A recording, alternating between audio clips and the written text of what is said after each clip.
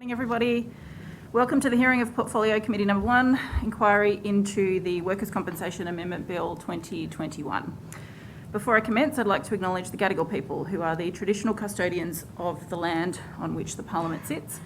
I would also like to pay respect to the elders past, present and emerging of the Eora Nation and extend that respect to other Aboriginals viewing this broadcast.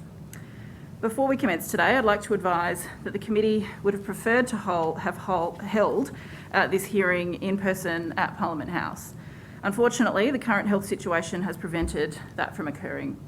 I note that this inquiry received many submissions and survey responses from frontline workers, and I would like to acknowledge the work and commitment demonstrated by our frontline workers throughout this pandemic. I'll be wearing a mask during this hearing as the rules for Parliament House require masks to be worn in all public spaces. Today's hearing is being conducted virtually. I would ask for everyone's patience through any technical difficulties we may encounter today. If participants lose their internet connection and are disconnected from the virtual hearing, they are asked to rejoin the hearing by using the same link as provided by the committee secretariat. Today, we'll be hearing from a range of witnesses across a number of sectors. I thank these witnesses for making the time to give evidence to this inquiry. Before we commence, I'd like to make some brief comments about the procedures for today's hearing. Today's hearing is being broadcast live via the Parliament's website. A transcript of today's hearing will be placed on the committee's website when it becomes available. In accordance with the broadcasting guidelines, media representatives are reminded that they must take responsibility for what they publish about the committee's proceedings. While parliamentary privilege applies to witnesses giving evidence today, it does not apply to what witnesses say outside of their evidence at the virtual hearing. I therefore urge witnesses to be careful about comments you make to the media or to others after you complete your evidence. Committee hearings are not intended to provide a forum for people to make adverse reflections about others under the protection of parliamentary privilege. In that regard, it is important that witnesses focus on the issues raised by the inquiry terms of reference and avoid naming individuals unnecessarily. All witnesses have a right to procedural fairness according to the Procedural Fairness Resolution adopted by the House in 2018. The committee has resolved that there be no questions taken on notice for this inquiry. Finally, a few notes on virtual hearing etiquette to minimise disruptions and assist our Hansard reporters. Can I ask committee members to clearly identify who questions are directed to, and could I ask everyone to please state their name when they begin speaking? Could everyone please mute their microphones when they're not speaking? Please remember to turn your microphones back on when you're getting ready to speak. If you start speaking whilst muted, please start your question or answer again so that it can be recorded in the transcript. Members and witnesses should avoid speaking over each other so we can all be heard clearly. Also, to assist Hansard, may I remind members and witnesses to speak directly into the microphone and avoid making comments when your head is turned away. I now welcome our first panel of witnesses.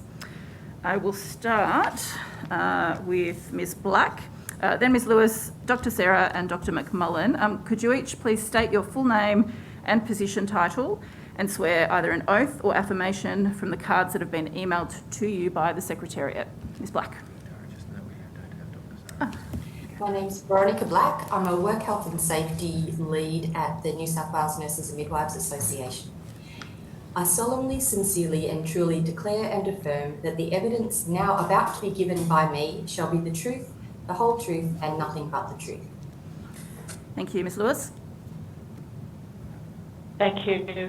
My name is Aisha Lewis. I'm the Manager of Human Resources and the Industrial Division at the Health Services Union. I solemnly, sincerely and truly declare and affirm that the evidence now about to be given by me shall be the truth, the whole truth and nothing but the truth. Thank you. Dr. McMullen. Thank you. I'm Dr. Danielle McMullen, the President of the Australian Medical Association New South Wales, and I solemnly, sincerely and truly declare and affirm that the evidence now about to be given by me shall be the truth, the whole truth and nothing but the truth. Thank you. I'll just note that Dr. Sarah is not with us at the moment, just for the record. So can I ask now each of you to start by making a short statement? We'll start with Ms. Black. Oh, please keep it to no more than 3 minutes. We're very tight timetable today. Thank you for the opportunity to appear this morning. My name is Veronica Black. I'm the lead Work Health and Safety Officer with the New South Wales Nurses and Midwives Association. We represent around 72,000 members working in areas including public and private hospitals, aged care, corrections, disability and GP practices. Our members have been at the forefront of the pandemic response, providing COVID screening, running vaccination clinics, providing direct care for people with COVID in addition to their regular work. Nurses and midwives remain at high risk of contracting COVID at work. This risk is currently heightened with high rates of community transmissions, seeing more people in hospital with COVID, some as COVID patients, but also asymptomatic carriers among visitors, patients and other workers. We currently have a situation where almost 2/3 of our aged care facilities in New South Wales have current active outbreaks. And we also have healthcare workers who are close contacts being directed to work in order to address the staffing crisis. All of this increases the risk of our members contracting COVID at work. Throughout January, the association has averaged 110 calls per day from members in relation to COVID. These calls have been on a range of topics, including lack of access to properly fitting PPE, critically short staffing, no access to meal rooms, working outdoors in extreme high temperatures in full PPE, and access to leave. Our members are burnt out and exhausted. Sorry, Ms Black, I'm actually going to interrupt you there. Can I just, committee members, I can hear some chatter. Can everyone mute? Please, if you're... Can I ask committee members to mute, please, because we can hear you. Thank you. Ms Black, continue. In addition to extremely heavy workloads, they're constantly in fear of contracting COVID themselves and taking it home to their loved ones. A recent survey conducted by the association saw 6 out of 10 ICU nurses saying they had no intention of staying in the profession after their experience of the pandemic. This is not the time to be removing income protection should they become ill with COVID, nor to transfer the burden of proving where they contracted the disease to people who are sick and exhausted after 2 years of dealing with COVID. I'd like to close with 2 short statements from members. Alexandra works in a large private hospital. Workers' compensation meant a lot for me when I contracted COVID at work from another worker. During COVID, I've been very cautious with where I went and who I hung out with, as I have family at home who are high risk. The day I found out I was a close contact, I immediately isolated myself and then tested positive 3 days later. I was new to the facility, which meant I had no holiday pay or sick pay. If it wasn't for workers' compensation, I would not have been able to pay my bills nor have food delivered during my isolation period. The second one is from Josh, who's an ED nurse in a public hospital. While working in emergency, I've been identified as a close contact twice. I was isolating in hotel quarantine for a total of 4 weeks as my sister is asthmatic and mum's had collapsed lungs. On top of this, I was recently diagnosed with COVID-19, requiring me to isolate again for a further 2 weeks, away from my family and away from my friends. Not only dealing with the physical side effects of COVID, but also the psychological impacts of this disease.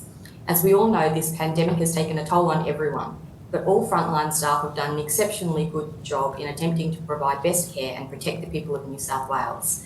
Taking this support away from one of the most essential services is unjust and simply just cruel. We're asking all politicians to do the right thing and block this repeal. Thank you. Thank you, Ms Black. Ms Lewis. Thank you. The Aisha Lewis from the Health Services Union. The HSU's original submission to the inquiry was lodged on 20th of December 2021, and I don't intend to go over anything that's already in that document.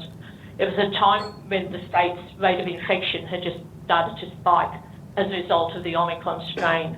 This coincided with a lifting of restrictions and a drastic scaling back of contact tracing.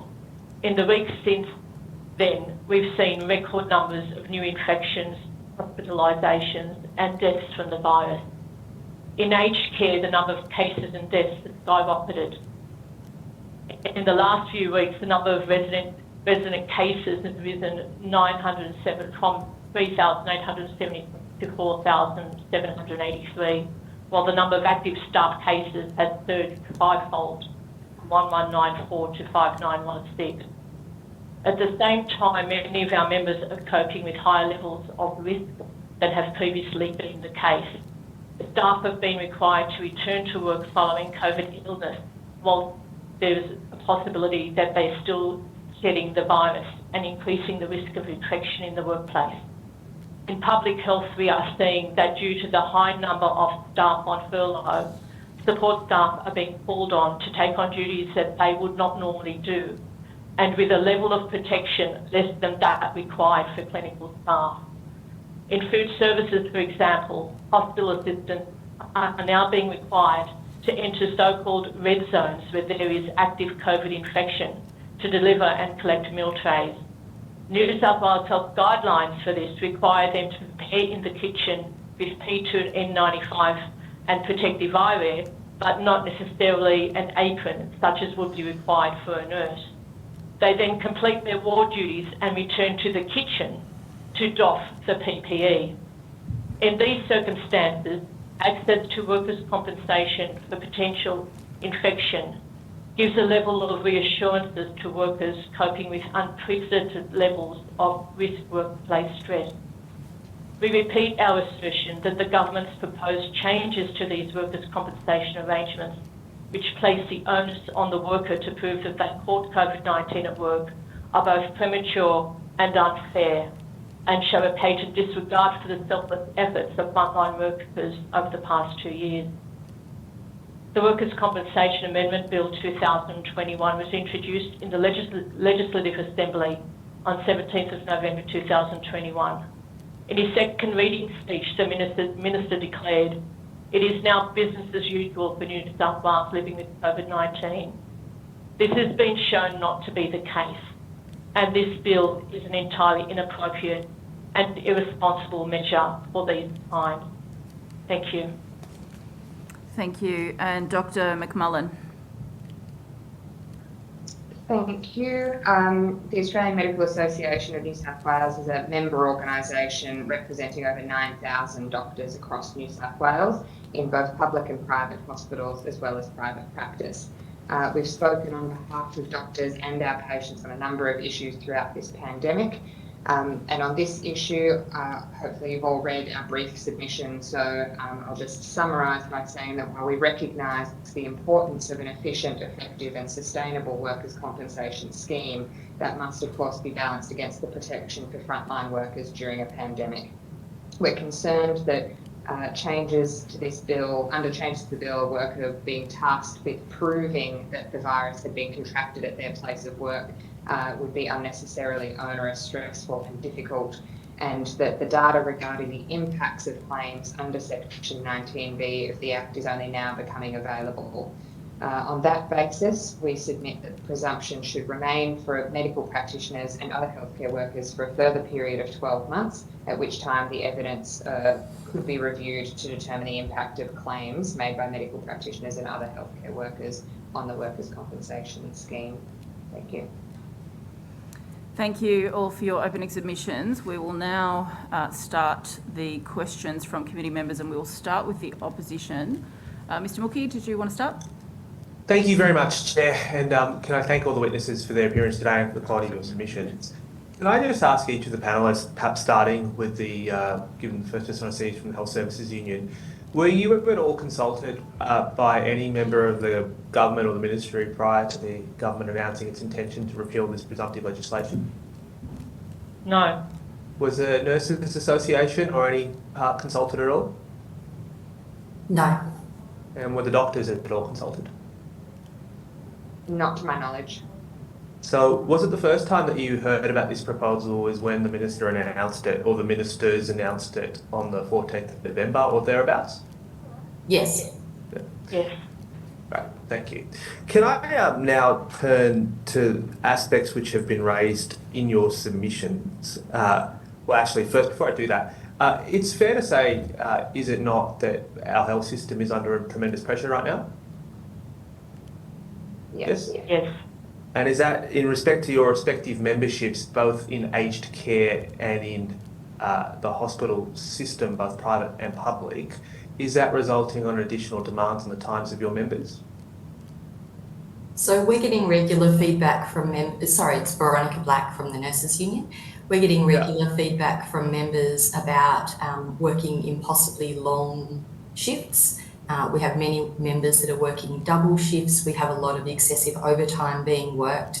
We've got situations where highly specialised staff, such as ICU nurses are now working on a team nursing model where you might have one qualified ICU nurse trying to supervise a range of other workers who are not trained ICU nurses in order to provide the care to patients that are required.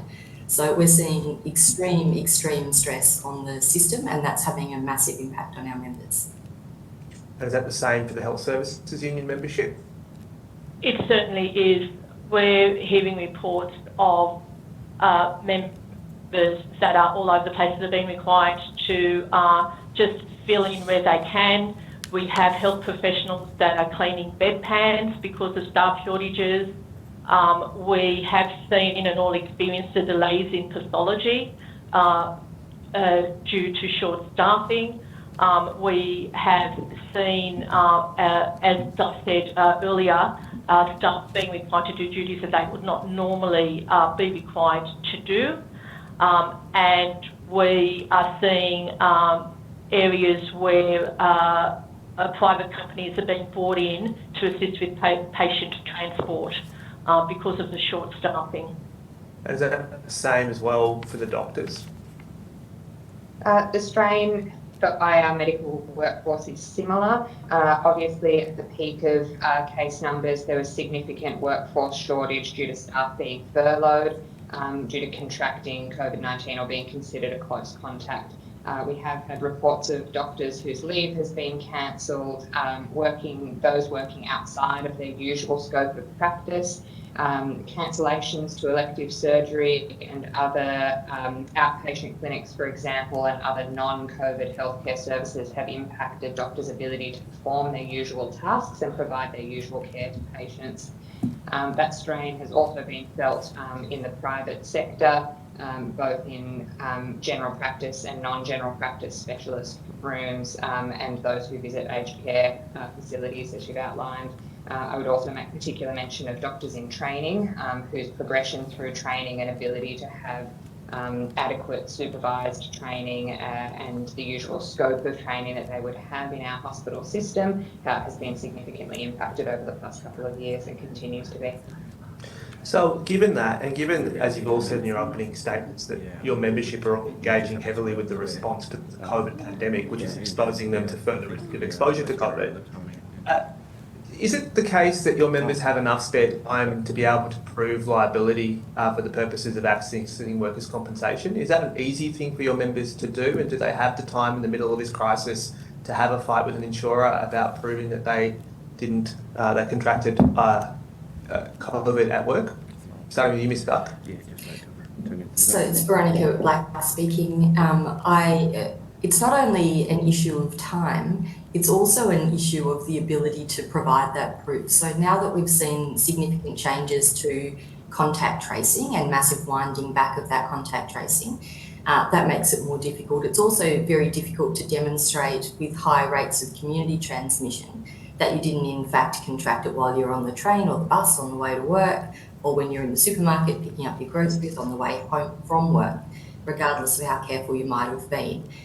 There's very little genomic sequencing that's done. It's certainly not within access of your average worker to be able to access that information to prove that the COVID that they caught relates to their contact with a particular patient as opposed to someone they might have been sitting next to on the bus or at a family function. It's very difficult for members to be able to do that, and particularly if they're unwell, having that additional administrative burden and potential legal expense is too high a bar.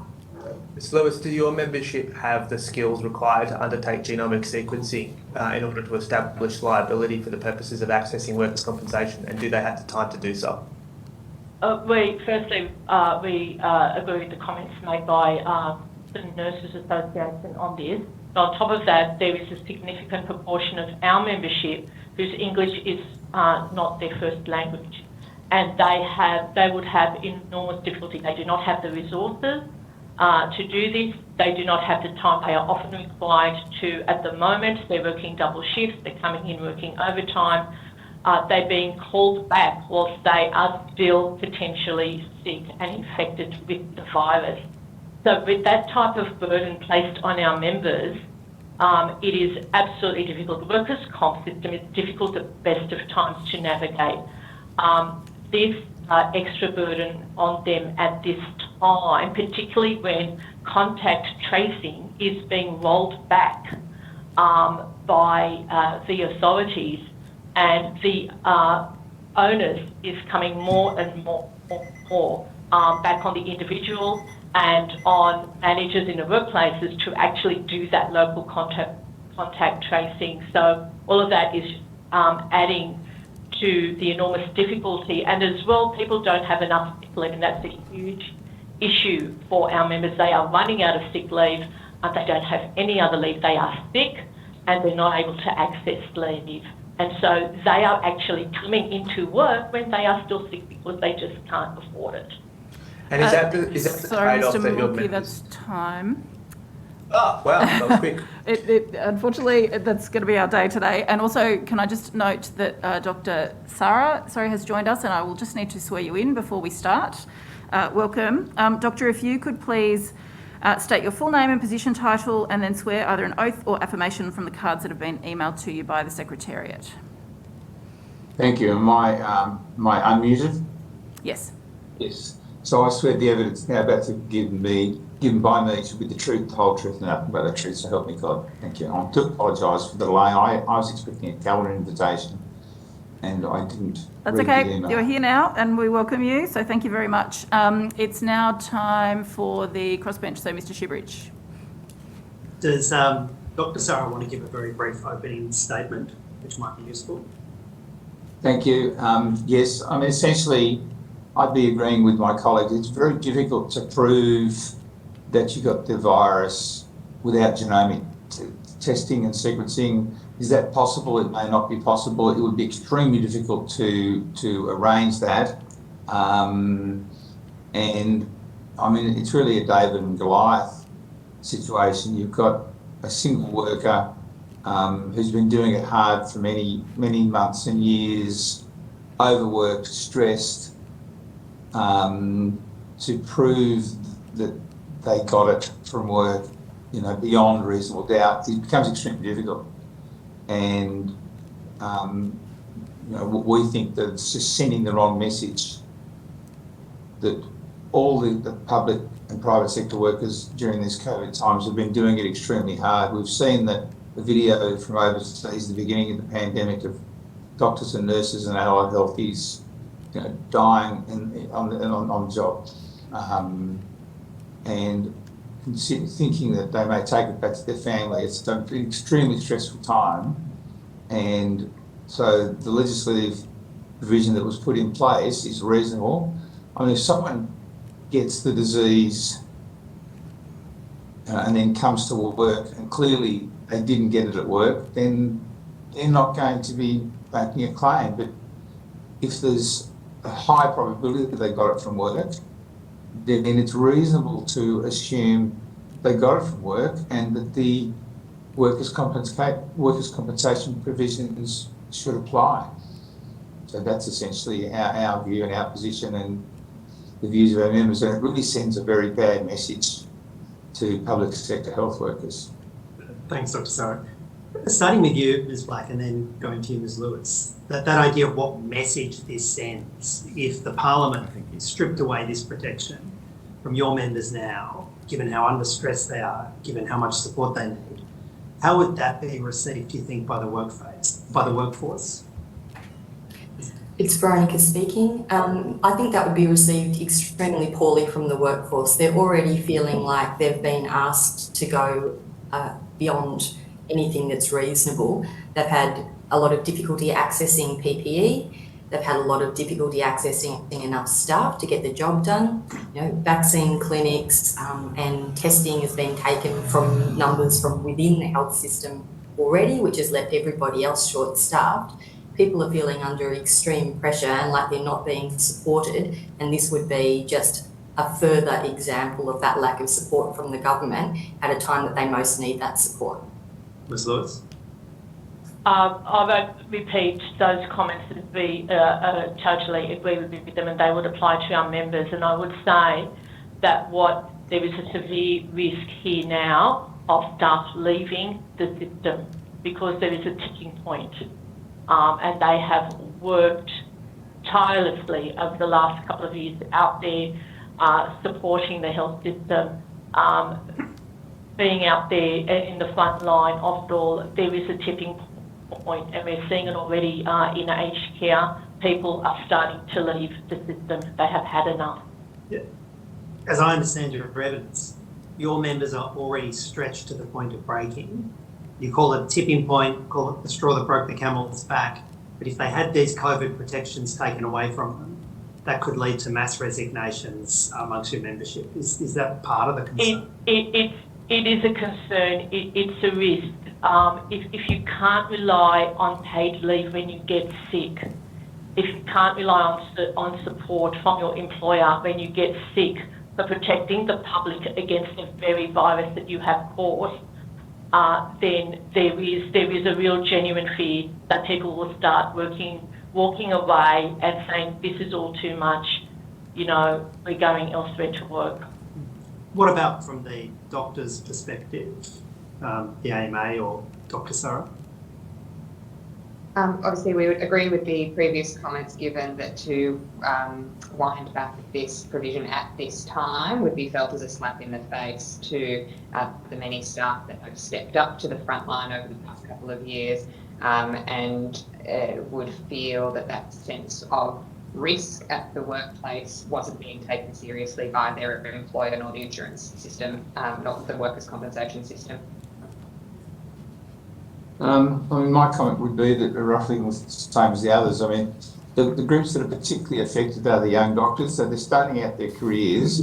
They're unlikely to resign en masse, but they will have this long-term resentment against the public sector employer for doing this, for saying, we don't care. It's a very bad message to send to young doctors in training. We already treat them poorly. There's already industrial moves elsewhere that members of the committee may be aware of. It's a really deep, dark message to send, and we would strongly argue against sending this message to young doctors. Thank you. Ms. Black, can you tell us the experience of nurses who have used this to get their workers' comp and compare that to, the usual practice of getting a workers' comp claim up? Have you spoken with your members about how it works in practice? Yes, so we do find that a number of our members are concerned about putting in workers' compensation claims. They've had previous negative experience of workers' compensation claims, of them being contested, of it being a difficult process, particularly for nurses who've had experience of workers' comp in relation to occupational violence and psychological injury. Often those are quite contested claims and they have a lot of difficulty with that. So when we've been speaking to members who've contracted COVID about their right to claim workers' compensation, often they start off very hesitant about that because of their previous experiences. However, as is indicated by the couple of statements that I gave in my introduction, because we've got this presumption, it's been a much more straightforward process. And so nurses who have claimed workers' compensation, that claim has gone through, they've had the support that they need at the time that they need it. That's particularly important for people who've got limited amounts of leave or don't have access to other kinds of leave. It's a really important thing for them. So having that presumption and making that a much more streamlined and straightforward process has meant a lot to our membership. So it's actually working. And Yes. is that your experience too with your members as well? Yes, it is. It's certainly been a lot easier when we've been talking to our members. We're reassuring them that they're able to make a workers' comp claim and that would be accepted. It's been making the conversation easier with the members when they're under a lot of stress because they have the virus and they believe strongly they caught it at work doing their job, and they have been reluctant to use the workers' comp system in the past because it is difficult for our members to navigate the process. We're often getting calls, of course, in normal matters when workers' comp claims have been denied. It's a difficult process for them. There were lawyers involved. And so it has been much easier for us to have that proper space and discussion with our members and reassuring them. Thanks, Solomon. Thanks for all of the That's- amendments too. We really appreciate it. And that's time, so thank you, Mr Shibridge. The government.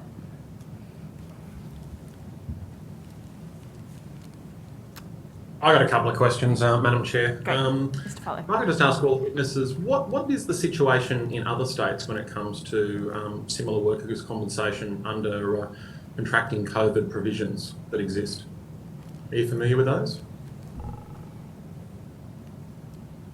It's Veronica speaking here. I'm not familiar with the arrangements in other states. I did provide some comprehensive information about arrangements internationally in my submission.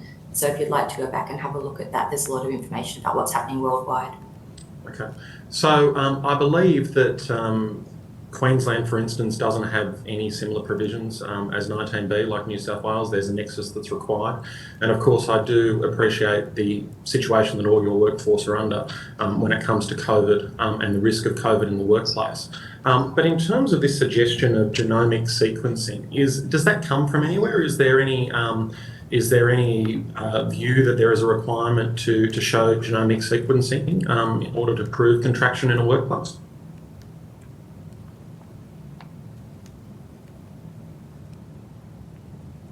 To any of the witnesses? I know it's been suggested, yes.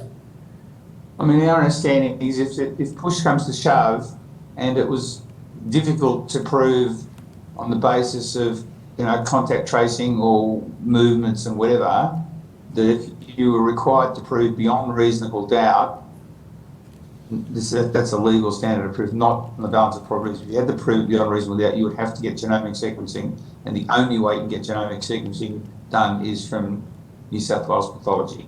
No one else does it, and it's very hard to get, and to be able to provide that could be extremely difficult.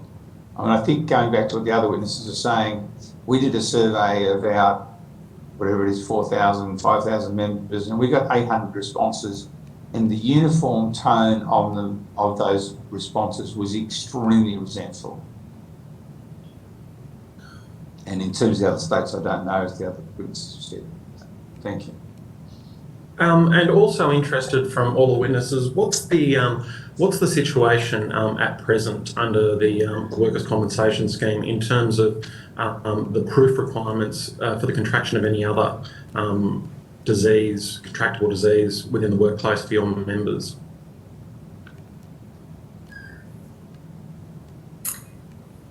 I can provide an example that relates to an outbreak of tuberculosis in a large facility in New South Wales. Thank you. Sorry? Oh, sorry, it's Veronica. That would be helpful, thank you. Yeah, it's Veronica speaking. So there was an outbreak of tuberculosis in a large Sydney hospital about 18 months or so ago. And during that outbreak, a number of people contracted TB. They had difficulty during that process of claiming workers' compensation until such time as the sequencing was done, because the employer initially ran the argument that they could have been infected overseas, they could have been infected in their private life, and that there was no proof that they had contracted that at work, despite the fact that they were working in an emergency department without PPE for 18 hours with a highly infectious patient. So we did have a couple of members who ended up very sick and who ended up hospitalised as a result of that exposure. And it wasn't until the sequencing was done that they were able to access workers' compensation and have their leave reinstated. Thanks very much. That's it from me, Madam Chair. One of my other colleagues might have another question. No one else from the government? Okay. If you want to take their workers' comp protections off them, you better put it to them.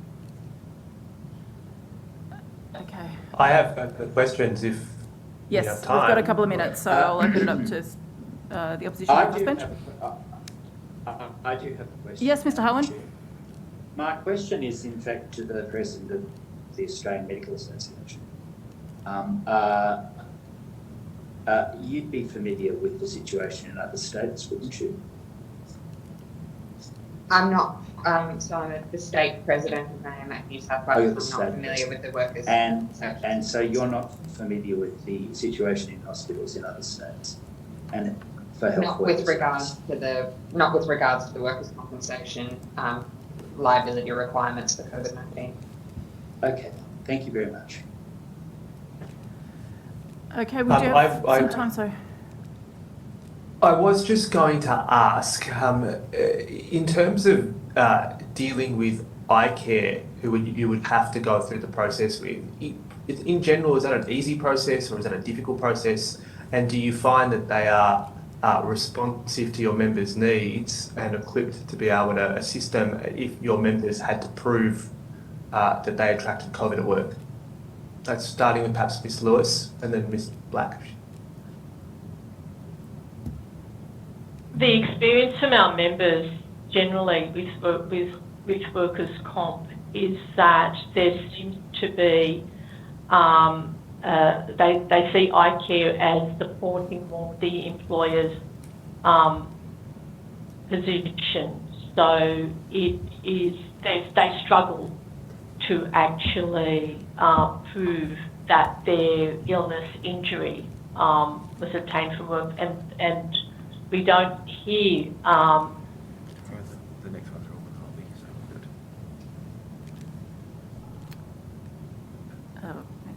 me. Okay. We've lost everybody.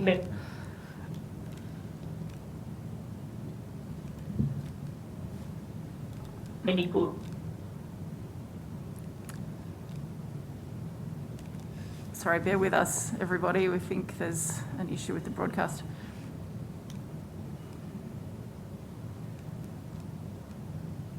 Okay, is that still broadcasting? No, I think it's actually probably the connection from there now. I think it's our connection. I think it looks like everyone else is going ahead, but Well, let them go, I guess. I'll just text the members to say.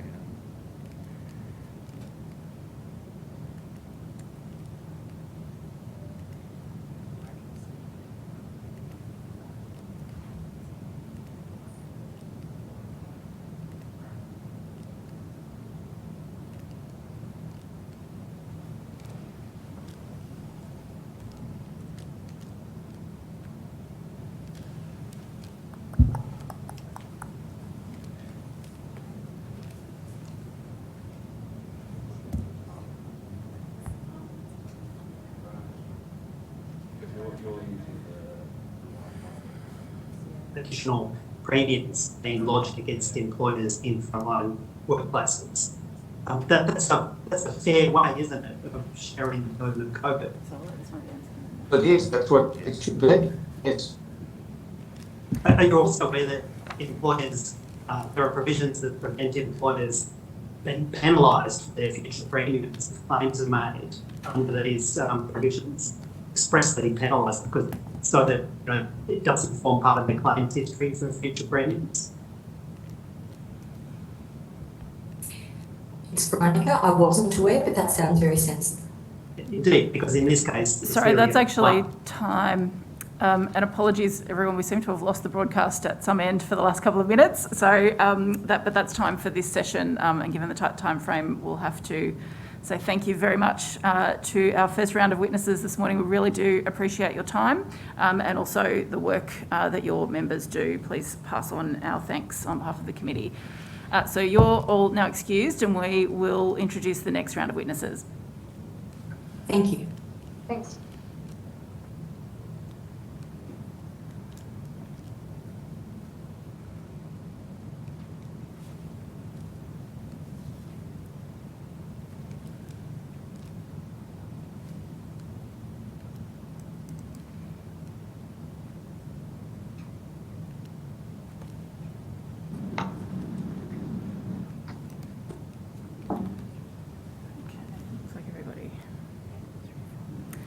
Good morning, everybody. Thank you for joining us for this second round of our panels for this hearing this morning. I need to ask each of you to state your full name, position, title, and to swear either an oath or an affirmation. If you could, we'll start with you, Mr. Smith. Bernard Joseph Smith, the State Secretary for the Shop District Allied Employees Association New South Wales branch. I swear that the evidence now about to be given by me shall be the truth, the whole truth, and nothing but the truth, so help. Thank you, Mr. Smith. We'll move to Ms. Gatfield. Oh, looks like we're having trouble with our broadcast again.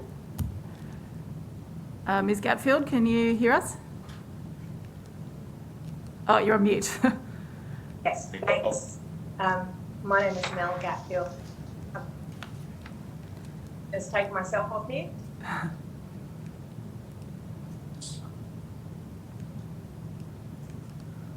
Okay, so if you could just state your full name, position, title, and then swear either an oath or affirmation. So my name is Mel Gatfield. I'm the New South Wales Secretary of United Workers Union, and I solemnly, sincerely and truly declare and affirm that the evidence now about to be given by me shall be the truth, the whole truth and nothing but the truth. Thank you. Mr. Webb. Thank you, Chair. Gavin Mark Webb, the Chief Legal Officer of Transport Workers Union of New South Wales. I solemnly, sincerely and truly declare and affirm that the evidence now about to be given by me shall be the truth, the whole truth, and nothing but the truth. Thank you. Ms. Lang. Thank you. My name is Natalie Lang, and I'm the Branch Secretary of the Australian Services Union in New South Wales and the ACT Services Branch. And I swear that the evidence now about to be given by me shall be the truth, the whole truth, and nothing but the truth, so help me God. Thank you. And Ms. Hayward. Thank you, Chair. Sherry Hayward. I'm a Legal Industrial Officer for the CFMEU Construction and General Division of the New South Wales branch. I solemnly, sincerely and truly declare and affirm that the evidence now about to be given by me shall be the truth, the whole truth, and nothing but the truth. Thank you, and welcome again to all of you, and thanks to all of you and your members for the work that you do on the best of days, let alone through this pandemic. I'll now invite each of you to make a brief opening statement, if I could. We'll start with you, Mr. Smith.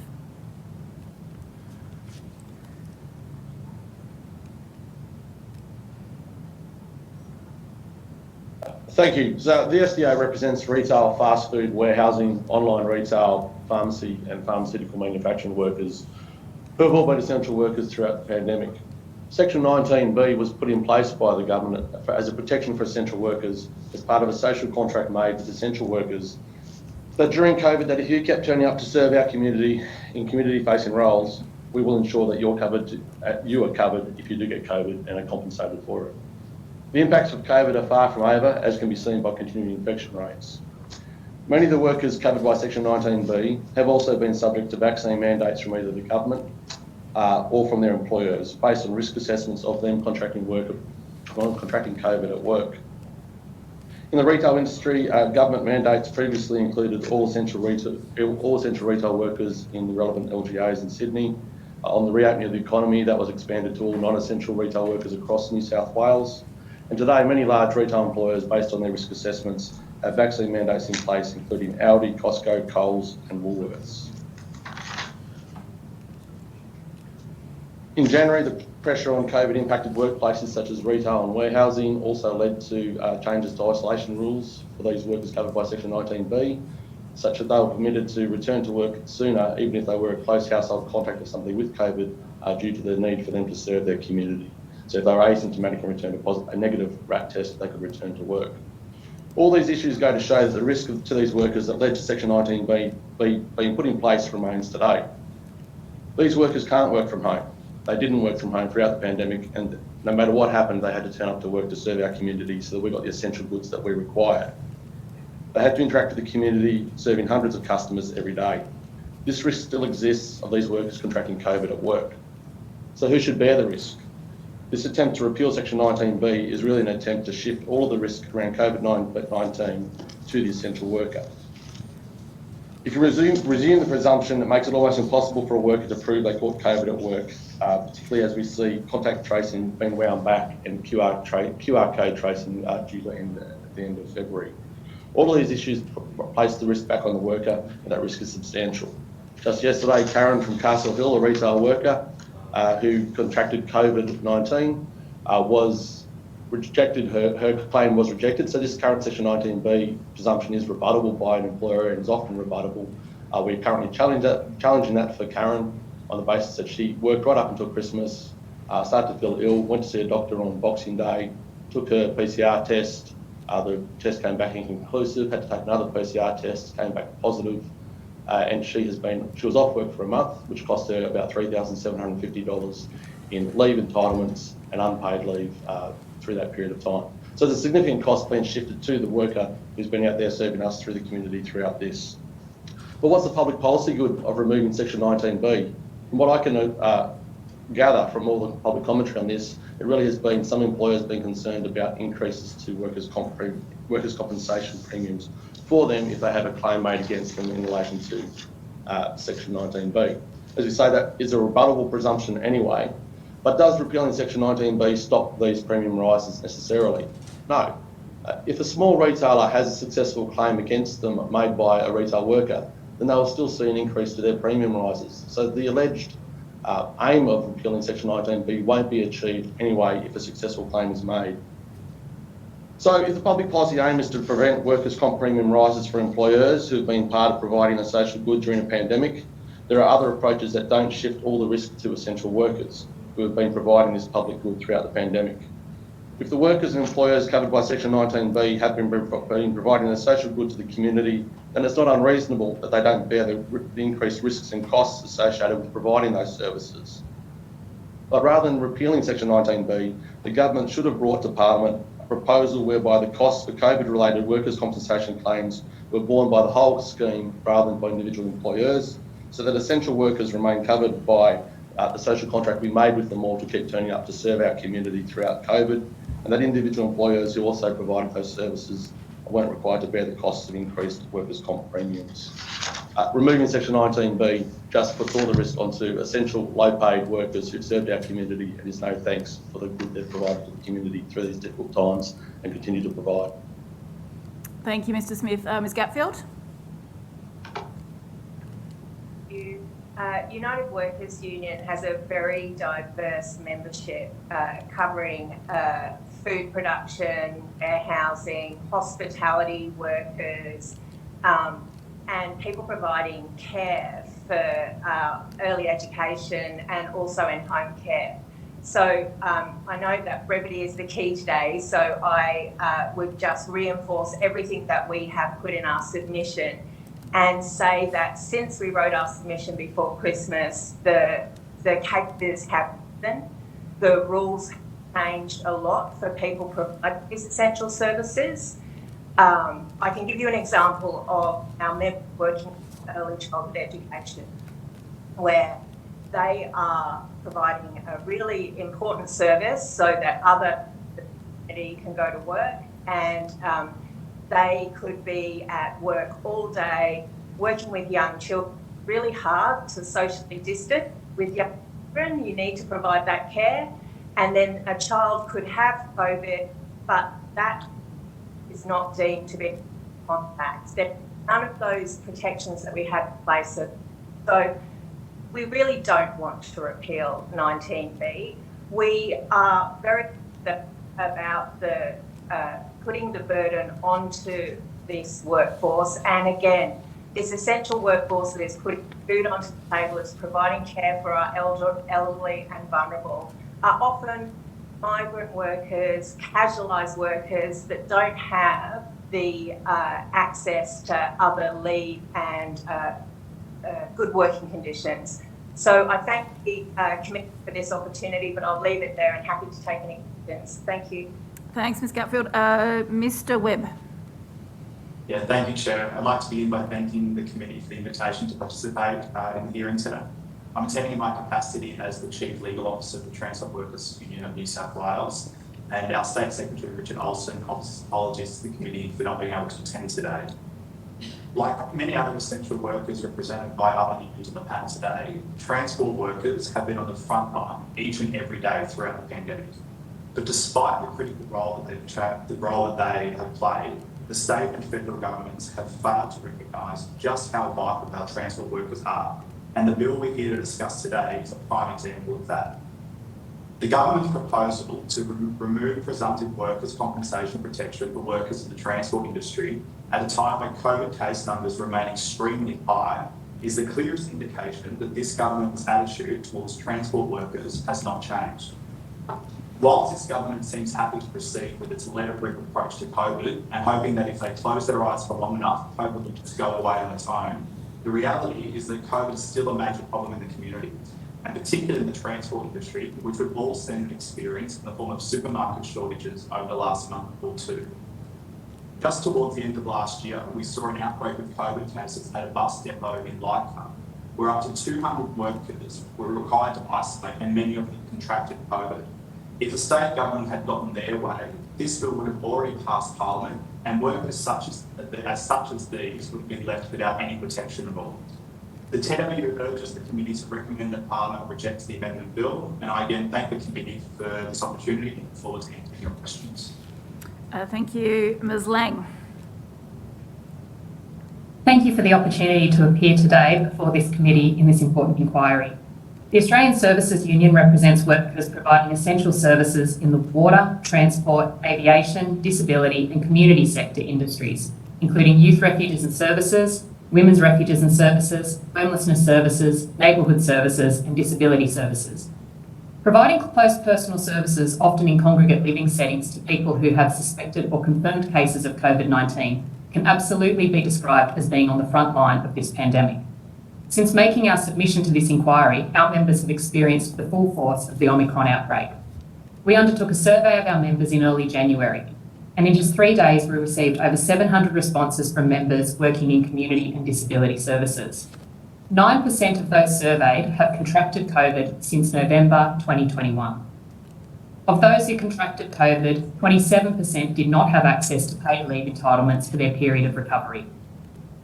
Also, since making our submission, the New South Wales Government has significantly changed their approach to test, trace and isolate requirements.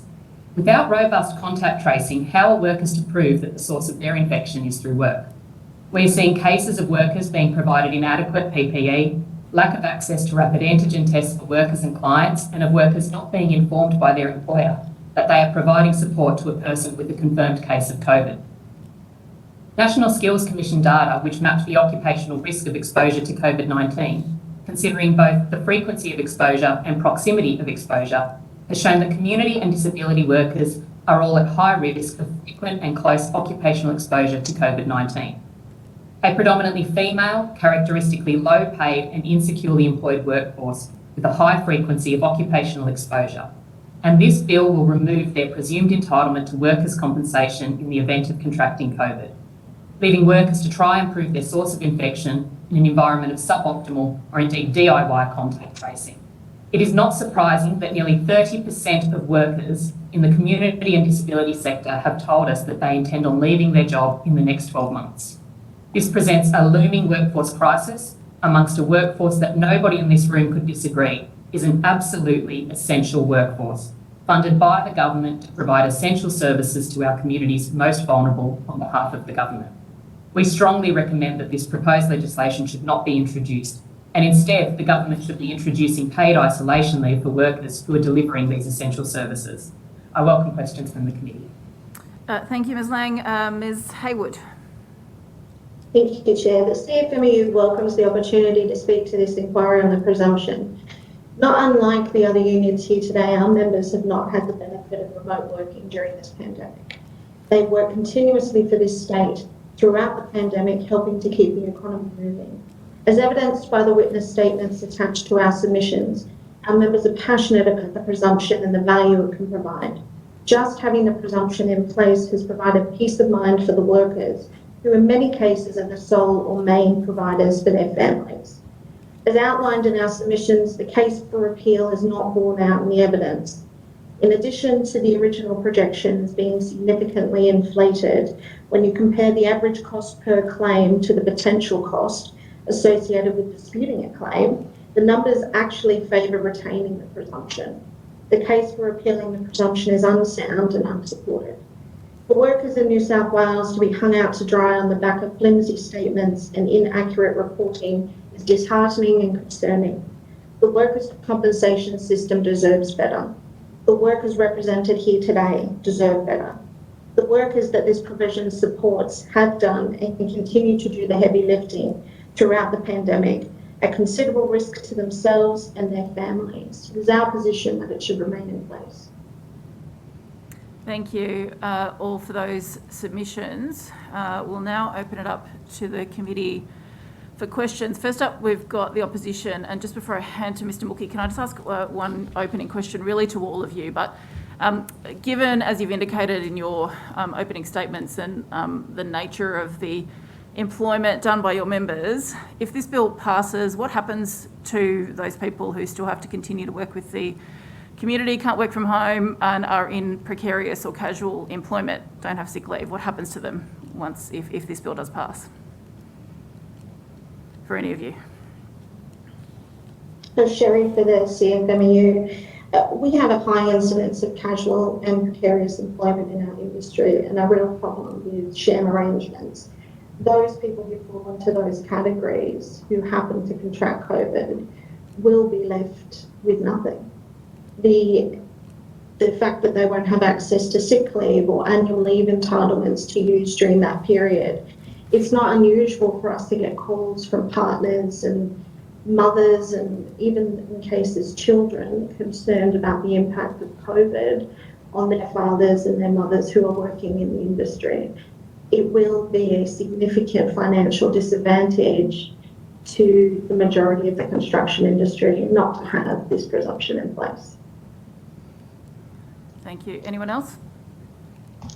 Yeah. Yes, Ms. Gatfield. I would just say that people would be devastated if this goes. The people that you refer to that work in hospitality, in childcare, these are the backbone of the New South Wales economy. We need these people in these jobs, and if they're not able to get the protections that here, what do they do? Well, what happens is they end up getting pressure to go to work. They spread the virus further, not because they want to, but because they can't do anything else. And we're hearing more and more of people being told, don't worry about that, just come back, don't report it, don't act on it. We need to make sure that people are safe, but then say that this is a huge cost burden, and it is a cost burden that we, the community, should share. Thank you. Thanks. Mr. Smith? Yeah, look, the risk doesn't go away. 1 in 5 of our members has reported being spat on or coughed on during the pandemic. That's disgusting and vile, but it's a reality that our members face every day. They continue to face. So the risk doesn't go away. So if people contract COVID at work, they'll either continue to work, as Ms. Gatfield said, because they have no choice, because they don't have leave entitlements, or they'll be out of pocket if they can't steer their way through the complex arrangements that the federal government has in place in terms of providing social service benefits to people. Or if they do get those benefits, then the government will bear the cost anyway. So we have to ask ourselves, should essential workers bear the costs of serving the community through the pandemic, or should the community support those workers who support us through the pandemic? That's the only two options that we have before us, really. Ms. Lang? If I can I'd like to echo the comments in particular of Ms. Gatfield with regard to the concerning driver that this may send workers back to work when they're unwell and further spread the virus.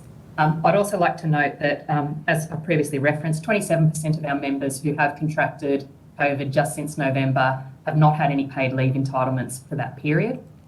We know that with our members' high frequency of exposure, that they are also having to isolate, not necessarily just because of being a confirmed case of COVID, but because of being a close contact. It is a residential setting often that our members are working in close congregate living arrangements. So quite frequently our members will have already exhausted their leave entitlements through isolation periods before getting to the point of a future contraction, a positive case of COVID-19.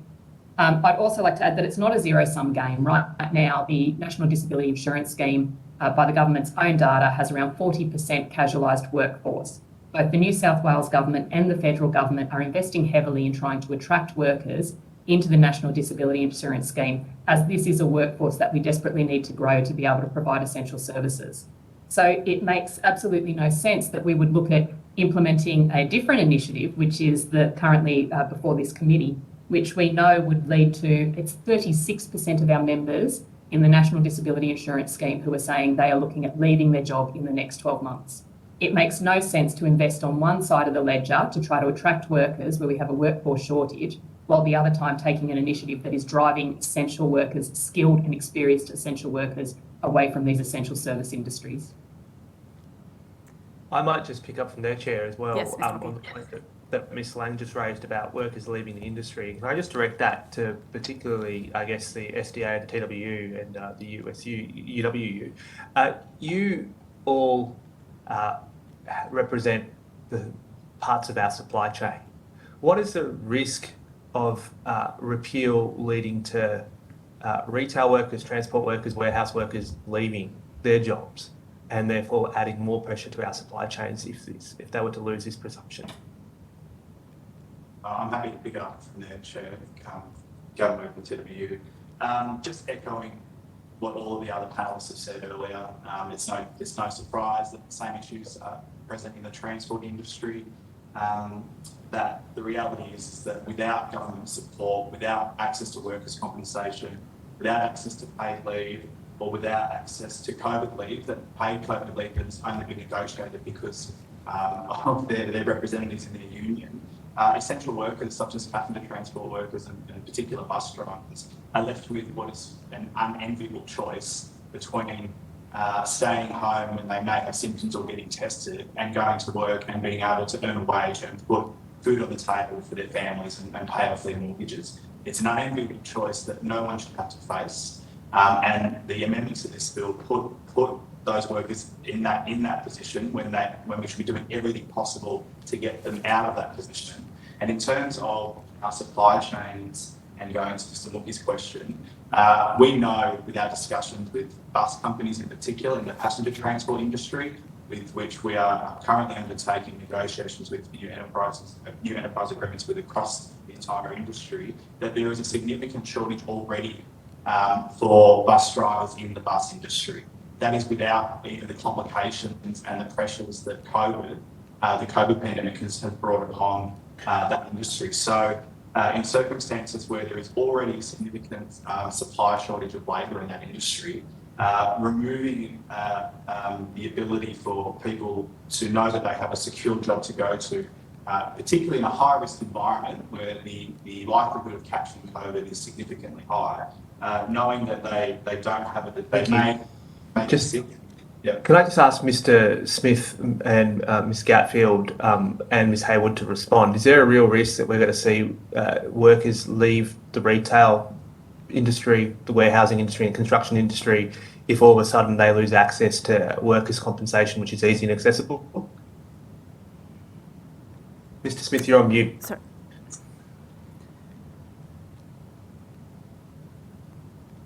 Maybe Ms. Gatfield. There's two possible answers there in relation to that issue. I've already seen a lot of early retirements from people who've been lifelong retail workers who can no longer take the pressure that they're facing. And we're seeing that as they see wound back the idea that they will be supported through the pandemic by the community. So they've given a lot over the last 2 years. They've been called essential by everybody until it comes time to hand out the money. When it comes time to hand out the money, we actually support them in a real concrete sense. They feel deserted by governments and by commissions and the like. So there's a real frustration there, and I am seeing long-term members of the retail industry leave the retail industry. But the other side of it is a lot of people can't afford to leave no matter what, and will continue to work with COVID. And I think that's the point that Scatfield made earlier, is that you'll see two things. You'll see those who will leave an industry already suffering. You've seen the shortages in supermarkets across the January period. 1 in 5 retail workers was off at that period in time. In the supply chain, it was 30% of workers were off at that period of time, so real pressures there. And so people are responding to those pressures and people are leaving the industry. But the alternative pressure is that those who can't afford to leave will continue to work when they're ill because they don't have the protections in place to do otherwise. Is that the same for Ms Gatfield's members and Ms Hayward's? Yeah, I would definitely reinforce that. What we're hearing from members in food production sites is that as the pressure on the supply chain grows, the pressure on the workforce grows. So safety systems that have been put in place have been discarded. So bubbles that were set up so that workers working with a limited group of people have gone. People are being pressured to come in to do their shifts. And if they find another job, they will go.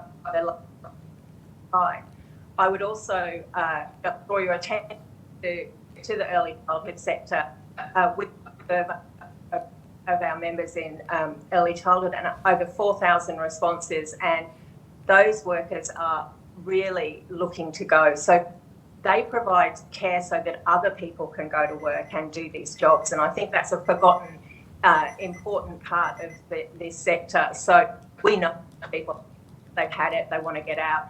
And then lastly, in hospitality, we're hearing from the hospitality sector that they're really struggling to find staff because people don't feel safe going to work. We've had reports from members that they have only heard about cases of colleagues from the college that their employer is not providing a safe environment for them to work in. So hospitality workers are saying, hey, maybe this isn't for me anymore. I don't feel safe here. So I think that there are big parts of the economy where people are moving on if they can. Otherwise, they're going to work and I'd have to agree. There's certainly our older, more experienced tradesmen who are making decisions to leave the industry earlier than they would initially have intended to. But what we're actually seeing is more of an impact on family. Those who remain in the industry with the COVID risk are seeing breakups of their family because their partners don't want to be exposed. They don't want, their carpenter husband bringing home COVID. So even if it's not affecting the workers themselves, it's certainly affecting their family relationships. My final question, I guess. Oh, we're out of time already. Yeah, we're at time. Sorry. It's time for the crossbench. Mr. Shearidge.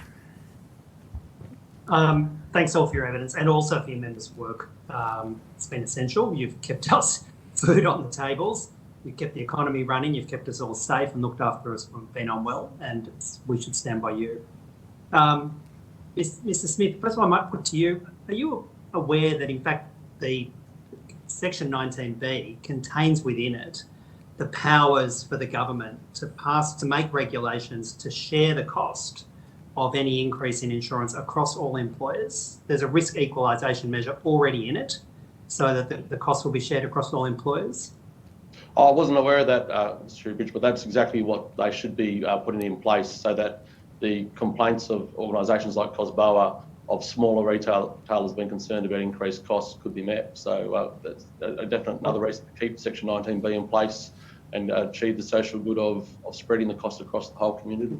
Well, I'd urge you to tell those employer groups, if they're in your ear about this, that they should get the government to pass regulations under 19B, 8, C and D of the Act and actually share the risk amongst all employers. If the government has failed to act, you should urge those groups to get the government to act. Are any other witnesses aware of that?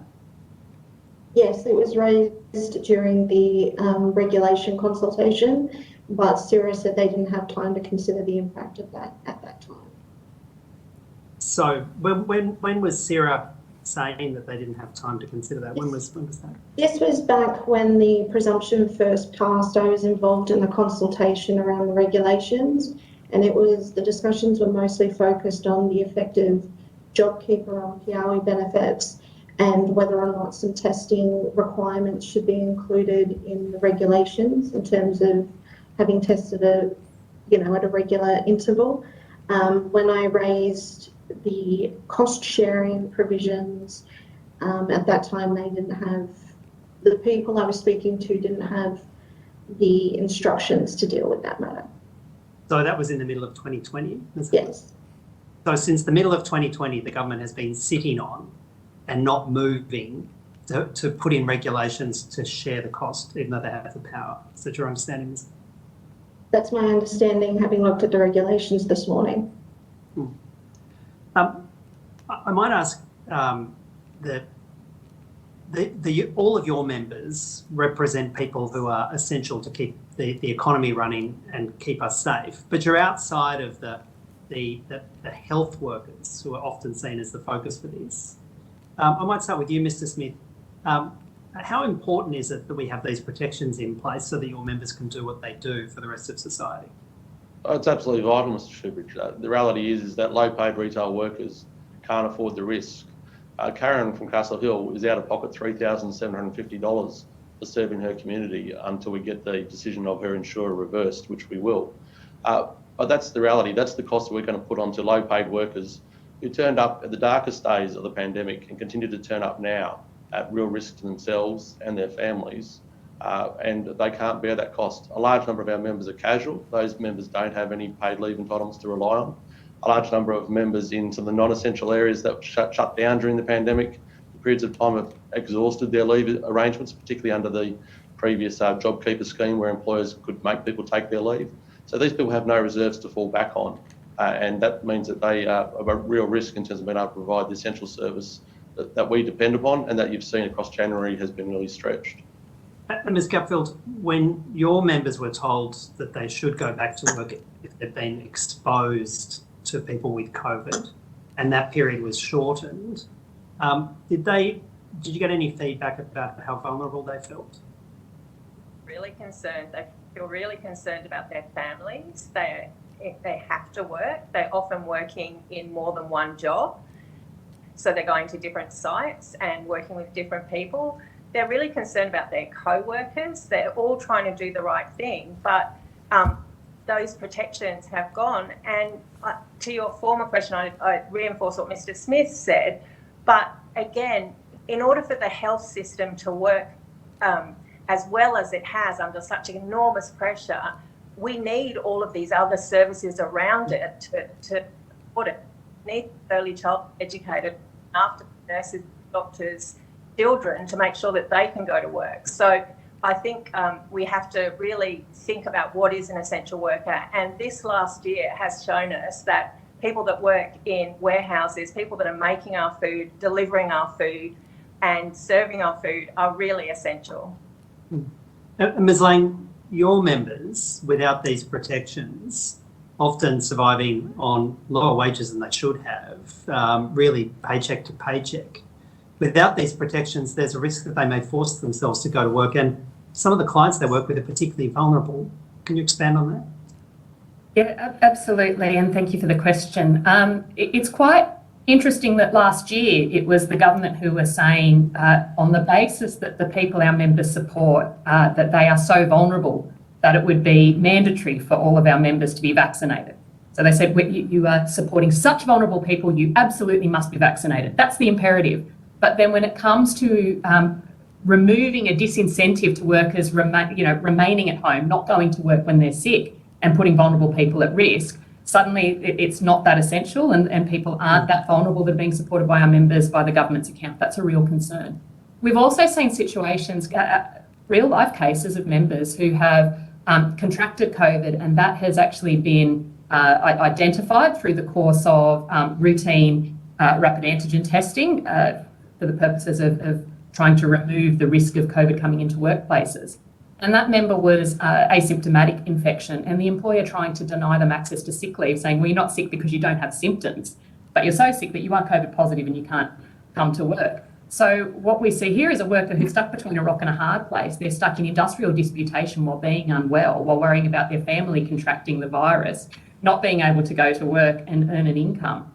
Then absolutely that is going to put both the workers and the vulnerable people that they're supporting at significant risk of very bad health outcomes. Also, what we know and what really concerns me, Mr. Shoebridge, is the fact that we continuously hear daily about case numbers and about the terrible fatalities that we're seeing with this virus. And when we look at the breakdown that's provided to us by our leaders in government and by New South Wales Health, we are told, as if it's supposed to give us some sense of comfort, that those who have passed away because of this terrible virus had underlying health issues, for example, or were from an older segment of our community. Those are the very people who are being supported by our members. And I would like to say, no, I don't take comfort from hearing that those who are passing away have underlying health issues. They're our most vulnerable people. They should be being supported. And the way to support them is to ensure that their direct care workers are able to ensure they're not going to work with any risk of transmitting virus. Ms Hayward, your members have kept working right throughout this pandemic, and particularly essential for keeping food on the table, the rent paid for much of Western and Southwestern Sydney during the lockdown. How do your members react to the government's proposal to strip away their protections? To be frank, they're really annoyed. They're really mad about this. They've done the hard work. You know, out of everybody, they were only locked down for 2 weeks. They were, forced from their perspective. They were, among the first to have the vaccine mandate to allow them to go to work. There were strange controls put in place as to who should or shouldn't be vaccinated in the construction industry, locked down based on your area of concern, or your LGA, and you could be working next to somebody who's not vaccinated, but because you come from Bankstown, you have to be vaccinated. So to see them be treated in this manner by this government is really disappointing to them, and it's very angry. They're very angry about it, and that's it's not usual for us to put witness statements in our submissions to parliamentary inquiries. The fact that our members wanted us to tell their stories just goes to show how passionate they are about keeping the presumption in place. And finally, Mr Webb, do you see these COVID-19 protections as part of a series of measures put in place to ensure our supply chains are robust? Are they important in terms of supply chain security from your members' perspective? Yeah, it's really important that workers know they can go to work, knowing that if they get sick at work, they will still get paid if they have to stay home. And removing these protections puts people in a very precarious position where they feel like they don't have a secure job. I think it was 20 to 30% of transport workers had to isolate during the peak of the Omicron wave. And if we saw similar numbers like that moving into the future of the transport industry, we'll see again supermarkets without food on shelves, people not getting their deliveries on time, businesses not getting their deliveries on time, and essential services such as hospitals not receiving deliveries on time either. So it's essential that workers feel protected and they feel secure in the workplace, knowing that if they go to work and get sick, they can still earn a living. And 19B critically means that if those workers have symptoms, if they're concerned at all, that they're encouraged to get tested and they're not fearful of losing their income. That's 100% correct, and we've already seen examples of that in some of the major transport companies who've come to us in recent weeks trying to amend their COVID leave policies that we have negotiated with them because the costs are coming too high for them. But they're essentially putting the burden back on the worker to make that unenviable choice that I referred to earlier between going to work and potentially putting themselves and other people at risk, or working and earning a wage to put food on the table for their families. So that's time for the crossbench round. Thank you. The government, Mr. Martin? Yes, yeah, thank you. And I might just pick up, just a moment ago, Sherry Hayward said members want to tell their story. So I just want to ask, are you aware of how many of your members have utilised this presumption so far? In terms of numbers, it's very difficult because we have faced a situation where employers are refusing to make the claims, and it's actually been quite a problematic situation for us where we tell workers what their rights are in relation to the presumption, they tell their employer says no, and people don't want to lose their jobs, so they don't fight the issue. The submissions that are, the statements that are attached to our submissions contain a few examples where we've been aware of 6 or 7 people on site testing positive at one time.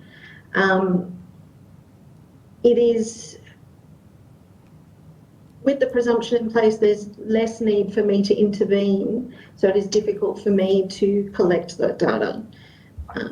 But my biggest problem Any is other the members? behaviour. Yep. Any other witnesses? and their representative of their unions have any of that data? Mr. Smith? Oh yeah, look, approximately 400 odd members in the retail industry made claims at the time that 19B was being proposed to be repealed. Also at that time, though, a lot of employers have had in place very generous leave provisions around isolation, and then if people did actually have COVID, they were paying people special paid pandemic leave. A lot of those measures have been wound back, which makes the need for 19B all the more vital now that as some employers find it harder to bear the costs that they did bear through the pandemic, that it makes it more important that 19B is in place for the whole community to bear that cost, and particularly if that regulation capacity is in there to cost share, then I think that should reduce the concerns of some of the smaller employers who've raised their concerns about it. So I would expect those numbers to increase if 19B remains in place, but nowhere near the sort of estimates that were made by the government at the time that 19B was proposed to be repealed. And I think that the McKell Foundation will be given evidence later today. They've put in a submission which indicates it's at least half the costs at a maximum that was being proposed by the government. Okay, and you say around 400 of your members. How many members do you represent in New South Wales? About 60,000. About 60, okay, yeah, sure. Anyone else want to pick up on how many of their members have used this presumption? No? Okay, I might stick, Mr. Smith, you were just talking about the changing landscape and the changing support that's been provided from both the state and federal government, and as you say, also from particular retailers making their own arrangements for leave. Would you like to make comment about the changing? I mean, these things were brought in when vaccination rates were either non-existent or very low. We now have rates in the mid to high 90s of vaccination. Do you have any comment about the impact vaccination has had in the last 8 months? I'll get back a step and say that these measures were brought in place when it was evident that COVID-19 was a real threat to the community and that we needed essential workers who couldn't work from home to continue turning up to serve the community, particularly low-paid workers. So that being the reason why it's in place, I don't think the landscape's changed that much. In fact, Omicron has increased the transmissibility rate, which means that we're seeing more people isolate in more recent times than we saw at the pre-vaccine period. And that's not a comment on vaccination, that's a comment on just the changed variant that we see.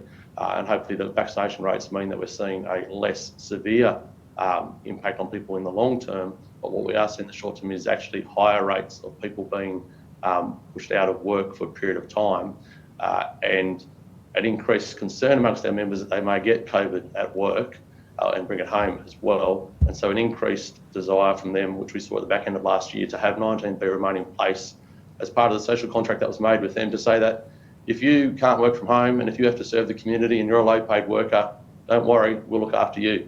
But at the moment, what they see is that social contract being broken with them at a time of peak transmissibility of COVID in our community. So low-paid workers across New South Wales are really concerned, Mr. Martin, they're very concerned that even if they haven't had to call upon the COVID presumption, the fact that it was there gave them peace of mind that if they were putting their health at risk, at least they weren't putting their family's financial health at risk as they provide that service to the community.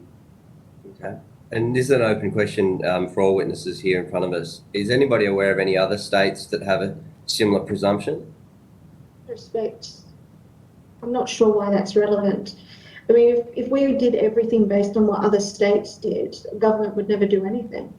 So to me, New South Wales took a chance in moving ahead with this, and it did so for the benefit of its population.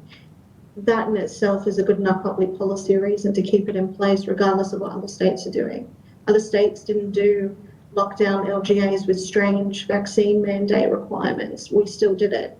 So it seems irrelevant to compare us to other states, particularly if we wanted to go down that route. We're way behind in other areas in our workers' comp system compared to other states.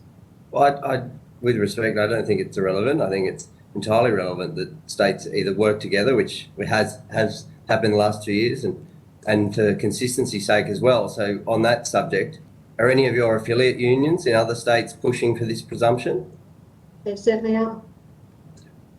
Can I just add in a sense why that is relevant and why it's relevant as a question? Because of course the state does have borders. There is competition between the states in terms of both for workforce and for business. And a lot of the concerns that we've heard has actually come about the different arrangements that operate in Victoria and Queensland in particular, as well as South Australia, border states and border communities that have actually raised this as a challenge for them in both businesses and businesses' survival. What has been a very difficult time, and no doubt a difficult time for workers, but also a very difficult time for businesses as they've navigated through the pandemic. So we are actually relevant. It is actually relevant in terms of what the other states position is. Mr. Fallow, there is a point of order, and I do hope we're getting to a question here. But Mr. Shivich, well, look, and my question is order that we get to a question. Yes, and my question is on that front. Have you heard anything in terms of from your workers or businesses about the arrangements in other states? And have you had any workers that have been saying that they want to go to other states because of the arrangements that they have there particularly? Because we've heard certainly in our submissions from businesses that there are plenty of businesses that have actually indicated because of these arrangements that they are looking at relocating to other states because it's too difficult to conduct a business in New South Wales because of Section 19B. And I can tell you that members feel exactly the same way. And it is mostly because the New South Wales workers' compensation system has its own flaws anyway. If we had a system that didn't have eye care in place, if we had a system that protected workers at a better rate than it currently does, we wouldn't need the presumption. If you look at Queensland, they have a state-based workers' comp system, which is run at a central point. They don't have an eye care to deal with. So to compare New South Wales to other states is not comparing apples and apples. It's comparing apples and pears. And they're two very different fruits. So it doesn't make sense to consider benefits across schemes. Not every scheme has a work capacity decision system in place. We do in New South Wales.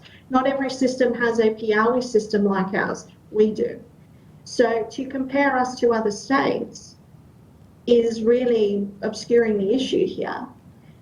At the end of the day, our system is completely different to everybody else. It's decided whether the presumption exists. If there are the positives, that's an is. And if there's a problem, I have a problem, then put a presumption for it. Ms. Lang? Members that we represent work in not-for-profit community organisations that are funded by the New South Wales Government to deliver. Thank you. Our members work for not-for-profit, non-government organisations delivering essential community services to the members of the New South Wales public. Our out-of-home care system is not going to pick up stumps and move and become the out-of-home care system, is not going to home care systems of workers' compensation premiums. These are essential services. Now, these are essential services. Now, the government has absolutely failed these workers by failing to implement paid test, trace and isolate and quarantine leave entitlement quarantine. They have left essential services to our most vulnerable. To suggest that there is a competitive driver that will see our out-of-home care system, our homelessness pull up stumps and move interstate because of workers' compensation premiums is completely ludicrous. And that's exactly what the government is proposing in looking to repeal this presumption. So these workers need this protection. They will continue to work in New South Wales. These services will continue to operate in New South Wales. The New South Wales Government will continue to need these services to be operated. The workers should not be picking up the bill when they go to work every single day, guaranteeing a continuity of service that is so important to the New South Wales Government and putting their health and safety on the line for vulnerable members of the public who are the responsibility of the New South Wales Government. Mr. Smith, you had your hand up.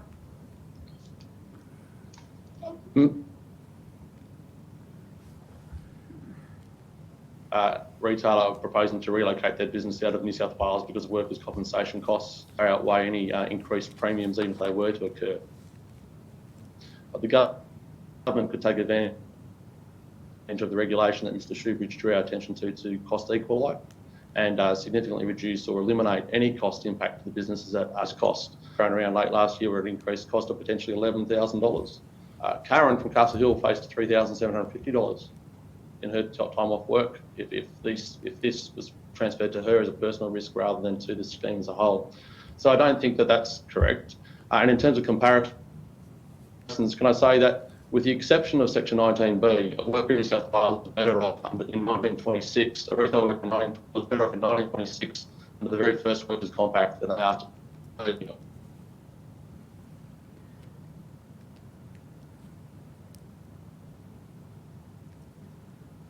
A worker in New South Wales was better off under 1926, a retail worker was under the very first Workers' Compact than they are today, and worse off than a retail worker in 19 exception of 19B.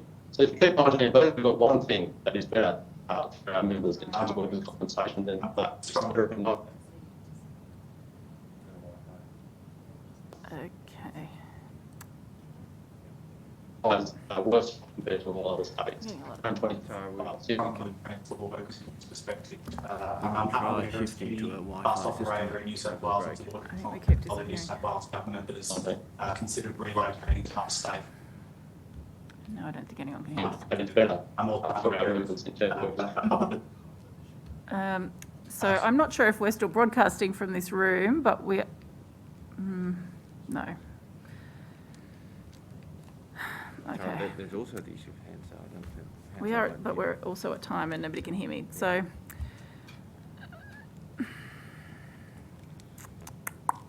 will we just stop? I think maybe if you send around a WhatsApp group. It's now members, but I'm uncertain about police officers that use of police force.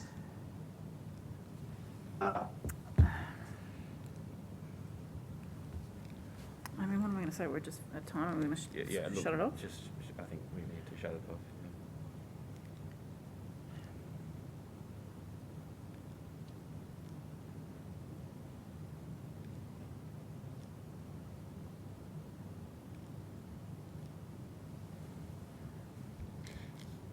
Tara, what they're trying to do is put on a Wi-Fi network rather than Arm's network. Yeah.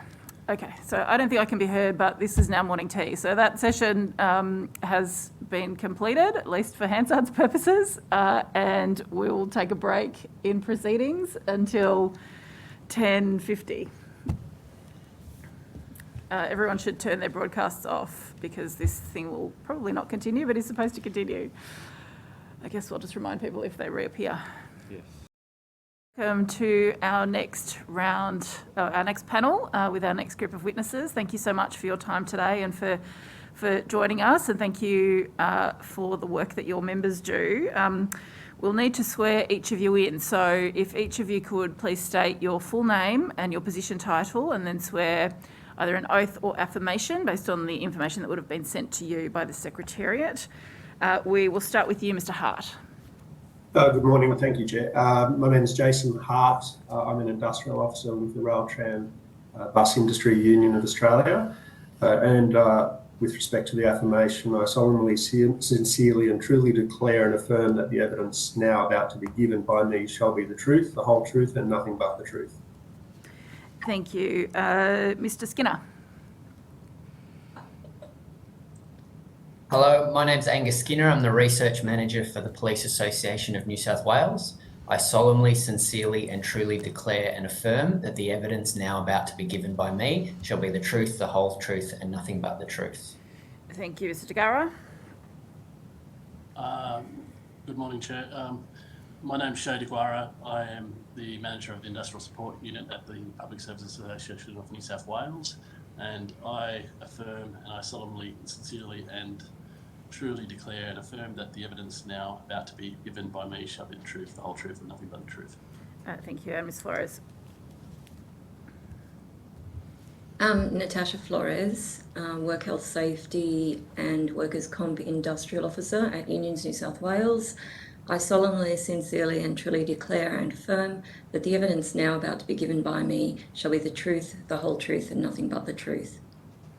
Thank you. I will now invite each of you to make a brief opening statement if you wish, and we might do it in the same order. So, Mr. Hart, if you'd like to start. Thank you, Chair and committee members. I acknowledge the Darrell people as the traditional custodians on the country on whose lands that I'm working, living in my hometown of Taronji on the south coast of the Illawarra. And I pay my respects to the elders past and present, and I also extend my support to the Uluru Statement from the Heart in achieving true reconciliation, truth-telling, and a permanent First Nations voice to Parliament. Committee members, thank you for the opportunity to present our submissions today and be witnessed in evidence for the proceedings on behalf of our members. Our members, as you would rightly understand, have been frontline workers throughout the pandemic and work across all areas of transport associated with rail, bus, tram and ferry transportation in New South Wales. It appears to me that effectively the government's two principal contentions is that modelling based from the Doherty Institute indicates that there may be in excess of 25,000 workers' compensation claims made with respect to COVID-19 injuries or illnesses contracted in the workplace. It seems to suggest also that that modelling indicates that that could exceed in excess of $638 million in the coming year.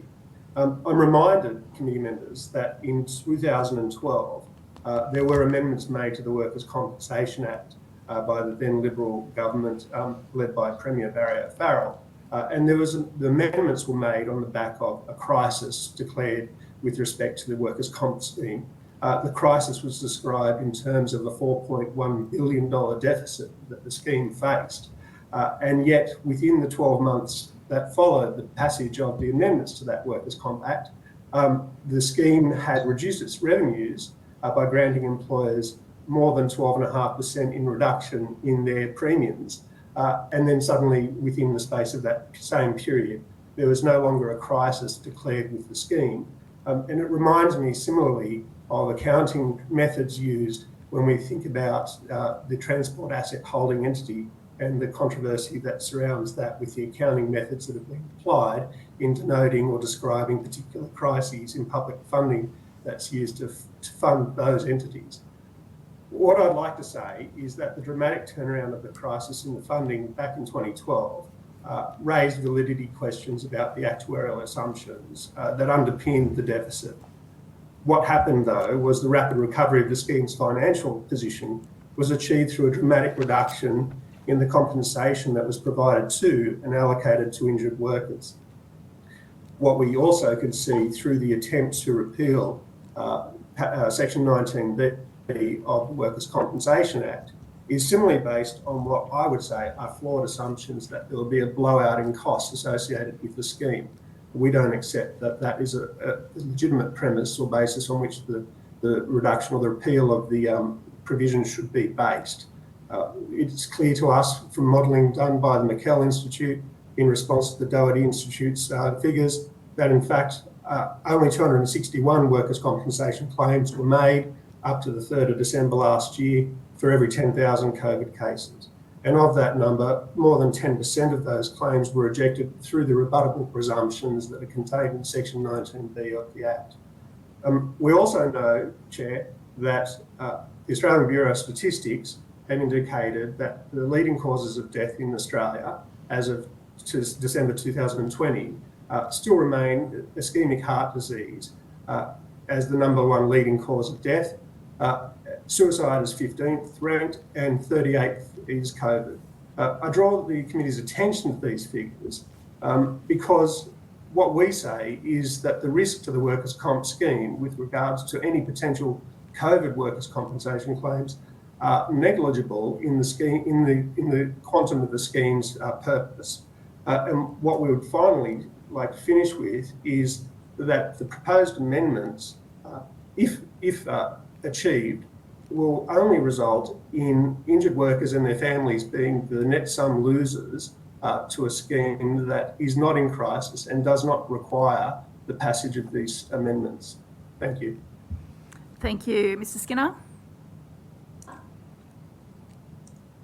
Thank you. COVID-19 has created an unprecedented risk to everyone's health, and as a necessity to protect ourselves and our loved ones, we have spent much of the past 2 years working from home or altering our work procedures. Even today, we are meeting remotely so as to not expose each other to that risk. There is a cohort of workers to whom New South Wales said, while we all change our work patterns to protect ourselves, in order for society to continue to function, we need you to keep showing up to work, interacting with people face to face to keep them safe, to treat them when they are sick or ensure they have access to necessities.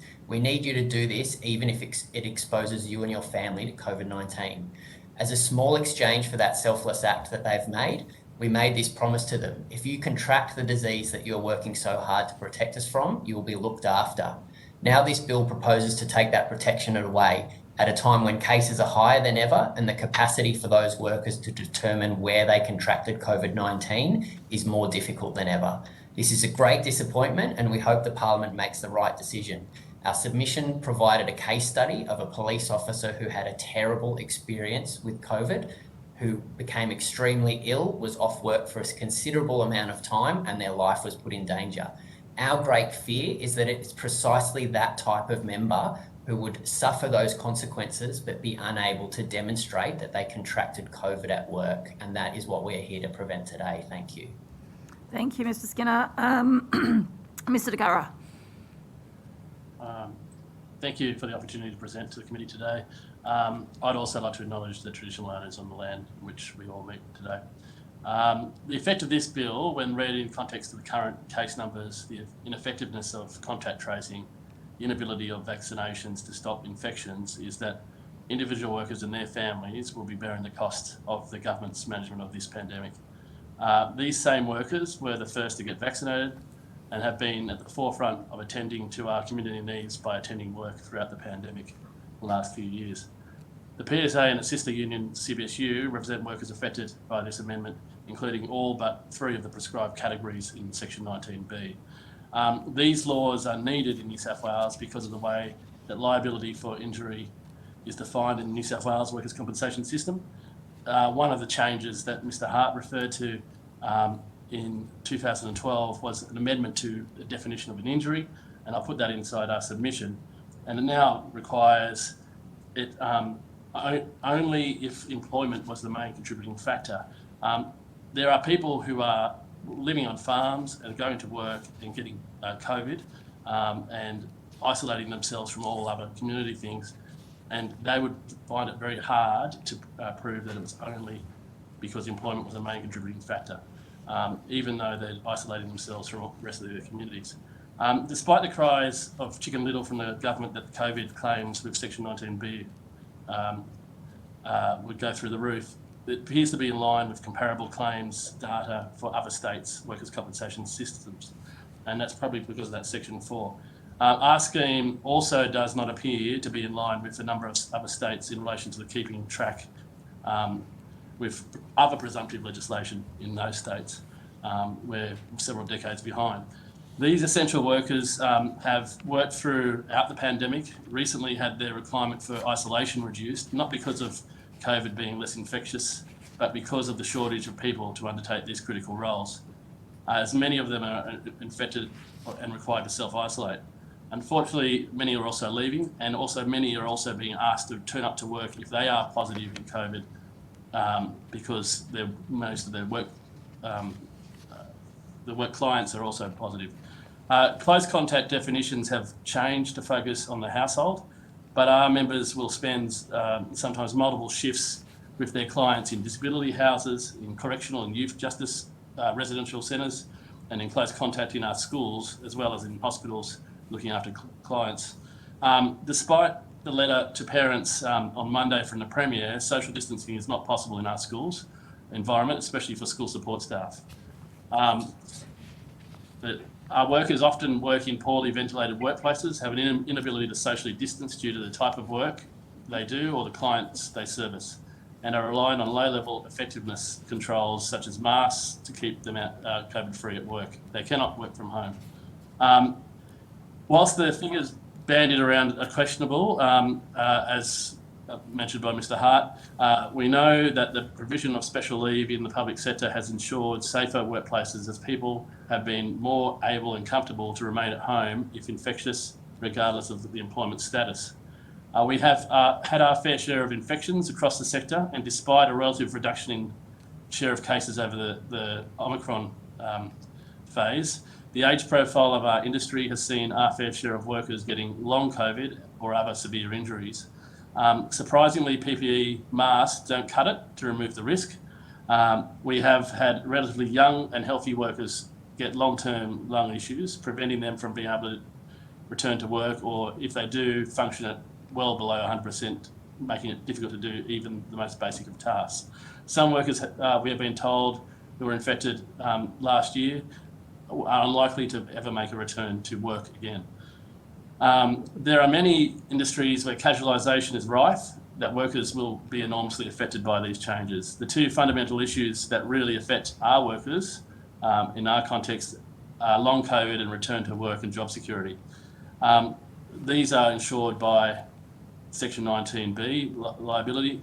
We are also now faced with many workplaces where the client base has COVID, such as disability, corrections, youth justice, where workers have had to make a decision every day on whether they attend work and put their family at risk of financial and long-term health effects.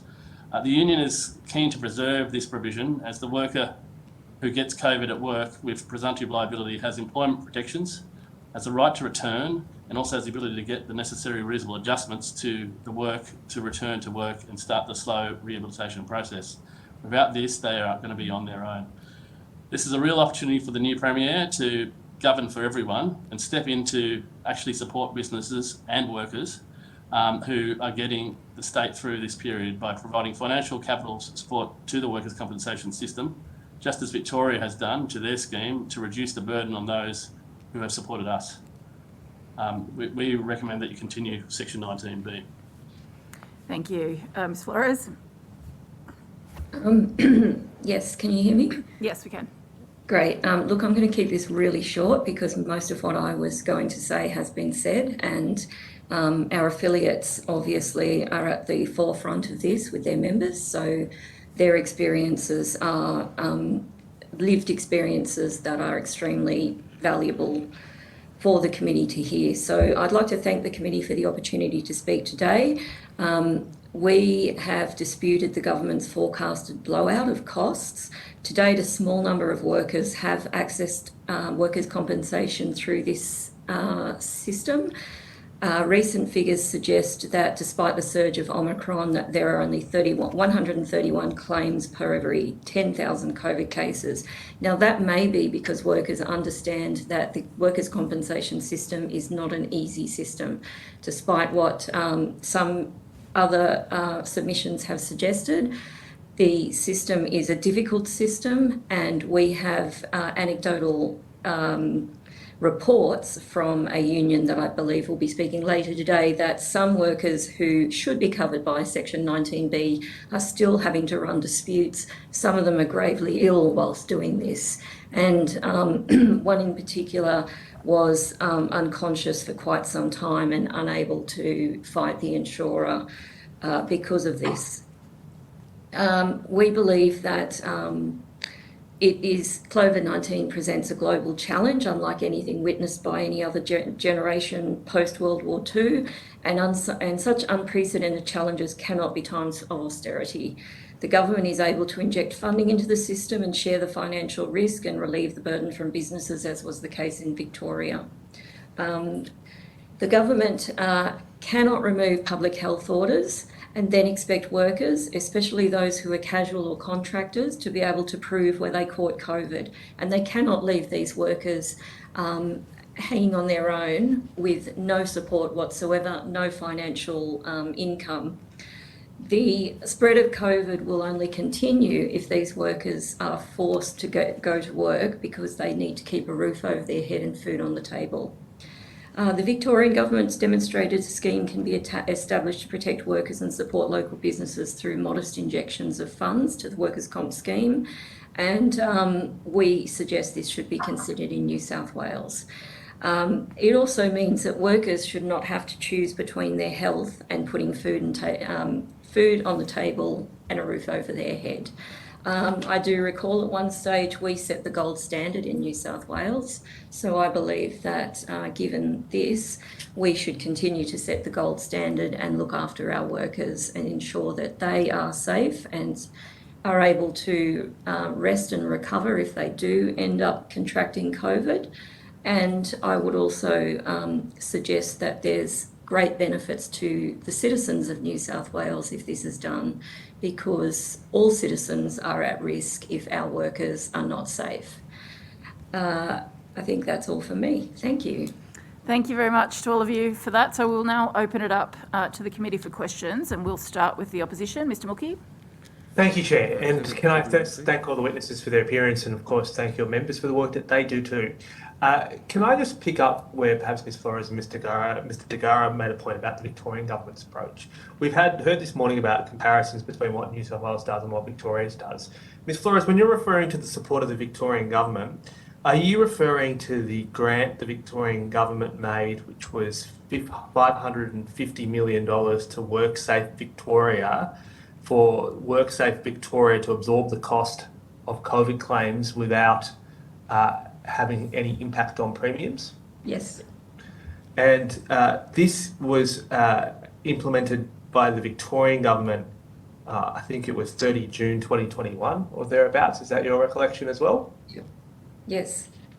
And is the case, is it not, that as a result of the Victorian government's decision to put that money into their scheme, they haven't had to increase or adjust premiums whatsoever insofar as COVID related costs?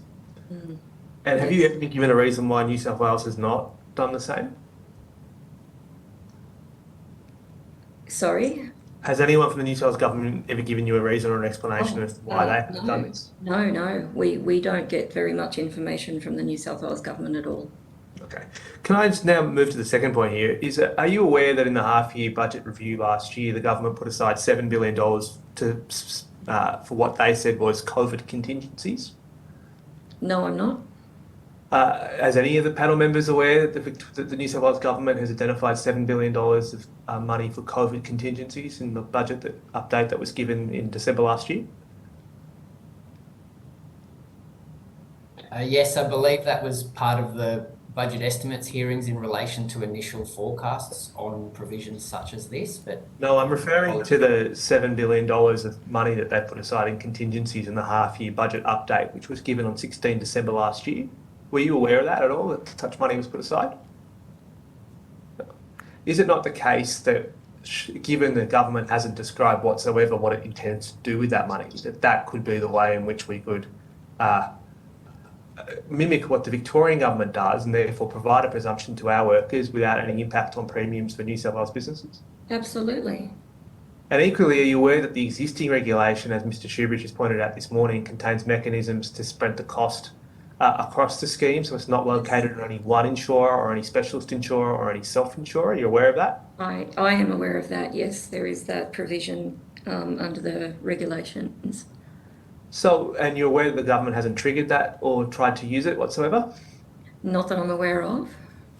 So I might ask you specifically to the Police Association, to the PSA and the RTPU, no offence, Ms. Flores, but what message does it send to your members that the New South Wales government is taking away a presumption, force your members to have to fight an insurer to get care if they get COVID, or at the same time, they have money put aside for COVID contingencies and they're choosing not to use it, and in doing so, breaking from a precedent that's been established by Victoria? What message does it send to your members to have to lose this presumption knowing that the New South Wales government has the money to pay for it? Our members are well versed in hearing words, calling them heroes, or that their actions should be praised, and that their efforts have gotten us through the pandemic only for practical decisions to be made that are massively to disadvantage them.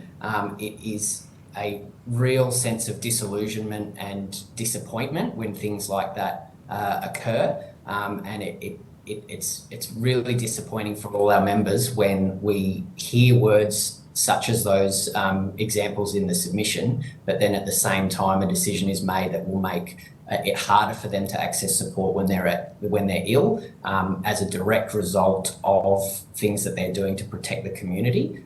It is a significant cause of disillusionment and burnout at a time when they're already working very hard under very difficult circumstances. Mr. Degara, you represent prison officers who have been involved in multiple lockdowns and sources of infection. What message does it send to them to have to lose this presumption, knowing the New South Wales government has the money to pay for this presumption?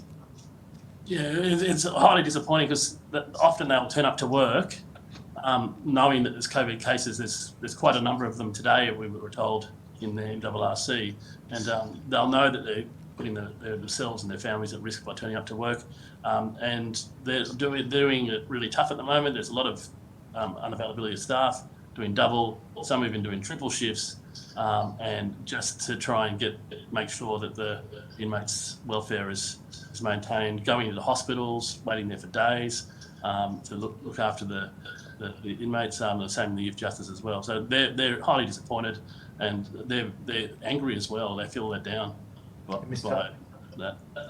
Mr. Hart, do your members, would they feel the same, or do they feel the same?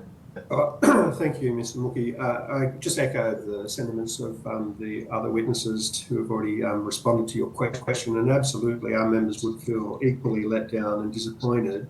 And I note that the workers' compensation scheme in New South Wales is no friend to an injured worker. There has been numerous instances, and all the affiliate unions would have numerous examples of how difficult it is for injured workers to access the scheme outside the remit or the bounds of even COVID injuries. But we know that from the changes in the 2012 amendments, that workers' rights to entitlements under the workers' comp scheme were stripped out, such that they had capacity assessments that were imposed on them. They were removed from their workers' compensation scheme after a period of 12 months. The introduction of a sliding scale of pre-injury average weekly earnings that gradually stepped down workers' entitlements on weekly payments. There was delays in approval processes when it came to the insurers even authorising treatment, which in many instances had significant adverse impacts on injured workers to be able to get the necessary treatment. And in some cases, injured workers were unable to get the necessary treatment, and then consequentially ended up in one instance that I'm familiar with, went deaf because they had sustained an injury at work, got a hearing infection, which then turned into an abscess, which then in turn, because of the delays of the insurer refusing treatment, the member suffered permanent deafness as a consequence of the delays. So we would say that, as I said, the workers' comp scheme is no friend to an injured person in this state, and any obstacles that are put in the way are just an anathema to justice and a fair go for injured workers. Can I just say, Mr. Sorry, we're actually at time. So crossbench, Mr. Shibridge. Thanks, Chair. Thanks all for your evidence and the work of your members. I suppose I wanted to go to you first, Mr. Skinner, in terms of the work that your members have done over the last 2 years, been on the front end of the pandemic response, being placed there by the government. But when you speak to your members, what's their response to the government's plan to strip away these COVID protections? Well, it's a significant concern. As I said, our major fear is that there'll be cases where someone cannot ascertain where they contracted the disease and are having considerable problems recovering, time off work. It caused terrible consequences to some of our members who spent significant time in treatment, and that is really, frankly, scary for them, the concept that they would be left out of that protection as it currently applies to them. That our members have to work in circumstances where it is impossible to socially distance, where PPE is the effectiveness of it may be reduced. There's exemptions in place to request that they return to work despite isolation procedures that would have otherwise applied to them, meaning that they have to work amongst colleagues that would otherwise be isolating. And so it seems that on one side of the argument, there's a willingness to expose them to an increased risk, to have people come out of isolation they would otherwise be in. But then at the other end of it, the protections are removed despite the likelihood being increased. So it's really concerning when they have to go through that process. Mr. Hart, throughout this pandemic, your members have turned up to work. They've kept us moving. They have done so at personal risk. How important was these COVID-19 protections, the 19B protections? How important were they for your members, knowing they had to turn up to work and put themselves at risk? Thank you, Mr. Shoebridge. It's vitally important it just goes without saying that they're captured as part of the definition of what are essential workers with respect to Section 19B of the Act. Without those protections, it would be enormously difficult for a lot of people who are working either in insecure employment or underemployed. And I'd go on to say that many of them are earning, $25, $30 an hour, which is not large sums of money, and that are working in roles of customer forward-facing roles, customer service on platforms, on trains, on buses. These protections, and notwithstanding my previous comments about the difficulty of accessing the workers' comp scheme, they are yet another assistance, a safety measure to protect workers who are vulnerable and who are attending and going to work every single day during the pandemic, and particularly in light of the fact that the vaccinations weren't available until mid last year. Safety PPE was not readily available or was actively discouraged for distribution amongst our members, bus drivers in particular, where we were told by particular relevant transport officers that the wearing of masks would in fact give people a false sense of confidence, and that they were basically incubators of germs, and that they wouldn't protect people from the prevalence of the transmission of the virus, which we all know to be now a spurious assertion. But yet these were the difficulties our members were facing at the time, to even have safety measures such as PPE or rapid antigen testing or PCR testing done as a safety measure in the workplace. So this limit itself as a safety measure is vitally important, and it needs to continue. Could I ask you about, does it work? What's the report back from your members about making a claim using the presumption compared to other claims? Yeah, thank you. We don't have the data on the number of claims that our members make. Not about numbers of claims, because that's probably Sarah's job. I'm asking about how it actually works using the presumption as against having to sort of prove all the causation elements. Well, the presumptive elements in favour of the worker in this instance are, as I say, vitally important because it removes the onus on the worker to prove that they had, that the work was a significant or main contributing factor to the injury or illness. Mr. Skinner or Shay, do either of you have any reports from your members about whether or not it's easier or more efficient to make the claims using 19B? Yeah, so our members, we still encounter obstacles, some inherent to the workers' compensation claims process, some of them due to miscommunications or misunderstandings about the application of the presumption. So we still get circumstances where it does end up in practice being more difficult than it is meant to be. On the most part, the claims process subject to the presumption is, in our experience, working as intended, which is that our members are not abusing the presumption when they're aware that they were likely exposed off work. They're disclosing that information, and that is something that the employer is aware of. And it's those cases where it is truly difficult to know where the exposure occurred, and in all likelihood it was at work, and it's people that need support. Those are the cases where the presumption is making such a big positive difference. And so in our view, the presumption is not being abused. It's not causing any more claims experience than was intended, and it's providing the protection that it was legislated to perform. Mr. DeGara, what are your members telling you? Yeah, it has helped and has made for more speedy determinations, especially when people have needed it, when they've been hospitalised and the like as well. So it has helped having that presumptive liability. What do you make of the timing of the government to trying to remove these protections at the same time as they're forcing your members to go back to work with even shorter isolation periods?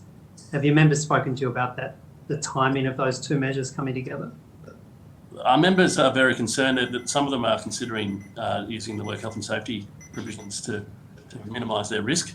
And I think that's one of the things which will make it even harder, because there'll be less people available to do the work. The work that the people do is really essential, and you can't leave disabled people in a group home by themselves. You can't leave kids at school unattended. So I think it's a really big problem, and I know it's all been done by modelling, but the problem with these models is that it seems to be taking away at the time that we actually need it. Mr. Hutt? Mr. Hutt, your members are being told to go back to work with shorter isolation periods because they're essential workers, putting them at more risk and their co-workers at more risk at the same time as the government wants to take these protections away. What have your members said in response to that? Thank you. The members obviously are quite concerned about this because of the truncated isolation periods and the risks that even further variants, from Delta through to Omicron, and then who knows what will flow from the Omicron variations that we're hearing about. So they're deeply concerned about these changes. Mr. Skinner? Yeah, the exemptions to the normal isolation procedures are by no means a get out of isolation free card. It is an unpleasant process. It's one our members are willing to do when it's required to perform the work and to meet the demand of their services to the state. But it's leaving isolation to go to work. It doesn't resolve any of the difficulties in, you once you're off shift, you're back to work. It's hard to get your groceries. It's not like you're going and socializing, and so it's not a pleasant experience, and it does cause angst to those that have to work with them if they do subsequently test positive, and then the whole process starts for those that they might be a contact to. But in the context of the increasing case numbers over the last few months, whether the exposure was by that colleague is impossible to determine. So it's significant uncertainty. So, sorry, that's time for this section. So it's the government's time, the government? I might start off and just say, we've talked about the Victorian scheme and the injection that the Victorian government made into their scheme. Does Victoria have the same presumption that exists under the New South Wales Workers' Compensation Act? My understanding, and I have to preface this by saying I'm not an expert in any of the schemes outside of New South Wales. My understanding is that they do not have exactly the same presumption, but their definition of a compensable disease contracted at work is a much more easy to demonstrate standard than in New South Wales. So while they're not one of the jurisdictions that specifically legislated a presumption that mirrors 19B, the process to demonstrate the evidentiary standard of, I contracted it at work to the standard required by workers' compensation is much easier than it would be in New South Wales if the presumption was not in New South Wales. Yeah, Mr. Farlow, it's the changes in 2012 to the definition of injury that really made the difference as far as compared to other states. So I think would you be able to walk through what that looks like in comparison to New South Wales? Have you got that knowledge, or is that something you could take on notice? Well, I'll take it on notice. Yeah, that'd be helpful. Thank you. Oh no, sorry, we're not taking questions on notice. Yeah, okay. sorry, time frame. I believe it's to do with the definition that incorporates nature of the work, whereas our definition is much more narrow. But again, I'd have to preface that by saying I'm not an expert in the Victorian system, so I may be incorrect, but on my reading of their legislation, that definition encompasses more ways to demonstrate that are applicable to COVID-19 that would be far less difficult than ours. And that provision, as we've said, we can't take anything on notice, but if you can look into the provisions of the nature of the work that are included in the Victorian Act, I think you'll find that that's the cause of why it would not be so great a challenge. Thanks, Mr. Skinner. It's helpful, and I will look into that in Victoria as well. Just wondering, are there any other presumptions that exist under the Workers' Compensation Scheme for any of your workers when it comes to infectious diseases? We've got them for people in what was the old Department of Ag. They've got the the brucellosis and the Q fever provisions, and some of the other states have it for avian flu as well, and it's a bit of a mismatch around the country because New South Wales hasn't really updated their presumptive diseases as much as some of the other states have. And so that's why in the Safe Work Australia guideline that you actually have a lot more diseases than are available in our part of the Workers' Compensation Act. But there are a number of other ones in there already for zoonotic diseases, for example. Okay, in defined terms and defined categories of workers. Okay, thank you. I'll hand you over to my colleague, Mr. Martin. Okay, any other questions from the government? Okay, we've got a couple of minutes before the next panel. Any other questions? Yeah, I did. In fact, we've got 1 minute until the next panel. Oh, that's good because my question's only for 1 minute. Can I just to Mr. Tegera and Mr. Skinner and Mr. Hart, your members are predominantly covered by the Treasury Managed Fund. Certainly all police are, certainly all public servants are, and Sydney Trains and New South Wales Trains are certainly covered by that. Is it the case that if this presumption was to move in respect to your members, the actual employer that would be notionally saving money on premiums is in fact the New South Wales government?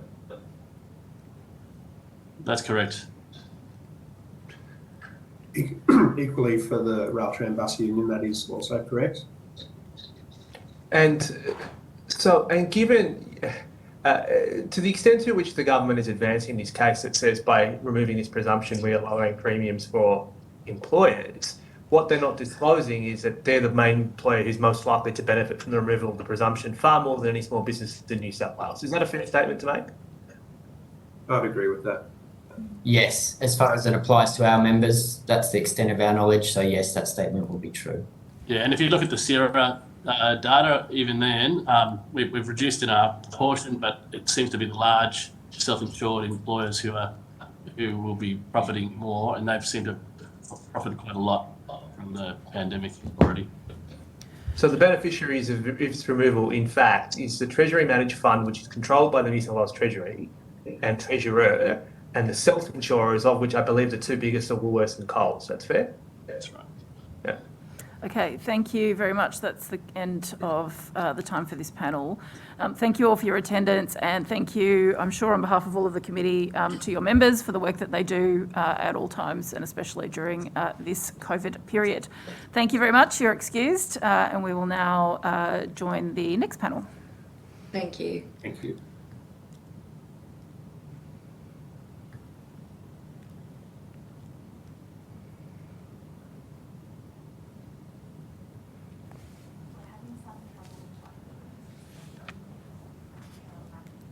Okay, so just for everyone's information, we have one witness who's joined us so far, and we're just having some trouble connecting the second witness, but we will proceed, and then when we can get the second one to join us, we'll swear them in.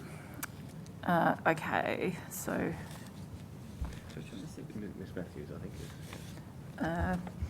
Miss Matthews? Yes. Welcome. Thank you for joining us today.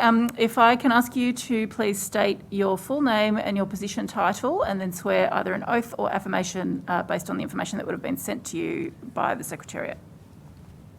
My name is Carol Matthews, and I'm the Acting Secretary of the Independent Education Union of Australia, New South Wales ACT branch. Thank you very much, Ms Matthews, and thank you for joining us today. You are now invited to make a short opening statement, if you wish. Thanks very much. As indicated in the submission, we have over 30,000 members in New South Wales non-government schools, early learning centres and post-secondary colleges. Employment in all of these, certainly in preschools, early learning centres and schools, is face-to-face at the moment, and it's prescribed employment for the purposes of Section 19B. The educational staff in early learning centres and schools have been exempted from the isolation rules applying to household contacts, and that was under the exemption. I think it was made on the 28th of January 2022. And that seems to indicate that it's anticipated that there will be a higher risk of those people catching COVID, and that their absence from, with a combination of the number of cases of COVID and the isolation rules, would make it impossible for preschools, early learning centres and schools to operate. So it seems to us that there's been a recognition by the government that it's anticipated there will be a large number of cases in these sort of workplaces. And that's certainly the academic and other predictions of everyone in the industry as well. So we're anticipating a lot of cases in this sector. It's really hard to maintain safety precautions that might exist in other industries, in schools and early learning centres. I think it's well known that mask wearing would not normally occur amongst early learning centre children. It's not compulsory amongst primary age children. And distancing is very difficult. Some schools, or all schools, have adopted a cohort approach to try and minimise contact between different students. But of course, that's impossible in some situations. Small schools find it particularly difficult, where there's only everyone is in one cohort. Where students travel together on school buses, obviously there's a lot of mingling. So all of these things mean that compared to some other workplaces, schools and early learning centres are less safe. Even health services, where of course frontline health workers face enormous risks, even in that environment, the patient is masked and the provider, the worker, is masked. In schools and early learning, particularly primary and early learning, that would not be the case necessarily. Now, notwithstanding the fact that there's been a lot of illness amongst staff, or certainly some illness, and more is anticipated with Omicron, in our view, there have not been many workers' compensation cases. So we have had some informal discussions with employers in our industry, and it seems like the number is very small. Employer organisations report that it is not an issue of concern for them. I note there's been no submission by any employer from the non-government sector, education sector. AIG has some membership in early learning, but they did not raise any issues about early learning centres. So we don't think employers are concerned about the workers' comp issue. One employer from a large Catholic employer said, you know, we're Catholic, we look after our staff. It's not an issue for us if people are making workers' compensation claims. There's very few of them, but we don't have a concern about it.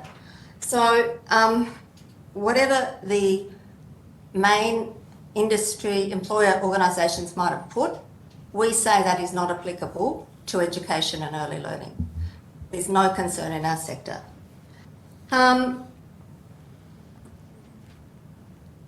I'd also say that the AIG submission refers to a report by WorkSafe Australia about deemed diseases and whether COVID should be a disease where you're deemed to have caught it at work as a national guideline. As I understand it, that recommendation is that that should be the case for frontline health workers. That report, or list document, was produced in December. No indication of whether that was before or after Omicron, no indication of whether there was any consideration of education. As I've indicated, staff in education in some ways have quite limited protection, although of course we recognise that frontline health workers face enormous challenges, as do other frontline emergency services and other workers. So we're obviously seeking that the presumption be retained for all people that it currently covers, without a doubt. But in particular, if the committee was minded to look at separate industries, we say schools and early learning have clearly been recognised as different. The isolation rules don't apply in the same way, and the presumption should continue to apply in these industries. Thanks. Thank you, Ms Matthews. Thank you, Ms. Flom. You've joined us. We've sorted some technical difficulties without jinxing you. If I can ask you to state your full name, position, title, and swear either an oath or affirmation based on the information that would have been sent to you by the Secretariat. Thank you. Just confirming you can hear me this morning. Yes, we can. It's Amber Flom, Senior Vice President of the Teachers Federation. I take the affirmation. I solemnly, sincerely and truly declare and affirm that the evidence now about to be given by me shall be the truth, the whole truth and nothing but the truth.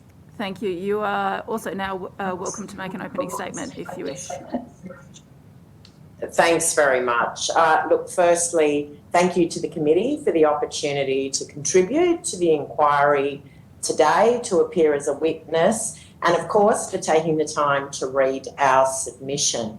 At the outset, Federation indicates its strong opposition to the repealing of Section 19B of the Act, which removes the presumption, unless the contrary is established, that the COVID-19 disease was contracted by the worker in the course of their...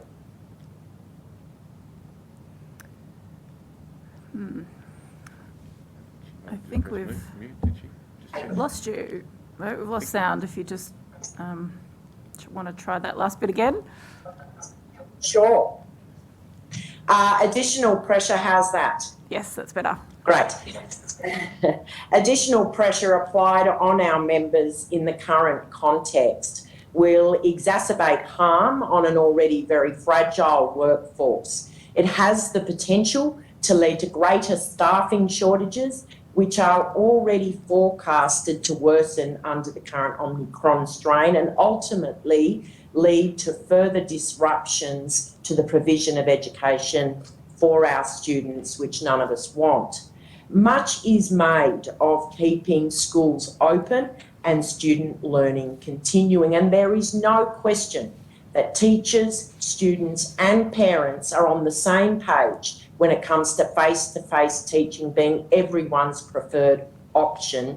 And of course, let's not forget that this is the raison d'etre of the teaching profession, the advancement of students' educational and psychosocial outcomes. But for the record, the public school system has never been closed. We have remained operational throughout the last 2 years. As a system, there has not been a time when teachers and principals have closed their doors of their schools. Even at the height of the lockdowns last year, we have always been open for our families and children of essential workers who have needed us. Teachers have always fronted up to their students and school communities, no matter what the circumstances, and they continue to do that. What they rightly expect from this government in return for this commitment and dedication from our members, and as we move forward into the new school year, is support for our teachers in their endeavours by assuring that they have the protections if and when they contract COVID-19 at work, without having to undertake lengthy administrative and potential legal processes to access workers' compensation entitlements, which were previously a presumption through the course of their work. Federation urges this committee to make an unambiguous recommendation in their report that this bill be defeated. Thank you. Thank you very much for that. So we'll now open it up for questions from the committee, and we'll start with the opposition. Mr. Mookie. Thank you, Chair. And on this back to school week, can I thank you and convey my thanks to my 6-year-old, your members as well. Can I ask first to the Teachers Federation and the IEU, it's the case, is it not, that as students return to work, each of them has to provide 2 negative rapid antigen tests results per week to teachers and schools in order to attend classrooms currently? It's a government requirement? No, that's not a government requirement. It is voluntary for students, and there is no collection of the results of tests by schools being negative. Of course, if they're positive, then they need to be reported to the school and, of course, through the New South Wales Services app, as is the case for the broader community. But the fact that such requirements exist even in a voluntary capacity is an admission that schools are likely to be a source of transmission and dispersion of COVID-19 currently? Oh, certainly. We are hearing frequently from this government, from the Premier, the Minister of Education, New South Wales Health, and senior officials of the Department of Education. It's reported continuously throughout the media and through our schools that there will be, and I quote, an uptick of cases as a result of the return to school. That's why Federation's position is that we must go beyond the minimum requirements to ensure that everybody is safe, our teachers, other staff and students, when students return. We are told by the Premier just yesterday there will be bumps along the way and it won't all be smooth sailing. We are going to have a spike, is what our members are hearing from this government. They're fuelled by students' return to school and the lagging booster rollout. That's what how do your members, who are our teachers, people who teach our children, how are they feeling when the Premier is telling them that there's likely to be a surge for which they're exposed, yet at the same time the government is trying to repeal the one law that at least gives them some confidence that if they get sick at work, they won't have to battle an insurer to get care that they deserve? How are your members reconciling these two pieces of information that are being given to them by this government at the same time? Certainly, they're not reconciling it at all.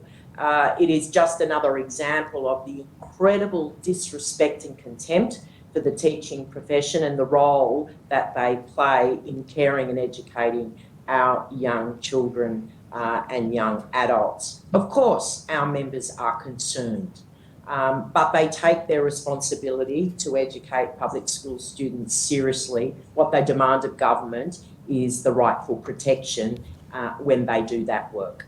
Ms Matthews, how do your members reconcile this advice that's been given by the government to teachers in the independent sector? The risk of returning to school at the same time that they're losing the presumption? Yes, look, they are also very concerned. Of course, the non-government sector is quite fragmented in comparison with the government sector. So in relation to the protocols in place and guidelines and all of that, although most employers are following the Department of Education guidelines, it's not mandatory, and not all employers follow those safe workplace guidelines in the same way. So I would say that that also causes a lot of concern for our members. That the workplace is certainly perceived as unsafe, and as you said, by comparison, they would not, if this bill was passed, they would no longer at least have that safety blanket of being able to make a workers' compensation claim if they became seriously unwell as a result. Ms Matthews and Forum, do your members, in your view, been provided any information that would assist them in showing and proving that they contracted COVID at work? And do they have the time and the skills to be able to take on an insurer and prove that they contracted this disease as a result of a workplace transmission? Certainly from the Teachers Federation and the public school teacher workforce perspective, look, they certainly don't have the time.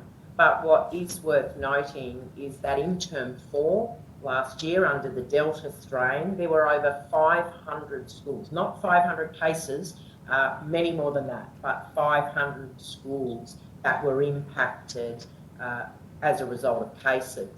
During that period, there was one workers' compensation claim accepted by this government for public school teachers. One claim in a workforce of 70,000. What it suggests to us, of course, is that teachers are taking their own sick leave. They do not have guidance around workers' compensation, and certainly we refute the cost to government that has been put forward in relation to those claims. Ms. Florent, your members are covered by the Treasury Managed Fund, which is controlled by the Treasurer and is funded by the New South Wales government premiums.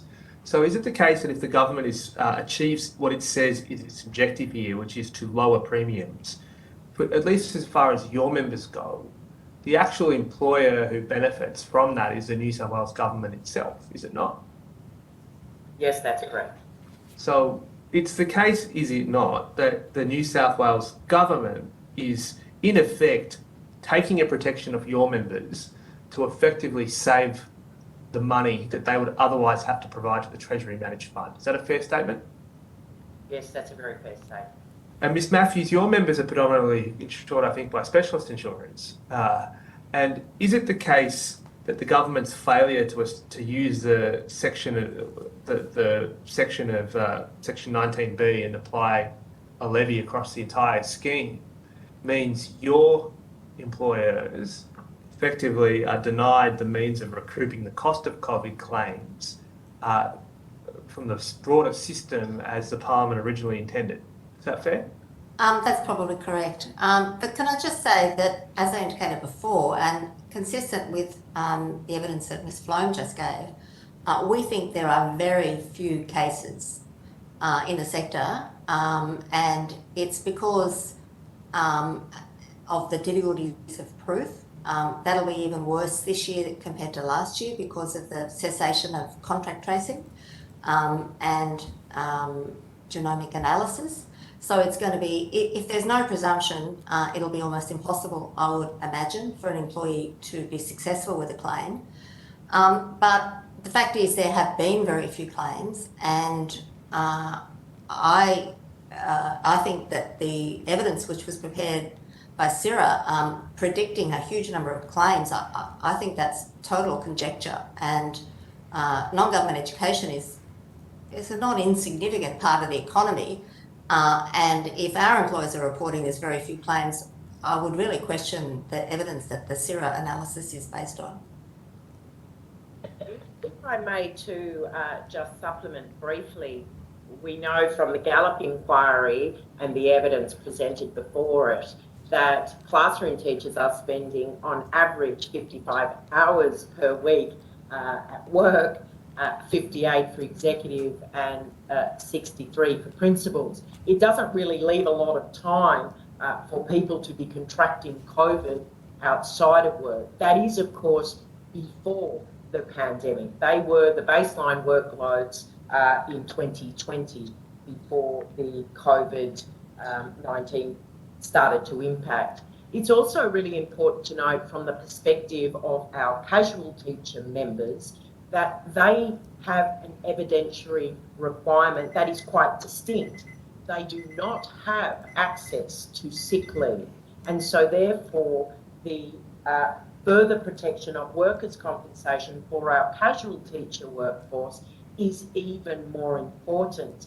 We note that the government is relying heavily on our casual teacher workforce, in fact calling in retired teachers and university students who have yet to complete their studies to address what they are describing as backfilling guidelines, recognising that there will be teachers sick. It's really important for those teachers not to be forgotten in relation to the provision of evidentiary requirements. Thank you. So that's time. We're up to the crossbench. Mr. Shoebridge. Thank you both for your evidence and for the work of your members. Can you tell us what the feedback has been from your members as they've been going back into schools? Last week for many of your members, Ms Matthews, this week for most of your members, Ms Floam. What have they been saying about their concerns about COVID?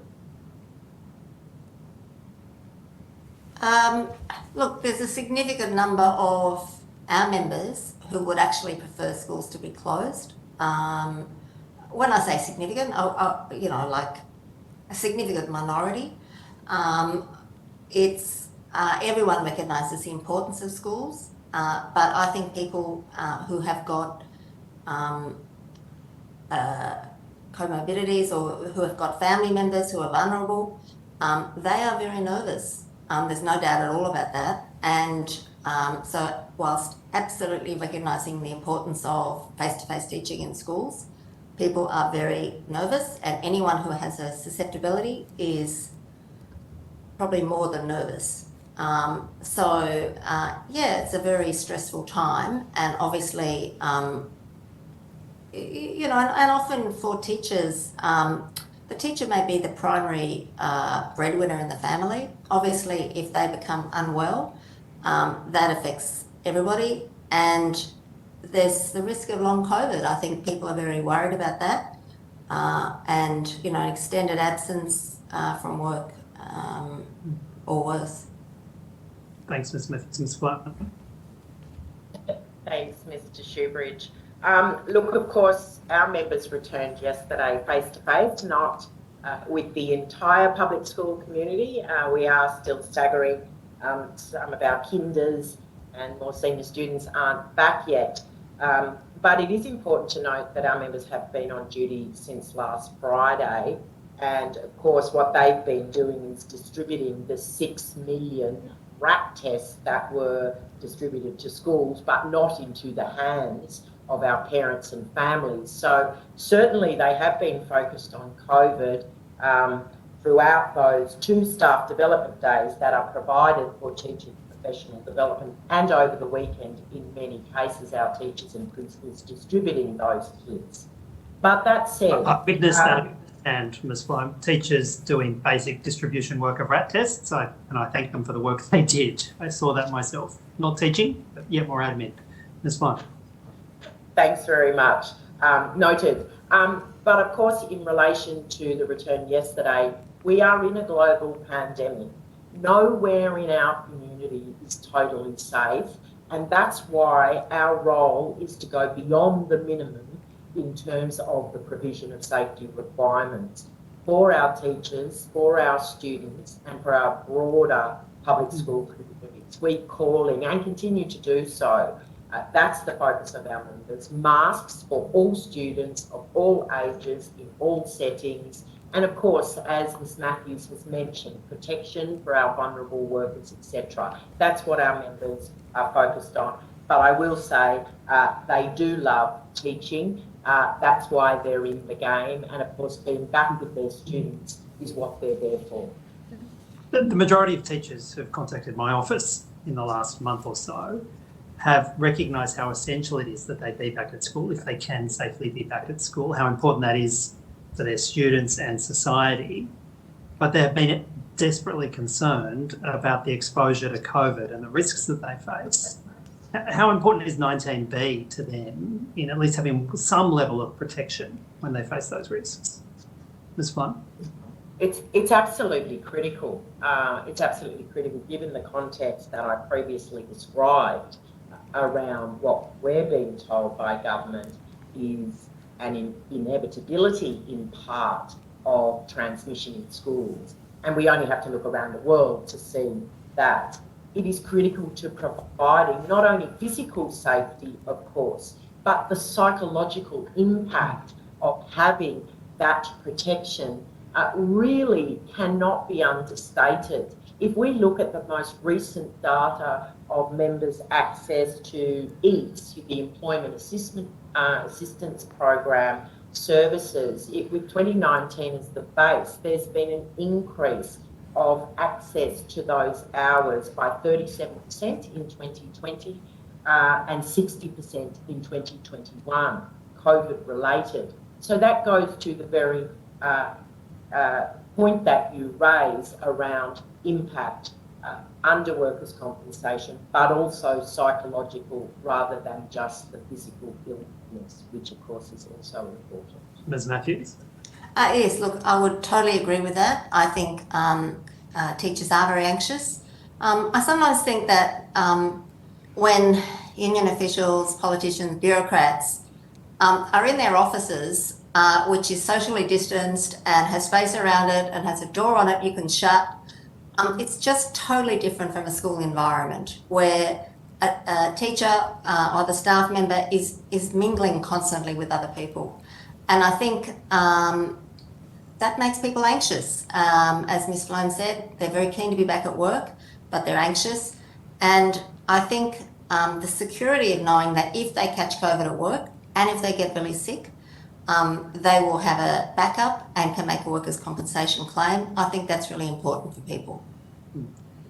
What kind of message do you think it would be to your members if, right as they're being sent back to work, with all of those risks, many of the kids are not vaccinated or not properly vaccinated, what kind of message would it be from the government to, at the same time, strip these workers' compensation protections from your members? How would they receive that, Ms. Matthews, Ms. Fine? Look, I think it would definitely be seen as contemptuous, insulting, and simply not understanding how schools operate and what is happening there. It's a lack of contact with the reality, day-to-day reality of schools, not to even mention early learning centres where there are even greater risks and people are really, really nervous in early learning centres. Absolutely. Ms. Fine? Look, I would, of course, agree, but add that it would be really disingenuous because we do hear platitudes from government about how much they thank teachers and the work of teachers.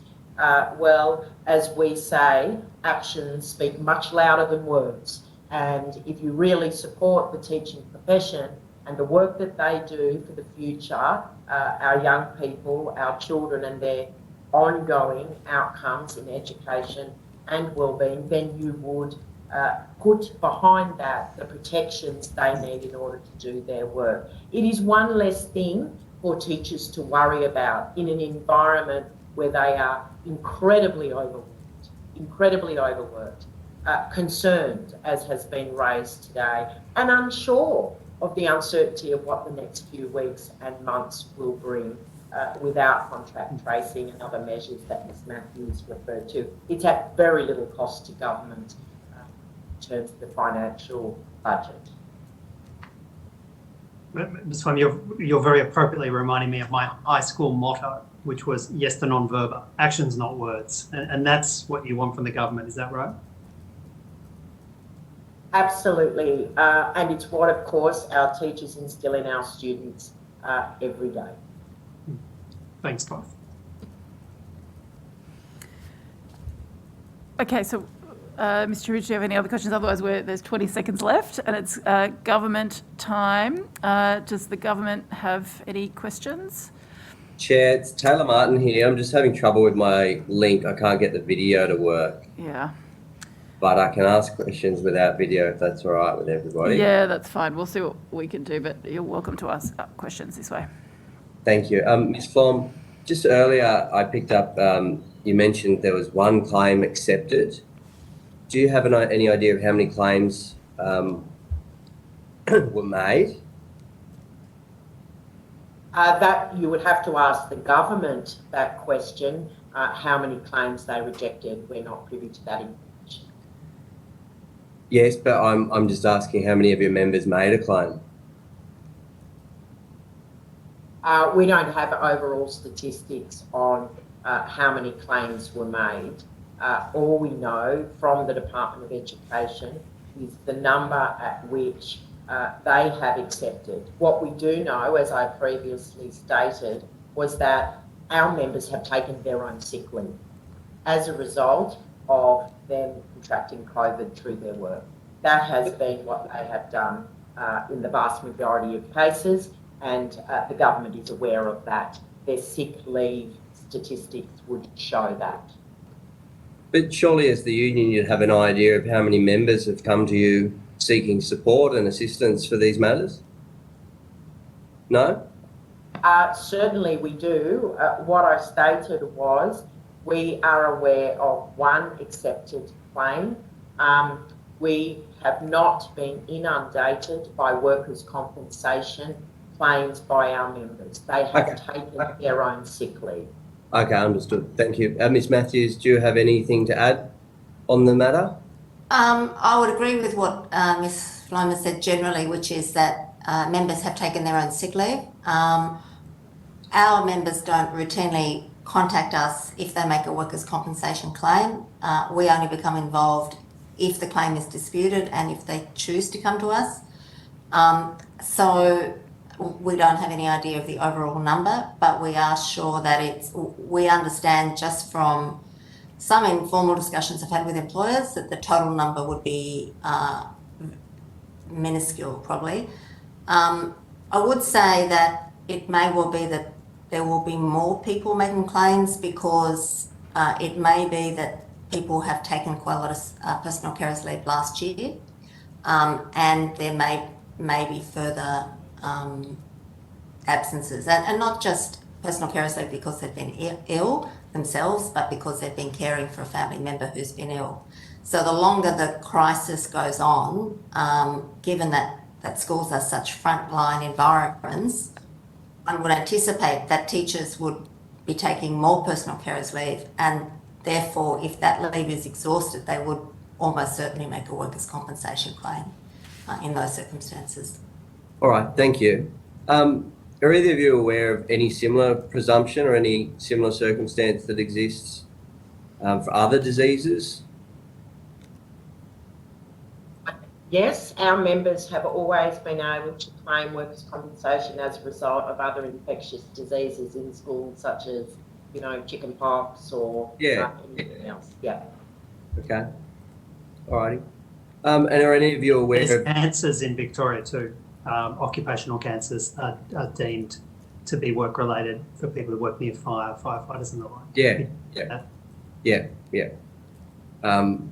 And are any of you aware of some of the situations in other states that your affiliate unions are facing? Any similar circumstances that you can shed light on? Or is it very similar to New South Wales? I'm not across the national legislation in relation to workers' compensation. All righty. Ms. Matthews?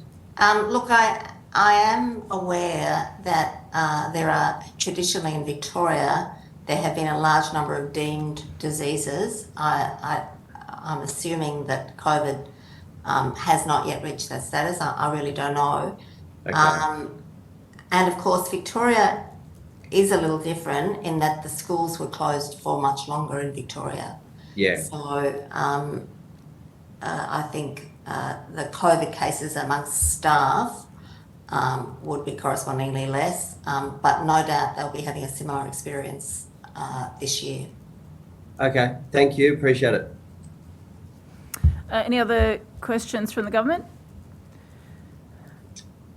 I don't think so at this point in fine. time. Yeah, so if there are no other questions, or are there any other questions from anybody else? We've got a couple of minutes. Otherwise, thank you very much to both of our witnesses in this panel. We really appreciate your attendance today, and thank you again on behalf of the committee, I'm sure, for the work that your members do at all times, and good luck with the first week back this week. Thank you for your time. You're excused. For everybody else, we will now take a lunch break, and we will return for the afternoon session of the hearing at 1 p.m.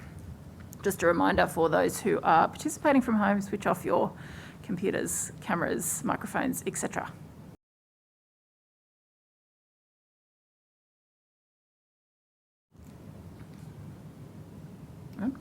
Welcome back, everybody, to this afternoon's session of this inquiry into the workers' comp legislation. So we've got a business panel this afternoon. So I will ask each of our witnesses if you could each please state your full name and your position title, and then swear either an oath or an affirmation based on the information that will have been sent to you by the Parliament's Secretariat. We might start with you, Mr. Harding. Yeah, good afternoon. My name is David Harding. I'm the Executive Director of Policy and Advocacy at Business New South Wales, and I swear that the evidence now about to be given by me shall be the truth, the whole truth, and nothing but the truth, so help me God. Thank you. Ms. Boyd. Yes, good afternoon. My name is Alexi Boyd. I'm the CEO for the Council of Small Business Organisations Australia. I solemnly, sincerely and truly declare and affirm that the evidence now about to be given by me shall be the truth, the whole truth and nothing but the truth. Thank you very much. Mr Davies. Ben Davies, Director, Workplace and Corporate Governance Policy, Business Council of Australia. I swear that the evidence now about to be given by me shall be the truth, the whole truth and nothing but the truth. So help me God. Thank you. And Ms Brown. Good afternoon. I'm Tracy Brown, Manager of National Policy of Safety and Workers' Compensation and Membership Services at Australian Industry Group. I solemnly, sincerely and truly declare and affirm that the evidence now about to be given by me shall be the truth, the whole truth and nothing but the truth. Thank you. I'll now invite each of you to make a brief opening statement if you wish, and we'll do it in the same order. So Mr Harding. Thank you again, and again, good afternoon. I would like to make a brief opening statement and then take questions afterwards. Business New South Wales welcomes the opportunity to make a submission to the New South Wales Legislative Council Portfolio Committee No. 1, Premier and Finance's inquiry into the Workers' Compensation Amendment Bill of 2021. As New South Wales' peak business organisation, Business New South Wales has more than 40,000 member businesses across New South Wales. We work with businesses spanning across all industry sectors, including small, medium and large enterprises. We operate throughout a network in metropolitan regional New South Wales, and we represent the needs of businesses at local, state and federal level. Sydney Business Chamber, or Sydney's Chamber of Commerce as it was originally known, is Australia's second oldest company. In 1912, we set up an insurance company, which was instrumental in establishing New South Wales Workers' Compensation Scheme. Therefore, we retain a keen and supportive interest in the progress of New South Wales workers' compensation ever since. As we know, the question we are answering today is, should Section 19B, which was inserted in May 2020, be repealed? And I would briefly like the indulgence to go back to a couple of first principles. First of all, the New South Wales Compensation Scheme is a statutory trust to be used primarily to pay for the cost of a worker's injury, which must first of all be a diagnosed injury and have causation and having a close connection to the place of work. Section 19B was inserted into the legislation in May 2020. It was contained in a suite of emergency measures bills debated before Parliament in early 2020. But at that time, very little was known about COVID-19, and a vaccine, if it did exist, was not approved. Having a broad presumption in favour of certain types of workers should they contract COVID-19 as they continued to work when others were in lockdown was broadly appropriate at that time. But COVID in February 2022 is a very different situation than COVID in May 2020. The close connection between contracting COVID and the worker's employment no longer firmly exists. As we transition from a pandemic to COVID-19 being in part endemic, much of the population will be exposed to the virus in social and private settings. This has been borne out by recent events. And 19B now sets an unrealistic and unworkable precedent with regards to a freely circulating virus in all of our communities. A public health issue normally requires a solution or solutions paid for by the public health, and Business New South Wales believes attention should now turn to investigate how that might sensibly happen. In this COVID operating environment, Business New South Wales' focus is certainly on how to find the best solution for a public health issue. Our focus is on identifying and prosecuting the best solutions for businesses to keep their doors open and their workers in gainful employment. Our own business conditions surveys throughout this pandemic have clearly shown in painful detail where significant financial strains are bearing on our members, their businesses, their families, and their mental health. In addition to the huge strains of the pandemic and the shortage of customers and staff, 60% of our customers report rising insurance costs as the foremost cost issue. Only the week before last, 40% of our members reported that their cash flow was only to last another 3 months. Whilst the original intent of Section 19B was laudable and may well have been appropriate at the time, it is now in conflict, we believe, with the very purpose of our statutory trust. The trust is considered to be the inappropriate vehicle. inappropriate to carry the cost and risk of living alongside COVID. We hold that 19B puts an unfair burden of a public health crisis onto the ledgers of our most vulnerable New South Wales entrepreneurs, of whom we as a community should be supportive and proud.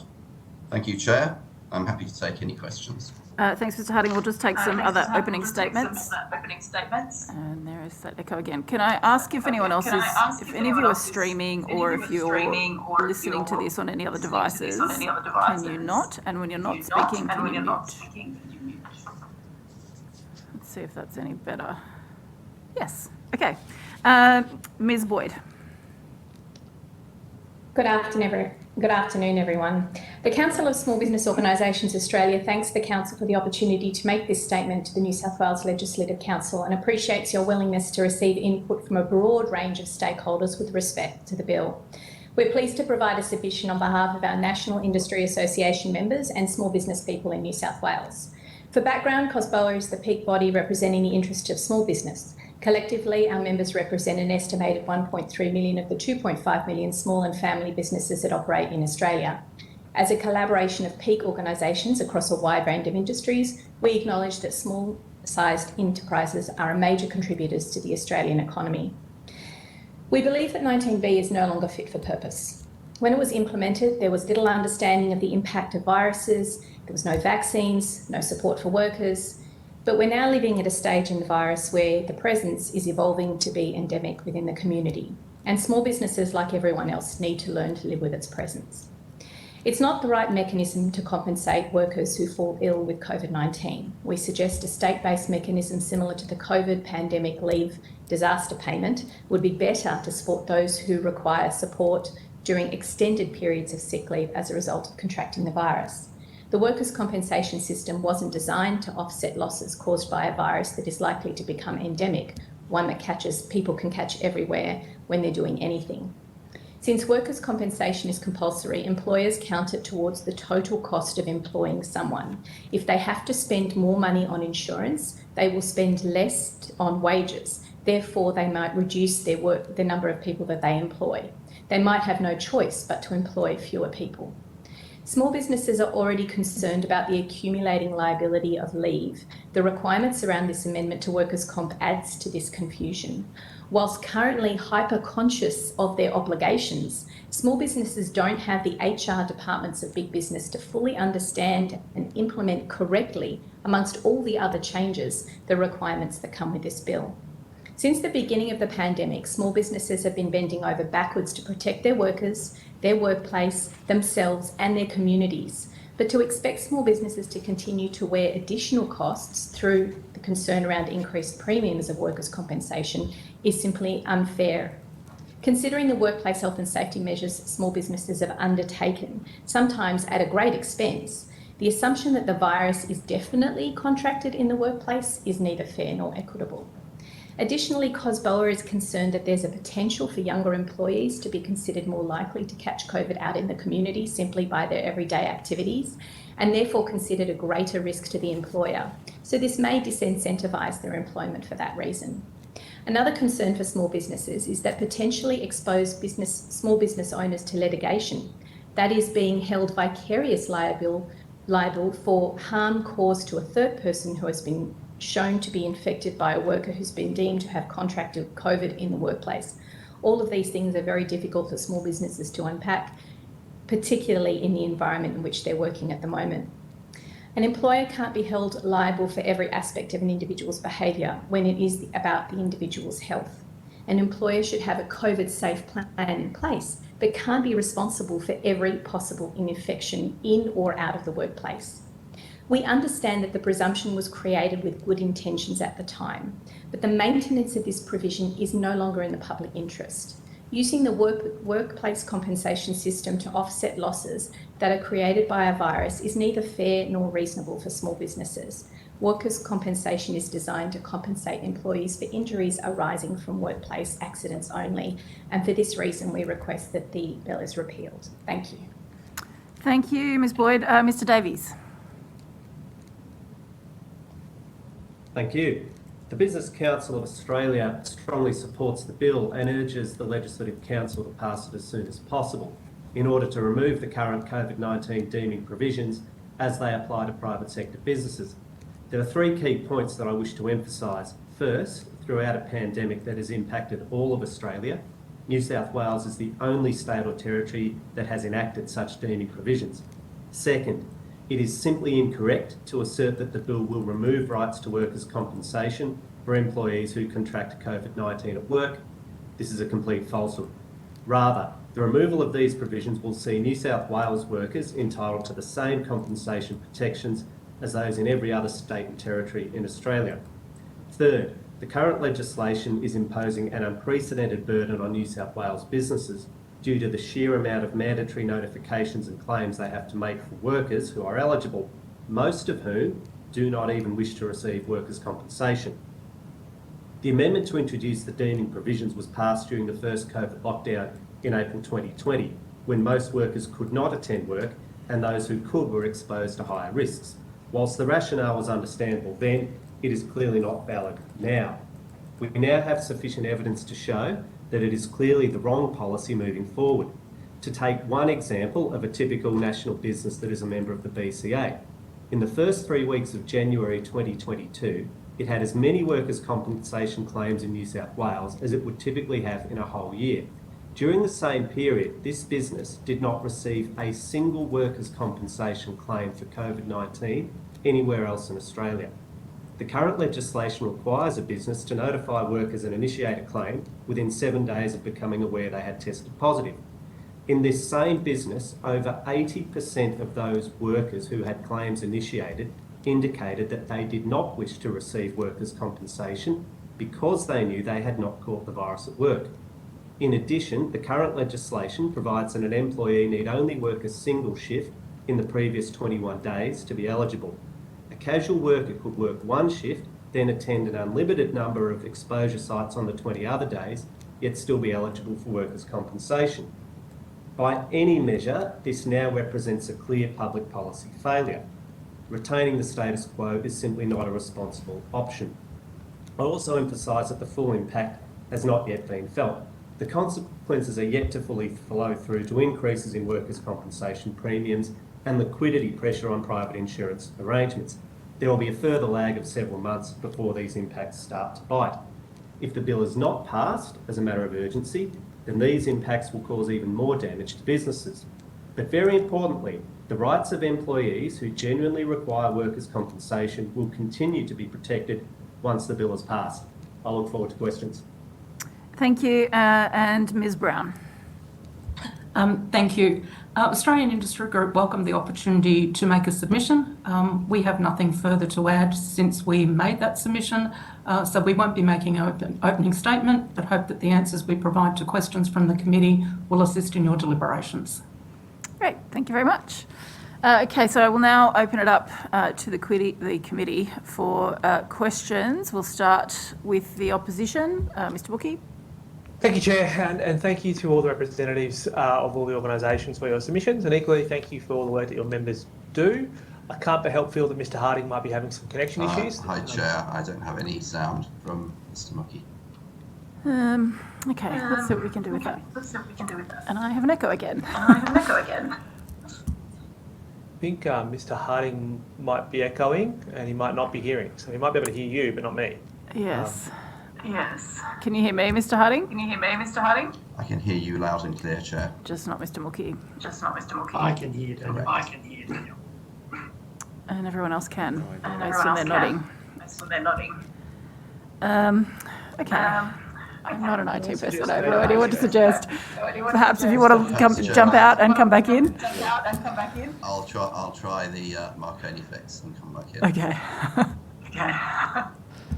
I might ask, therefore, perhaps first to the AIG and then to the COSBOA, and then obviously when we get Business New South Wales back, because it's a very specific New South Wales question.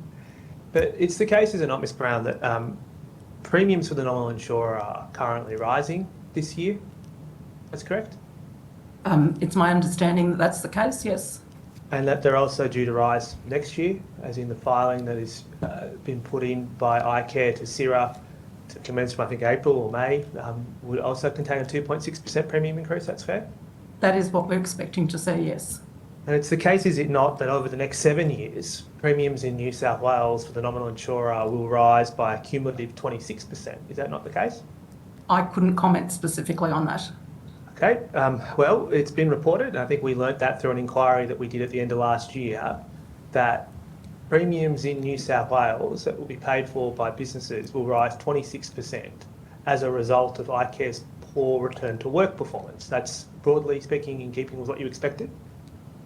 The numbers I'm not sure about, but definitely the concerns about return to work experience, yes.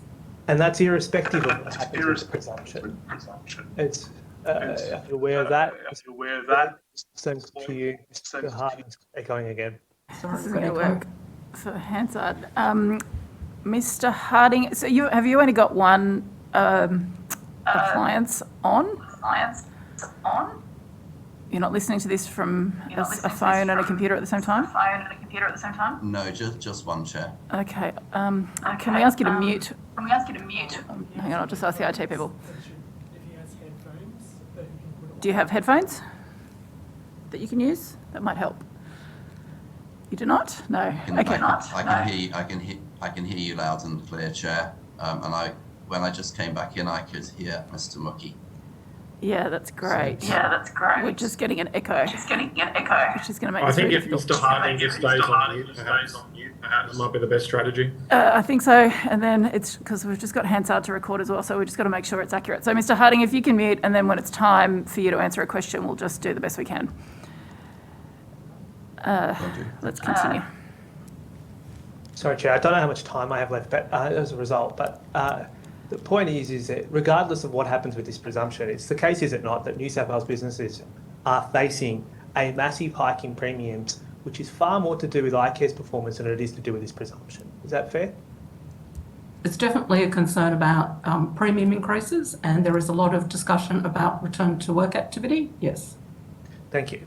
So in such a circumstance where repeal of this presumption won't deliver what business is seeking, which is lower premiums, it's the case, is it not? Is there any reason why New South Wales shouldn't be looking at what Victoria did when the Victorian government provided a $550 million injection into their workers' comp scheme in order to mitigate the impact on premiums, which I think was a move that was welcomed by your organisations in Victoria? I think the AIG welcomed the $550 million injection from the Victorian government. That's fair? Definitely would welcome that.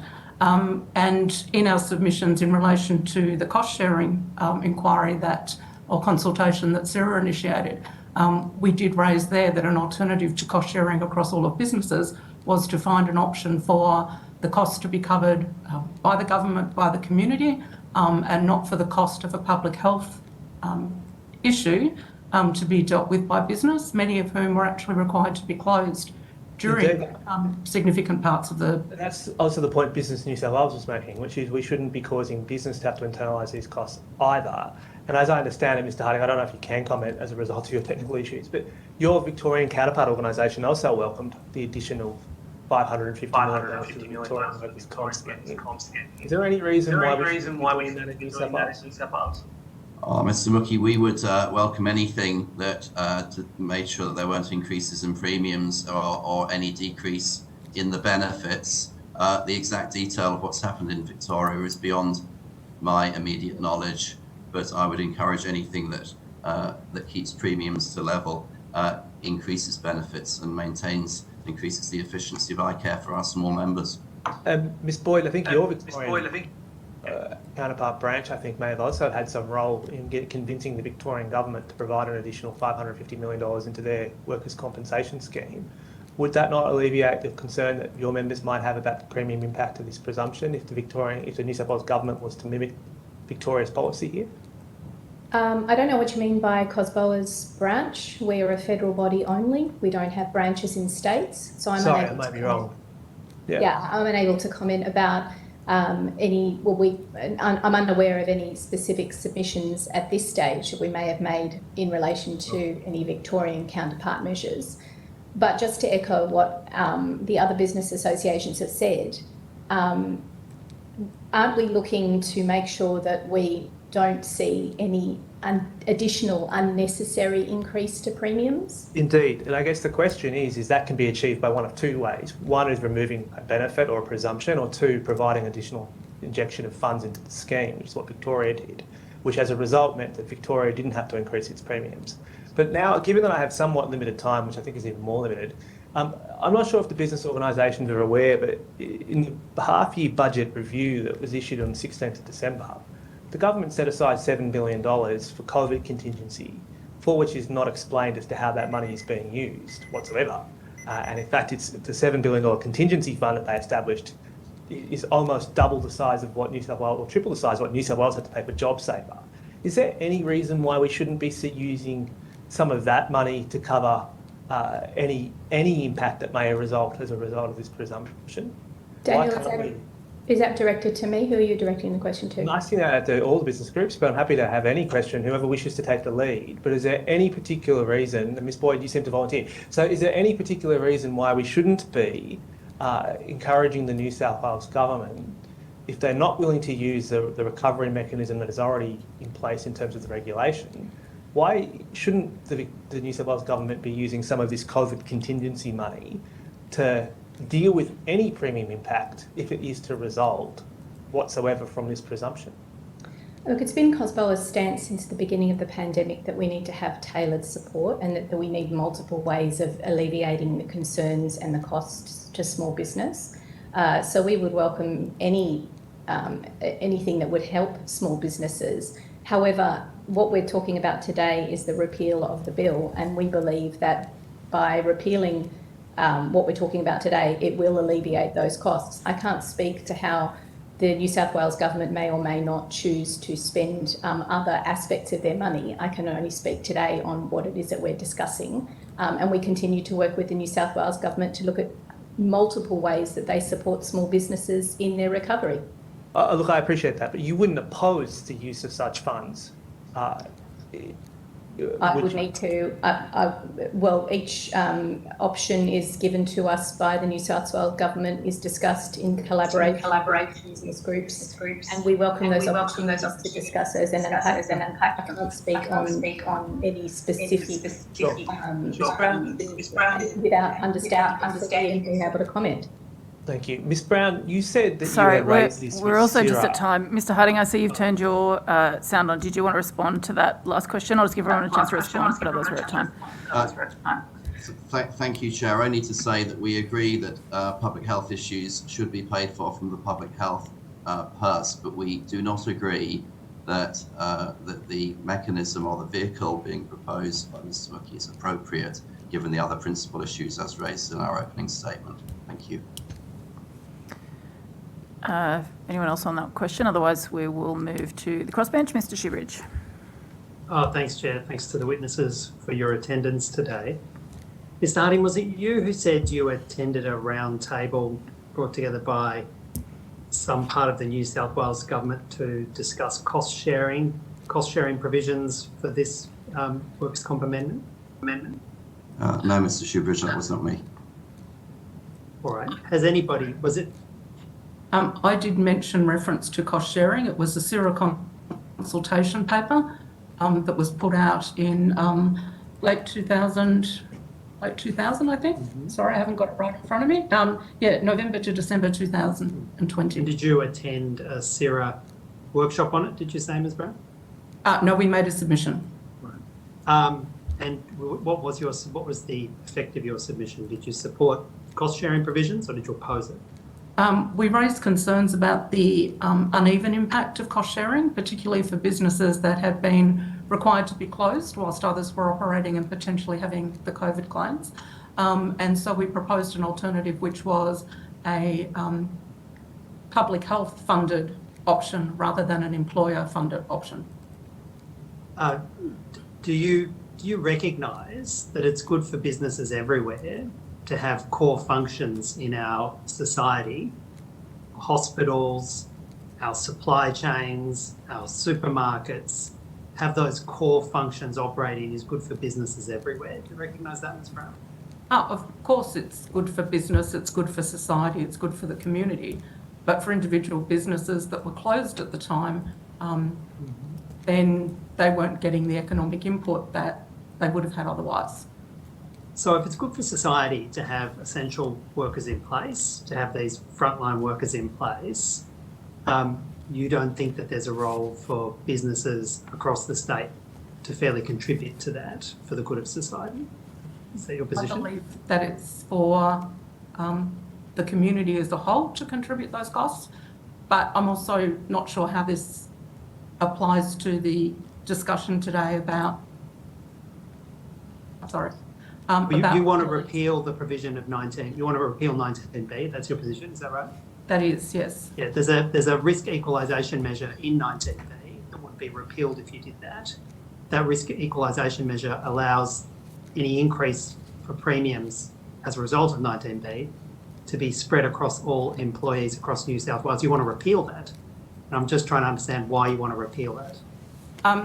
Our submission is in relation to the presumptive entitlement to workers' compensation under COVID for a select group of people, some of which who are the frontline workers, some of whom are not necessarily seen in that construct. And given that we do have a scheme in New South Wales that allows for provisional liability if somebody makes a claim for any type of injury, including COVID, we don't see an ongoing need for a presumptive legislation requirement for COVID-19. Do you have legal advice that the provisional liability elements of the Workers' Compact would fill the gap currently met by 19B? Do you have any legal advice to that effect? If so, I'd be fascinated to see it. So CIRA have actually issued expectations under a statement 32.3, which does direct insurers that when somebody makes the COVID-19 claim, they need to ascertain, first of all, whether they fit into a prescribed employment, but then further down in that instruction, it says that they must provisionally accept liability and commence provisional payments without delay. That's because of the existence of 19B. That's why the provisional liability is being rapidly turned around. You can't divorce the two in that advice from CIRA, or do you say otherwise? I would be surprised because it is actually in relation to COVID-19 generally, not just in relation to the presumption. So your position is that CIRA says every COVID-19 claim has to be paid under provisional liability. That you say that's the advice from CIRA. Well, that is my understanding. I'll ask CIRA about that this afternoon and see if that's that would be good, because that is my understanding of it. In which case, what's the effect? If you're right, and to be quite frank, I don't believe you are, but if you are right, then what on earth would be the benefit of repealing 19B? Because everything's already been met under provisional liability. You seem to have got yourself in a bit of a cul-de-sac here, Ms. Brown. I think what I'm saying there is that it would mean that everyone in New South Wales who believed that they had a work-related COVID illness would have the same status for lodging a claim, and there would be a provisional liability period while that claim was determined. Mr. Davies, what do you say to the nurses, to the doctors, to those frontline workers who have to go to work and put themselves at risk of COVID-19? What do you say to their evidence this morning that 19B is really essential to their members and gives them a degree of protection when they go to work? Mr. Davies, what do you say to them? I would say, if I could answer your rhetorical statement with my own rhetorical statement. You could just answer the question, Mr. Davies. What do you say to them? The provisions in all other states, none of which have the deeming provisions.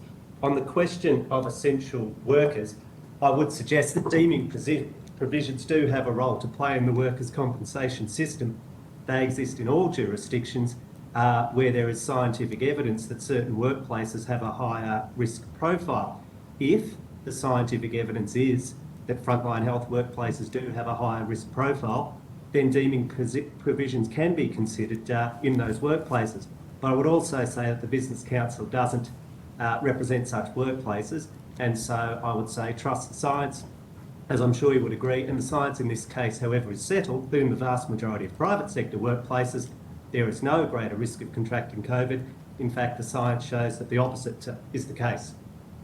What do you say to those often young, casually employed workers who are keeping our supermarkets open during COVID, during a COVID pandemic, are at risk of catching COVID at work, often casual, don't have sick leave. Do you say that they should just, if they get COVID, they should just rely upon their own resources? Is that your view? I would like to respond with some verbatim quotes that I've been provided with by a supermarket business from its own employees. If they address the question, by all means. They are eligible for compensation claims, and these are some of the quotes they provided them.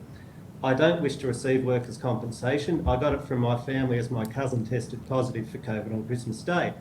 My daughter's daycare had a case. We went to get a PCR test for my daughter, and she tested positive, and the whole family tested positive. I went to school at Byron Bay and attended a music festival with a bunch of friends, and we all tested positive to COVID following. Or I went to a pub with a group of friends where one of them was positive and didn't know. Soon after it was flagged on Service New South Wales as an alert, I went to get a PCR test and was positive. These are all direct quotes from young supermarket workers. You know that nobody's compelled to make a claim under 19B, Mr. Davies. Okay, sorry, I'm going to interrupt here because, listen, both of you need to be quiet for a second. I'm sorry, I'm going to interrupt here. We have Hansard recording this, and it's really important that we have an accurate transcript. So much as I love the colour and movement, I'm all for it. We need a proper record of this. So we're also at time here. So Mr. Shoebridge, I'll let you finish that question. Mr. Davies and anyone else that's relevant can answer it, and then it's time for the government. So Mr. Davies, you know that nobody's required to make a claim under 19B. Are you saying, though, that there are a series of people working in the supermarket industry who will intentionally abuse 19B, and that's why you want to have it repealed? I completely reject both premises of your question. The first premise is incorrect, that no one is required to make a claim. That is completely incorrect. Businesses are required to notify workers of their eligibility. And secondly, I completely reject your premise that it is likely to be abused. In fact, as I said with my evidence, in over 80% of cases of eligible workers in the retail sector, they indicated that they did not wish to seek workers' compensation. That is hardly evidence of abuse. Well, then why the need to appeal if 80% of workers aren't using it? I can't comprehend why you then add 1 and 1 together and make 15. Why do you say? Thank you very much, Madam Chair. Time to read my submission. Mr. Davies. Thank you. We've got the submission. I said I would invite you to read my submission. Thank you, both of you. It's now time for the government. Thank you very much, Madam Chair. And Mr. Davies, just wanting to pick up on those examples that you outlined there. Is it the case that every one of those examples would be entitled to make a claim under Section 19B as it stands, and then it would be up to the employer to be able to prove that that person did not contract COVID in the workplace? Is that the case under the current legislation? Under the current legislation, they are deemed to be eligible, and the practice under the current legislation, because this is the legal obligations on a business, is that the business must notify employees of their eligibility and initiate a claim for them.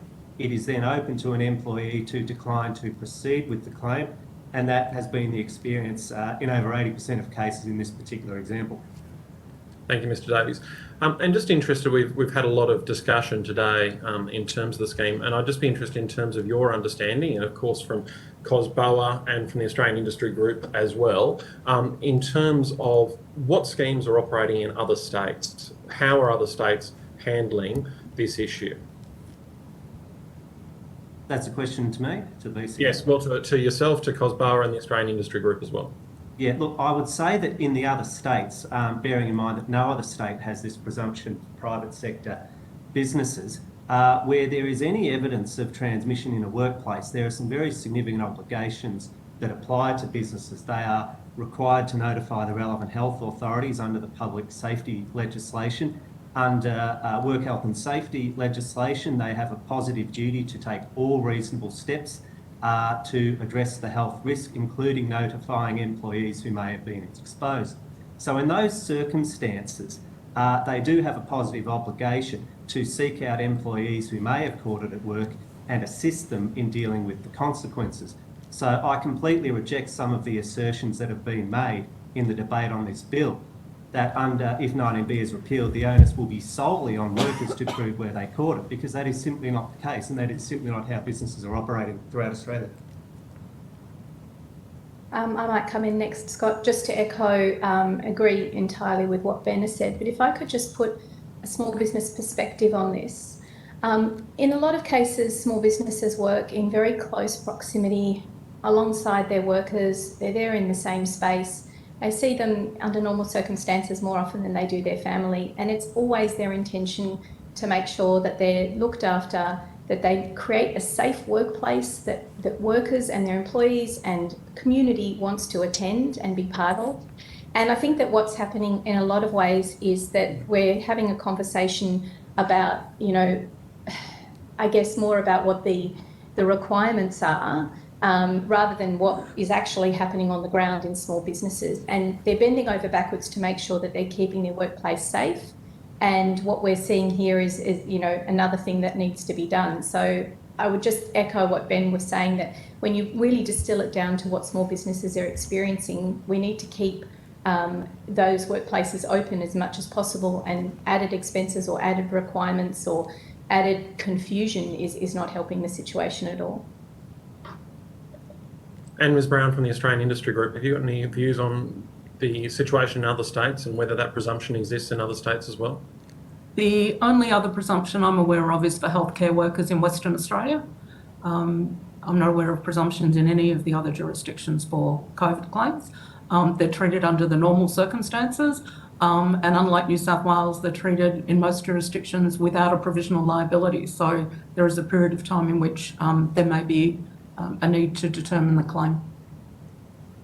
Now, I might just, in the time we've got remaining, turn to some of the alternative suggestions that have been raised here today. One of them is, and I think it was addressed, and forgive me if I'm wrong, I think it might have been to Mr Harding previously, but in terms of spreading the cost across all workplaces, I just want to hear your submissions on that, rather than to individual employers, and why that is, if that is of concern to you, and if so, why? If I could make one. Yes, I'll go for you, Mr Davies, then Mr Harding, if you want to come off mute and maybe contribute. I defer to Mr Harding. Thank you, Mr Farlow. Yes, with regards to spreading risk, we think that there are two principal issues here. One is the one that I raised earlier on, that this is a statutory trust which employers contribute to for injury, which is in the workplace, and therefore the risk is bound by those two principles. And what has been suggested today is that the very principle of the statutory trust is widened to manage the much wider risk of a pandemic turning into an endemic. And secondarily to that, I think the risk should not be placed on those hardest working, particularly small businesses at the moment, which have come through a terrible 2 years, and it is an inappropriate vehicle used wrongly to spread the risk of a pandemic into those small businesses which are least able to carry that risk. If I might just add to that as well, there is also the concern about the additional cost of, as I mentioned before, that additional costs in any way, whether it be mitigating risk or dealing with roster changes or potential increase in premiums, that all goes to the cost of employment. And from a small business owner's perspective, if those costs go up per employee, that means you can employ less people and have less people working in the business in the future, which affects growth, which affects your potential to service your customers' needs. And at the moment, with worker shortages, it can affect your ability to stay open at normal hours as well. So all of those things are considered when you're thinking about potential employment. And like we've said in our submission, and also earlier in our opening statement, we don't believe that this is the right vehicle for supporting workers who need to take time off or who have,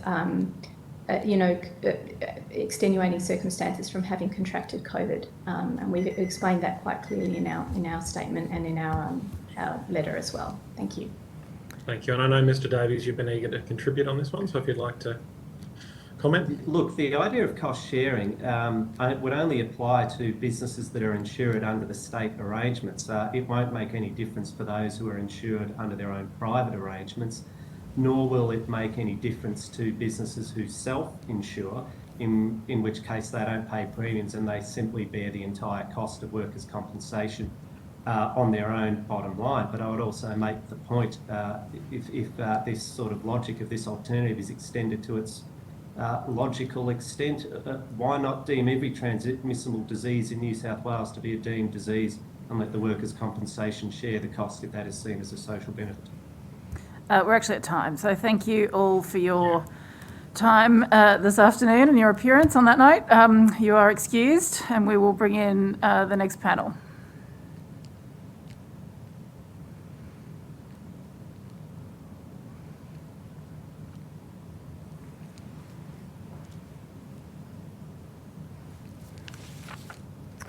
Okay, so we've got 1, 2, 3, 4. 1, 2, 3. Looks like we've got everybody. We've got 3. 1, 2, 3. No, Oh, no, 4. clubs, Right. pubs. Yep. Yeah, I think so. Okay, welcome to our next panel. We appreciate your time this afternoon and the work that you've put into this. I'll ask each of you to first of all state your full name and your position title, and then swear either an oath or an affirmation based on the information that will have been sent to you by the Parliament Secretariat. We'll start with you, Mr Morrissey.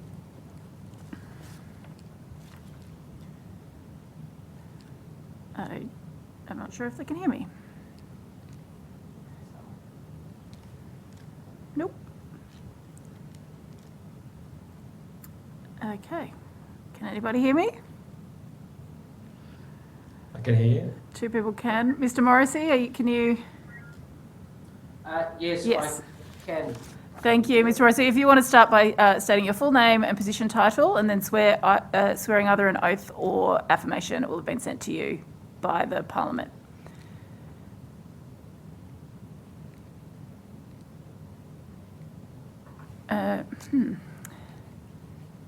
Nope, we might try with one of the others if we're having some trouble there. Okay, let's try Mr Lambert. Sure. My name is Wes Lambert, CEO of Restaurant and Catering Australia, and I solemnly, sincerely, and truly declare and affirm that the evidence now about to be given by me shall be the truth, the whole truth, and nothing but the truth. Thank you very much. Mr Sorday? My name is Simon Sorday, the Manager of Policy and Government at Clubs New South Wales. I solemnly, sincerely, and truly declare and affirm that the evidence now about to be given by me shall be the truth, the whole truth, and nothing but the truth. Thank you, Mr Zara. Good afternoon. Paul Zara, CEO, Australian Retailers Association. I solemnly, sincerely, and truly declare and affirm that the evidence now about to be given by me shall be the truth, the whole truth, and nothing but the truth. Thank you. And we'll just try you again, Mr Morrissey. Thank you, Chair. Apologies for that. Sean Morrissey, Deputy Chief Executive Officer of the Australian Hotels Association New South Wales branch. I swear that the evidence now about to be given by me shall be the truth, the whole truth, and nothing but the truth. So help me God. Thank you very much, and thanks again to all of you for joining us. I will invite each of you to make a brief opening statement, and we might just do it in the same order. So, Mr Lambert. I think you are on mute. On mute? Yep. Sorry. So I will keep this brief, so I know that it's a very short session this time. Certainly, restaurant and catering now represents 50,000 restaurants, cafes, and caterers around the country, of which there are over 20,000 in New South Wales, according to the latest ABS entry-exit report from December 2021, employing hundreds of thousands of people in New South Wales, and certainly very affected by this bill, and certainly against it continuing. I look forward to both presenting continued evidence and also answering any questions. Thank you, Mr Lambert. Mr Sorday.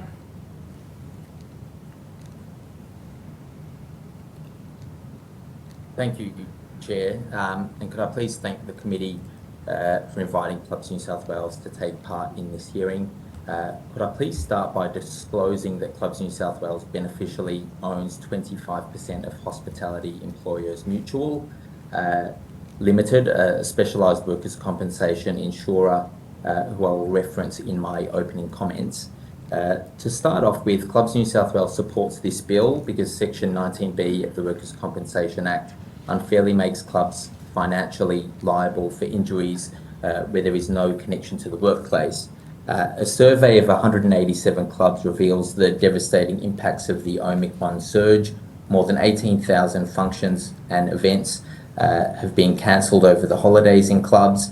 55% of clubs have been required to close or reduce hours over the holidays. And it is estimated that the industry is losing $143 million in revenue per month. And regrettably, our concern that Section 19B would impose an undue financial burden on the industry has proved accurate.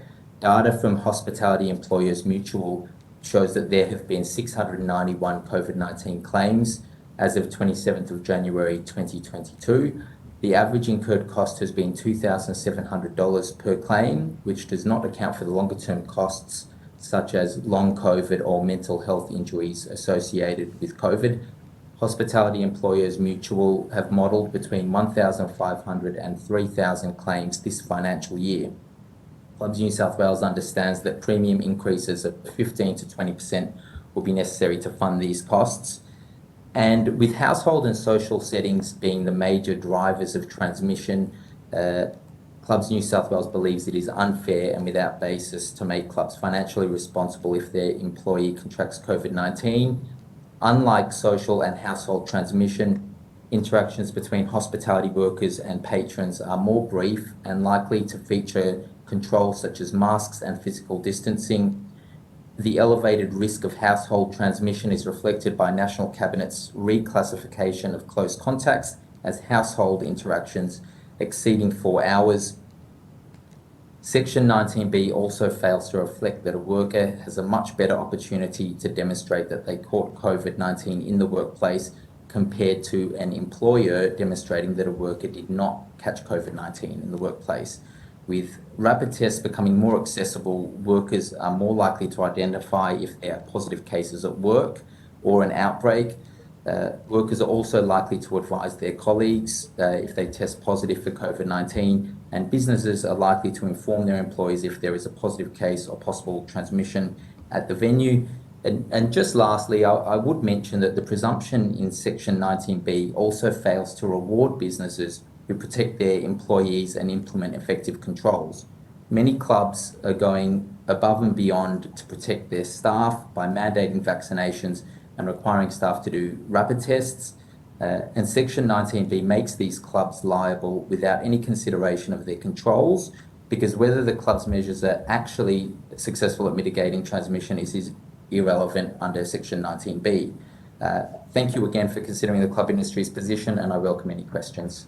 Thank you. Mr. Zara? Thank you, Madam Chair, for the opportunity to appear in the front of the committee today. So the Australian Retailers Association is the oldest, largest and most diverse industry retail body representing the country's largest private employer, with membership of approximately 2/3 of the $360 billion sector that employs 1.3 million Australians. Our members have over 100,000 shop fronts across the country and operate across all retail categories, so from food to fashion, hairdressing to hardware and cosmetics to computers. We represent the rich diversity of Australian retail, from our largest national and international retailers to our small and medium-sized members, who make up about 95% of our membership. With our national members operating extensive store networks through New South Wales and around 1,800 small and medium-sized members with stores across the state, this is an important issue for the ARA. It's also an important issue for our sector, given that New South Wales drives more than 30% of Australia's retail sales. What happens in New South Wales impacts the profitability of national retailers and the viability of the sector nationally. Like the peak bodies that have provided testimony before us today, the ARA is calling for Section 19B of the Workers' Compensation Act to be repealed, and with it the presumption that if a worker contracted COVID-19, they did so in the workplace. When this provision did come into effect in May 2020, government mandated lockdowns meant that if someone contracted COVID-19, it was a lot more likely that they would have done so at work. With the recent surge in cases of the highly transmissible Omicron variant, though, a considerable number of people working from home and the definition of close contacts now confined to household contacts, there is not now a disconnect between where cases are deemed to have originated and where transmission has occurred. Despite these retailers in New South Wales are still processing claims on the presumption that transmission occurred in the workplace, increasing costs and complexity at a time when we need to be helping the retail community back on the path to sustained recovery. These impacts have been exacerbated by the recent surge in cases due to Omicron, with one of our members processing as many claims in the first month of this year as they did in the previous 12 months.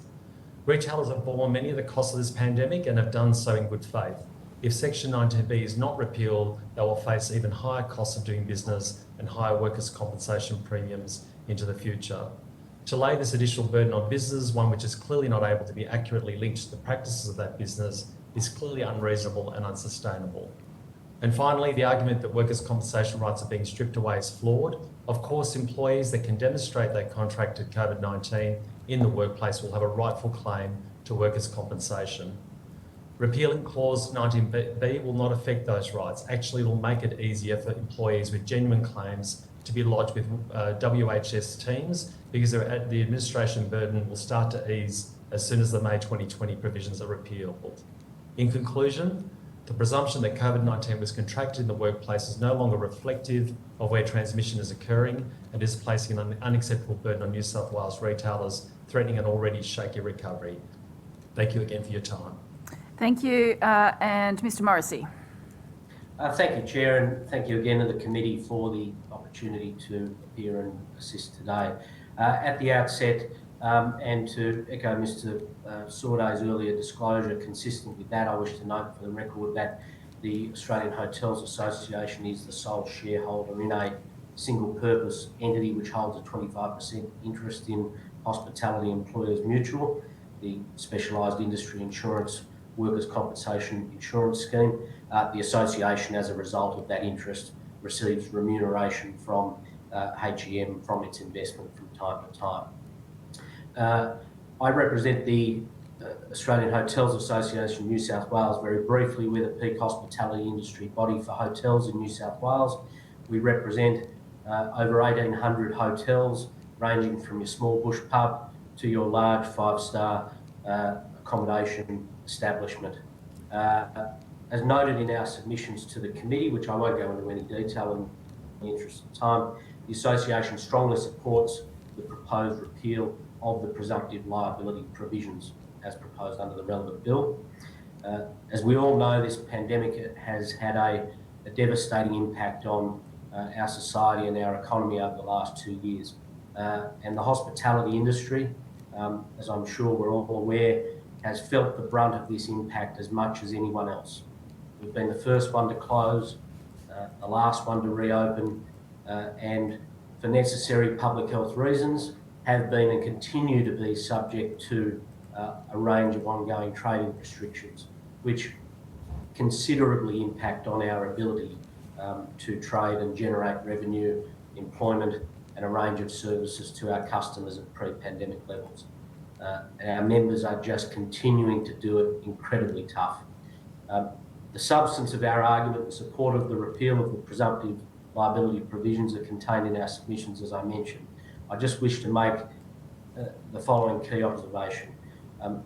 These provisions, if not repealed based on the modelling that is being prepared by our specialised workers' compensation scheme insurer HEM, will lead to a direct cost being passed on to our member businesses by way of increased workers' compensation insurance premiums, potentially in the order of 15 to 20%.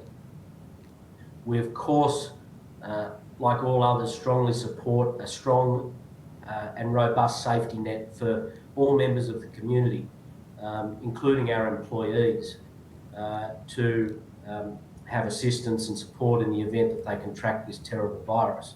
However, what we do say critically is that the workers' compensation scheme is not fit for that purpose. It's not what it's designed for. It's not the appropriate vehicle.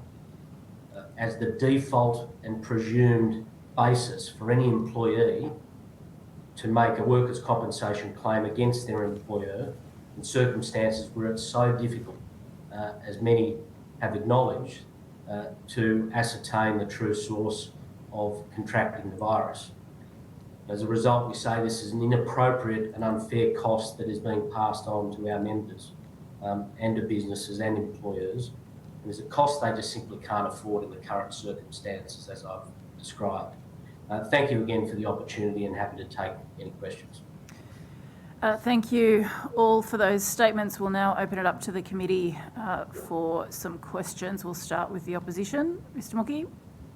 Thank you, Chair, and thank you to all the representatives that are present today, and for the work that you do, and to the work that your members do too. I might just, in first instance, direct these questions to both Clubs New South Wales and to the AHA about Hospitality Employers Mutual Limited. That's a specialist insurer, is it not? Yes, Mr. Mookie, happy to take that question. Yes, that is a specialist. And that's a specialist insurer that is 50% owned by EML, 25% by the AHA and 25% by Clubs New South Wales? That's correct. And what is its current funding ratio? I don't have the current funding ratio before me, Mr. Mookie. That particular detail, I would have to take that on notice. I'm not sure you're allowed to take that on notice. Does Clubs New South Wales know what the funding ratio is of your scheme? Likewise, I would have to take that question on notice. Okay. Presume that the Parliament agrees with you and does repeal Section 19B. How will Hospitality Employers Mutual apply the provisional liability aspects of the workers' compensation laws to decide COVID claims? That is, are you going to decide that everybody is provisionally liable pending further investigation by HEM? Thank you, Honourable Member. I can't speak on behalf of Hospitality Employers Mutual. And on that basis, I can forward the question to them, but I can't speak to how they will. Surely this is a question, an inquiry you've made of them, given that whatever gain you get from repealing the presumptive requirements could easily be taken away depending on the attitude they apply towards provisional liability. It's a pretty straightforward question, actually, in that respect. I would say that the approach they will take, I can only assume, will be consistent with the legislation and the law as with Section 19B repealed. So if CIRA is to decide that everybody in the system has to, on a provisional liability basis, agree to a COVID claim, then effectively the benefits of repeal to your members is neutral to none. Is that correct? Mr. Mookie, I don't know that I could accept that, the premise of that at face value. Again, that'd be something I'd have to take on notice in consultation with HEM. Okay. So on the question of the actual cost, have you at all raised with the government why they have not triggered, and this is first to Clubs New South Wales and the AHA, please. Has Clubs New South Wales raised with the government why they have not triggered the recovery mechanisms that are contained in 19B that would spread the cost from the specialist insurers to the entire scheme? We have not made those inquiries. Our position is that the workers' compensation scheme is not the appropriate vehicle to deal with the costs associated with COVID-19. For instance, that figure of $2,700, the average cost per claim, a high proportion of that figure is the cost of a person's income while they're self-isolating. Yeah. Sorry, Mr. Swan, I just did ask, I've got limited time and I did ask a question, so I might just ask the AHA the same question. Has the AHA raised with the government at all, at any level, the idea, or made inquiries as to why the government hasn't triggered the recovery mechanisms that are contained in 19B that would spread the costs from your specialist insurer to the rest of the scheme? Have you raised this with the government? We're aware of those mechanisms being available, Mr. Mookie. We haven't raised those directly with government. As I said, we're aware that that is a mechanism that the legislation does provide for. However, to the best of my knowledge, I'm not aware that I guess, alternative proposal has been explored in any further detail. Going again to that very point, the premise of our argument, that would result in a pass-through of a cost to the employer as well.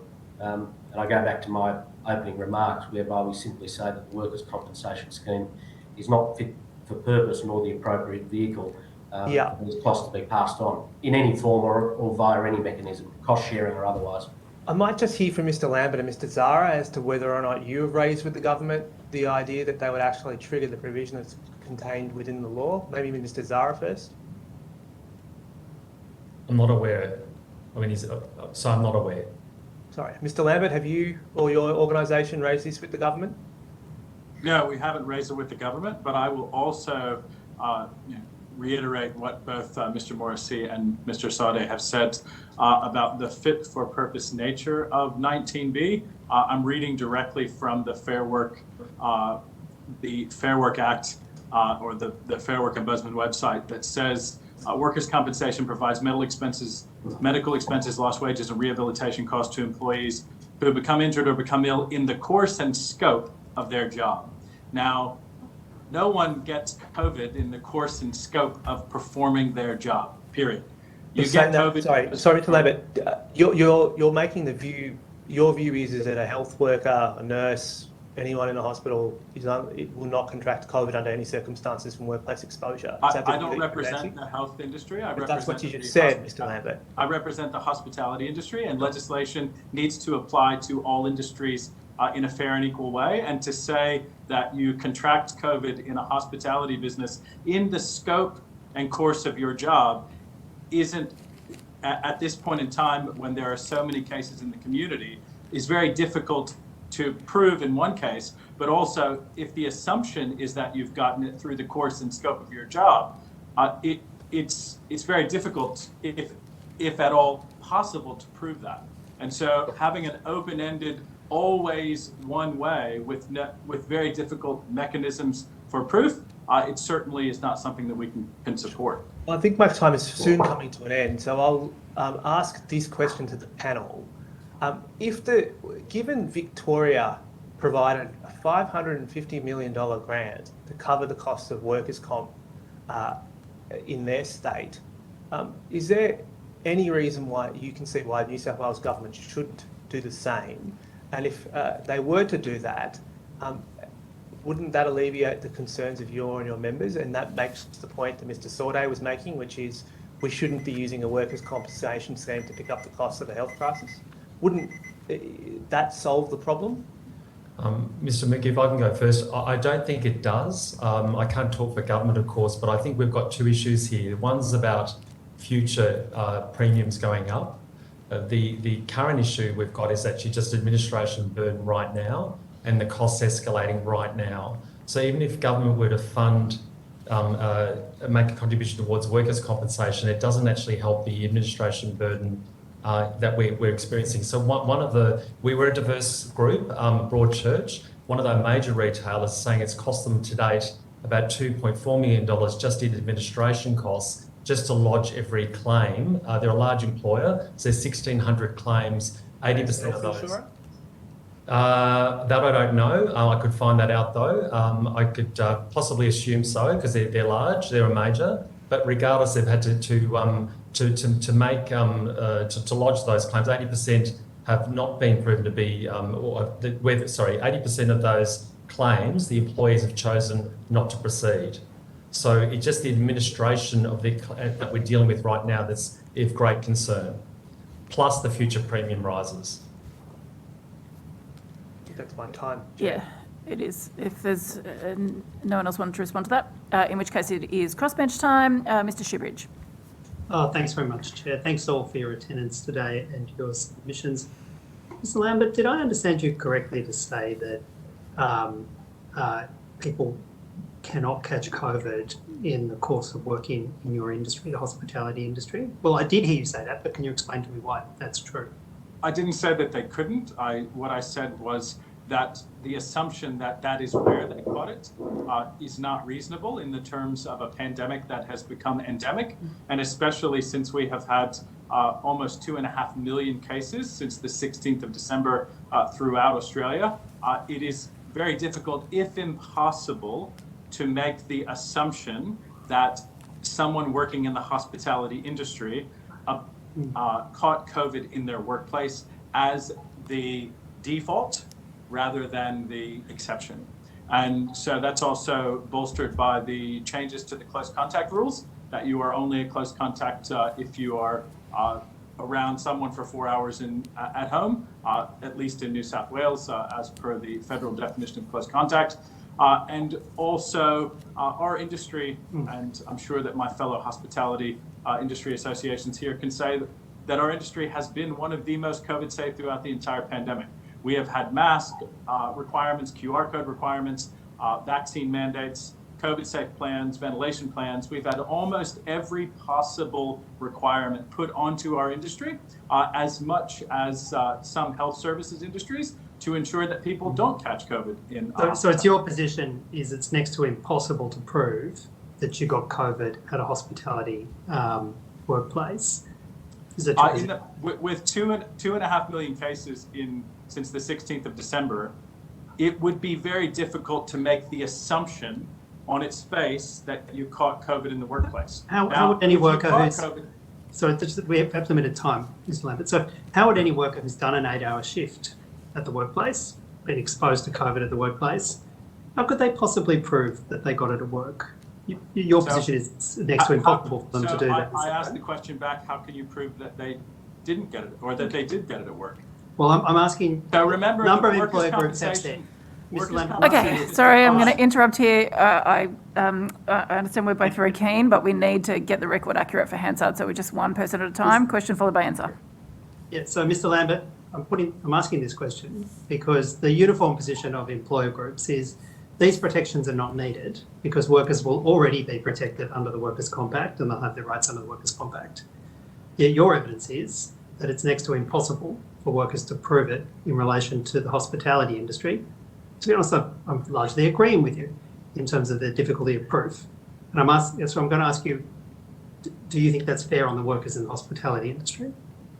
So ultimately, the purpose, as is defined by the Fair Work Ombudsman of workers' comp, is to provide medical payments, wages, and other benefits to workers who, through the course of their work, are injured or become sick. So, well, Mr. Lambert, I might just stop you there because if you're telling us what the federal ombudsman says and the Fair Work Act say in the federal sphere, they're not of relevance to the state law and they don't no, of course, we're talking state law. So we've got limited time. We might just move on if you're just going to tell us what the federal ombudsman says. No, ultimately what I'm just trying to convey is that with so many cases in the community, if the default stays that all cases of COVID are assumed to have been caught in the workplace, it is not a fair or reasonable assumption to make. Mr. Morrissey, given how your workers are exposed as frontline workers, they're covered by the presumptions under 19B. How do you explain to your members that you haven't gone to the government and asked for the costs of 19B to be shared amongst all employers? How do you explain to your members that you haven't made those efforts to reduce the cost to your members of 19B? It seems inexplicable you haven't done that. With the greatest respect, Mr. Shoebridge, I'd respond by saying I just don't think we're at that point in time as yet. The position of the association has, since the enaction of this amendment, the creation of the presumptive liability, has advocated for its repeal. We've said all along that it's unfair, it's unjust, and it's the inappropriate vehicle to do it. If ultimately, just to answer your question finally, if ultimately it is the case that the government wishes to explore as an alternative to the repeal being the principal objective we're working towards and we support now, then of course we'll explore that. So for now, it's been an all or nothing approach to you. You want it entirely removed, and you haven't been willing to sit down with government and work out a cost sharing approach with 19B. That's been your approach to date. As I said, that's just simply a position and a point in time that hasn't been reached as yet, Mr. Schubert. Mr. Sordo, have you taken the same all or nothing approach and refused to sit down and negotiate with the government a cost sharing approach to 19B? Mr. Shoebridge, I would not characterise it the same way as an all or nothing approach. I would say that Section 19B is the basis. The presumption in Section 19B is the basis and the core of our concern, and that by exercising regulation making powers under that section is not the most appropriate public policy means to resolve the issue, and the approach which will impose the lowest administrative burden on our members and the fairest approach is to repeal Section 19B. Have you explained to your members or conveyed to your members that there's a cost sharing provision there? And have you explained to them why you haven't negotiated with the government or opened discussions with the government to share the cost around all employers? It seems quite incredible from somebody with your interests not to do that. We have communicated to our members the details of Section 19B and the changes to the workers' compensation law, and we have been clear with our members that we are taking the position that the government should repeal Section 19B. Mr. Morrissey, I think you said that you had modelling provided by the sector insurer, HEM, the specialised insurer, is that right? Yes, that's correct, Mr. Schubert. Is there a reason that hasn't been provided to the committee? I'd reference a few aspects of our submission which I think allude to a range of that not being directly, but I would be happy to, of course, take on notice and provide the committee with the detail of any modelling that may assist in deliberations. We don't have the ability to take matters on notice, but if you have the modelling available, if it could be provided today, we could receive it today. But it does seem to me unusual if you have modelling that you don't provide it to the committee. And so I'm going to ask you again, was there a tactical or strategic thinking behind not providing the modelling to the committee? No, Mr. Schubert, not at all. And I understand from HEM that in a range of correspondence that's been provided directly from HEM to CIRA, regulator, that in various correspondence has gone directly to CIRA throughout the course of this matter being deliberated over, that modelling has been produced. So there's certainly nothing strategic or no secrets there at all. So I will undertake to go immediately back to HEM and provide the committee directly with whatever modelling that we can assist with. Thanks. So we're actually at time here. So just for our witnesses' information, because of the tight time frame for this and when the report is due, there's no provision for taking things on notice. However, Mr. Morrissey, if you could table that at your earliest convenience, if that's possible, then we can accept that. But it is now time for government questions. Government. Well, sorry, just so there's no confusion. Sure. If Mr. Morrissey provides it by email, we can accept it as a late submission. We can. And we would, I think that would be very useful, Mr. Morrissey, if we could. I'll undertake to do my absolute best to get that as expeditiously as possible, of course. Thank you. The government. Thanks, Madam Chair. Well, look, I think it's been put to you by both Mr. Mookie and by Mr. Shoebridge effectively, between the two of them, as far as I see it, a proposal to increase the cost of the scheme by paying for compensation with cases that aren't necessarily contracted in the workplace, then sharing the cost of that scheme amongst all workplaces, irrespective of any risk, and then taking away from other COVID support in order to pay for those increases in the cost of the scheme. Do you see any problems with this at all from any of you?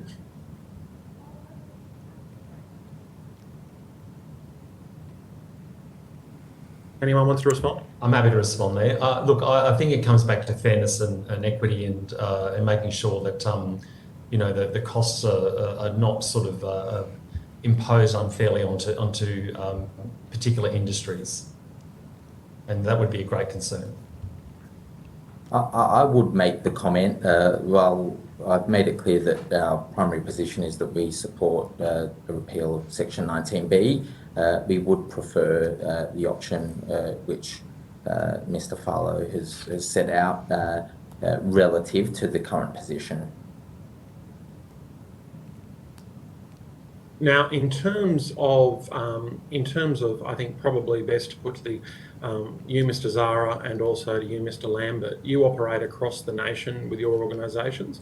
What's your understanding of the operation of schemes in other jurisdictions when it comes to your members and how workers' compensation works for them in those jurisdictions?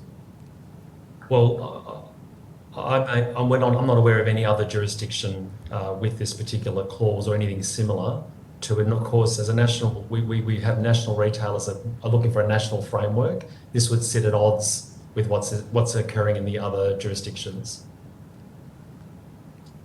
I will reiterate that I am also not aware of any other schemes that are similar to this particular to 19B around the country, and certainly as a national organization we'll be hope for, and I'm looking for consistency.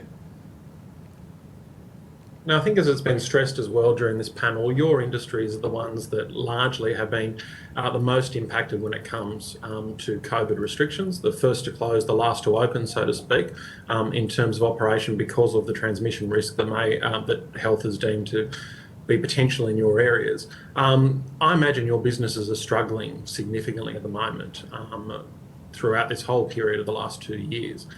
How big a concern are workers' compensation premiums for your businesses at present? Happy to take that first up, Mr. Farlow. It is and always has been a cost of doing business, workers' compensation premiums. Speaking on behalf of the association, which very proudly established HEM as the specialised insurer over a decade ago, the results that we've been able to achieve through maintaining low premiums and great return to work results for our members and their employees through the scheme is something that we're very proud of, and we stand by, and our members who are participating in that scheme have significantly better results and records than many who are insured under the default iCare scheme. And so for that reason, we're particularly concerned about the impact that this will have in terms of that cost of business. As I said at the start, as you've just alluded to, we're doing it extremely tough at the moment. And an increase in workers' comp insurance premiums of 15 to 20%, particularly for a small country pub, is just something that's really hard to fathom in the current context of doing business, in the context of what our members and our industry's been through over the last 2 years. Wes Lambert here. We actually have a copy of our 2021 benchmarking report in hand, and staff on cost, including workers' compensation, were 5.4% in the 2014-15 financial year, and have skyrocketed to 8% in the most recent financial year. And so workers' compensation costs are a big deal to restaurants, cafes, and caterers, and continuing to put pressure on those costs for the hardest hit industry as we are still in a wave of COVID. It will certainly lead to the potential closure of businesses and certainly the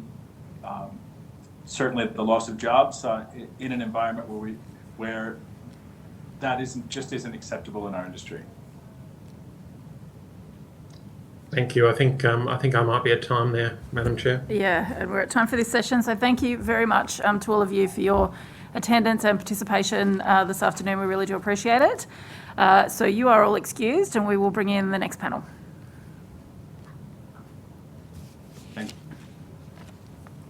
Thank you, committee.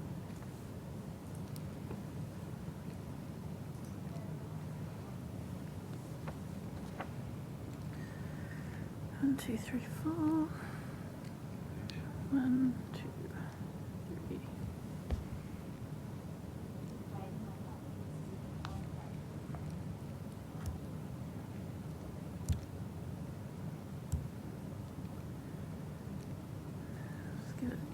seconds, then we might just kick off.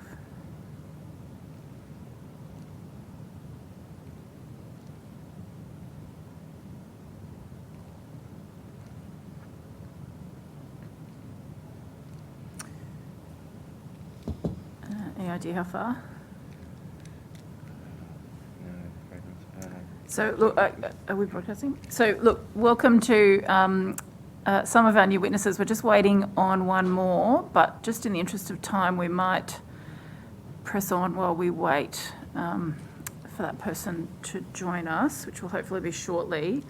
In the meantime, can I invite our new witnesses to please state your full name and your position title, and then swear either an oath or affirmation based on the information that will have been sent to you by the Parliament. Perhaps we'll start with you, Mr. Armitage.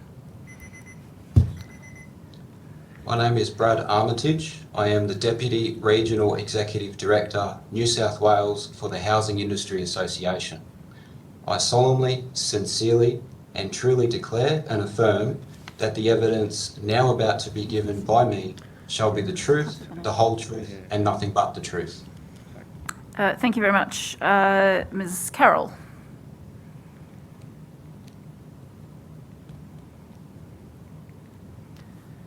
Ms. Carroll, can you hear us? No? Okay, we're having couple of technical troubles here. Ms. Carroll, you can't hear me? Okay, so let's see. Have we got Mr. Harris? We are, Chair. Thank you, Mr. Harris. If you could state your full name. Yep. My name is Scott Harris. I'm the Director of Workplace Relations and Business Policy for the Pharmacy Guild of Australia. I solemnly, sincerely and truly declare and affirm that the evidence now and about to be given by me shall be the truth, the whole truth and nothing but the truth.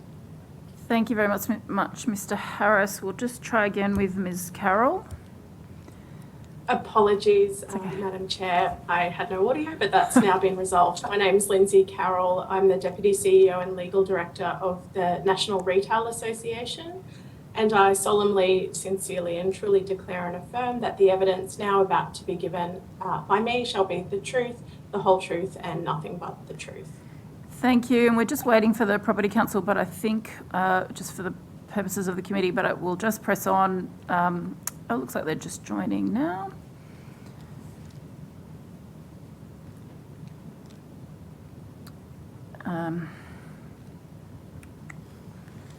Okay, Mr. Extract, if you could please state your full name, position, title, and swear either an oath or affirmation. The details will have been provided to you by the Parliament. Yes, thanks, Chair, and thanks for having me today, everyone. My name's Luke Achterstraat. I'm the New South Wales Executive Director at the Property Council of Australia. I swear that the evidence now about to be given by me shall be the truth, the whole truth, and nothing but the truth. So help me God. Thank you very much. Now, you're each invited to make a brief opening statement if you wish. We might start with Mr. Armitage. Good afternoon, and thank you for inviting the Housing Industry Association to attend today's hearing. The HIA is Australia's only national industry association representing the interests of residential building industry, including new home builders, renovators, trade contractors, developers, building professionals, and suppliers and manufacturers of building products. HIA agrees that appropriate and adequate protection for workers from workplace injuries is of the utmost importance. Workers should have access to the benefits and support they need to recover and safely return to work. However, it is also important that the workers' compensation scheme is affordable and remains financially sustainable. HIA supports the bill. Working in the housing industry already attracts some of the highest workers' compensation premiums compared with other industries. Without the bill, it is likely that premiums will increase further, placing significant pressure on our members who are already dealing with significant disruptions to supply chains, material price increases, and labour shortages. Clearly, workers might not contract COVID-19 at work. For example, Many New South Wales workers have contracted COVID-19 through contact with their family. With the reopening of New South Wales, workers will be participating in normal social activities at pubs, clubs, bars, restaurants, sporting events and other potentially high-risk settings. Importantly, however, HIA notes that if the bill is passed, workers who contract COVID-19 would still be able to make a claim for compensation.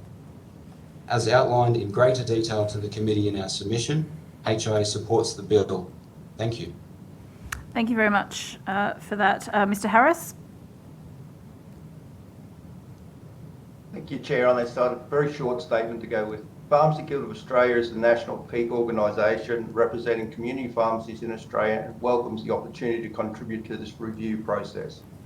The Pharmacy Guild supports the bill and suggests that the Legislative Council passes as soon as possible in order to remove the current COVID-19 provisions as they apply to the private sector businesses, which does include community pharmacies. The key points the Pharmacy Guild wishes to outline in this particular thing is the first is the change will return the legislation back to the pre-pandemic interpretations. Secondly, the change does not remove any rights for an employee to make a workers' comp claim if it's proven that they've contracted it within the workplace. And thirdly, the current legislation does impose additional costs and red tape onto the business doing it. The amendments were introduced to me, the amendments were passed during the first COVID lockdown in April 2020, when most workers could not attend work and those who could were potentially exposed to high risks, which is understandable. However, that's no longer valid in the current situations. Based upon the Pharmacy Guild's experience, including members' commentary, yes, the community pharmacy workplace presents a high risk to possible exposures due to ill community members entering the workplace. However, with the necessary PPE, regular cleaning procedures and the employee's knowledge now, it is now possibly the most safest place to be is in the workplace compared to being in the general community to go with it for risk of exposure. And that makes it in line with the current version of the Omicron coming out. It should be noted that the full impact of the changes are not on the workplace yet due to increased costs and workers' compensation or general insurance premiums. However, it is mainly important, and we reinforce, it does not remove, if the legislation is passed, the rights for an employee to make a workers' comp claim. And I look forward to answering any questions on that side. Thank you, Mr. Harris. Ms. Carroll? Thank you, Chair. As I said earlier, I'm from the National Retail Association. We represent over 6,500 retailers across all subsectors of the industry, right across the country. I won't take up the committee's time with a lengthy opening statement. We made a written submission late last year in support of the repeal of Section 19B and in support of the amendments. And I'm happy to take questions from the committee in this regard. Thank you. Thank you very much. And Mr. Akstrat. Thanks, Chair. And the Property Council of Australia is very pleased to provide evidence at today's inquiry. Property is the nation's biggest industry, representing 1/9 of Australia's GDP and employing more than 1.4 million Australians. We're Australia's largest employer. In New South Wales, the industry creates more than $581 billion in flow and activity, generating around 400,000 jobs. Now, our members are the nation's major investors, owners, managers, and developers of properties of all asset classes. They create landmark projects, environments, and communities where people can live, work, shop, and play. The property industry shapes the future of our cities and has a deep long-term interest in seeing them prosper as productive and sustainable places.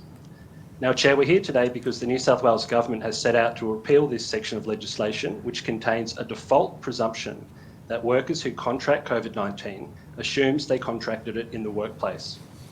But, Chair, as health advice and the broader understanding of the virus has evolved, policy settings need to be reviewed and made fit for purpose. So we welcome today's inquiry.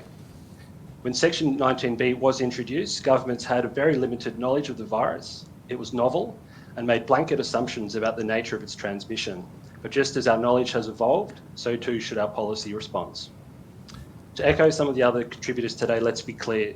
The proposed repeal of this presumption does not affect the ability for workers who have contracted COVID in the workplace to make a claim. That right is retained. The repeal is about removing the automatic assumption in the Act that will have unintended consequences. There needs to be clear and reasonable guidelines so genuine claims are dealt with efficiently to provide certainty to both employees and employers. The first case of COVID was detected in Australia over 2 years ago. Section 19B has served its purpose, and its repeal would be a step towards learning to live with the virus. The removal of 19B would ensure a fair and balanced approach is implemented when assessing claims made under the Act. The property and construction industries have a strong and proud track record on worker safety during the pandemic. Our businesses led the charge with COVID-safe plans, check-in codes, and high vaccination rates, which allowed construction worksite capacity to resume. Members may recall the shutdown of the construction industry in July. We worked closely with our friends in the union movement and the New South Wales government to comply with the vaccine mandate and to ensure that workplaces were safe and secure, to ensure that we could get back to work and build the jobs and homes that the people of New South Wales need. This is a testament to the strong safety and site management protocols that are part of everyday life for many workers attending building sites across New South Wales.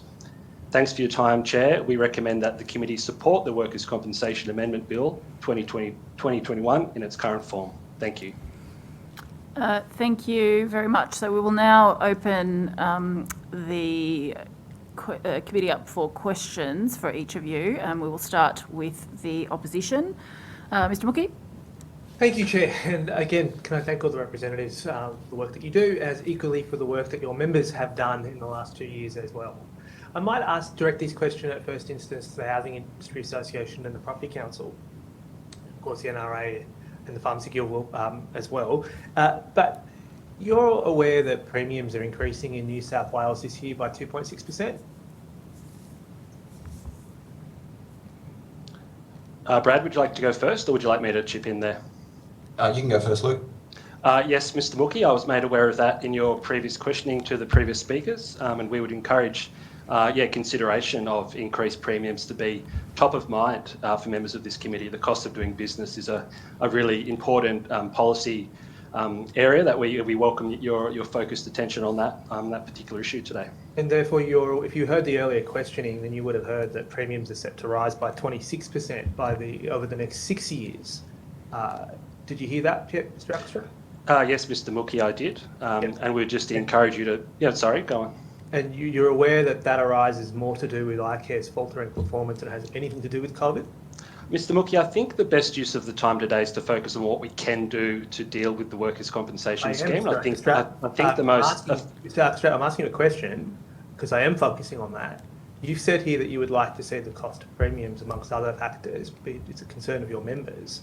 I'm asking, are your members concerned with a 26% premium increase that's taking place over the next 6 years due to iCare's poor performance? And given that we've been told in separate inquiries that has nothing to do with presumption, how much do you expect to save on premiums if this presumption is repealed? Mr. Mookie, I think your characterisation of iCare is one that you're entitled to. I think our members are looking for constructive changes such as the repeal of 19B to provide more certainty to the workers' compensation scheme, but we certainly welcome you taking up that issue of the cost of doing business. It is something that our members are acutely aware of, and the repeal of 19B we feel would be a very positive step to provide that certainty to employers and employees alike. I might move now to the HIA. How much do you expect premiums to fall if this presumption is removed? Have you been told by CIRA or the government how much premiums will go down if they remove this presumption? No, we have not been told how much they'll go down. Our submission is based on how much they're projected to go up. Thank you. Has any organisation been told by CIRA or any other part of the government how much premiums will fall if we repeal this provision? That information, to my knowledge, is not available at this stage. Purely the projections. But has any organisation, has the NRA been told, has the Pharmacy Guild been told, has the Property Council been told, has anyone told you how much your premiums will go down if this presumption is removed? We have not been informed whether premiums will decrease as a result of this amendment. And is the reason why perhaps you haven't been told, is one of the reasons why potentially you have not been told, is because premiums will not fall whatsoever if this presumption is removed, because iCare's return to work performance continues to fall to record lows and your members are having to pay for that. Is that the actual reason why you haven't been told? It's because they're not going to fall?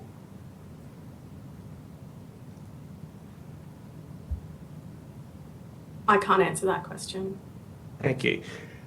In respect to actions that have been taken by other states, I think first to the HIA, you're aware that the Victorian government provided an additional $550 million on 30th June 2021 to its workers' compensation scheme to mitigate any premiums impact that COVID might have for Victorian employers?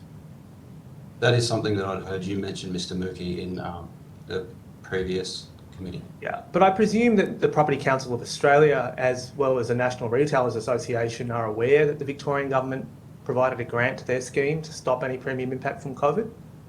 Yes, Mr. Mookie, we are aware of that policy.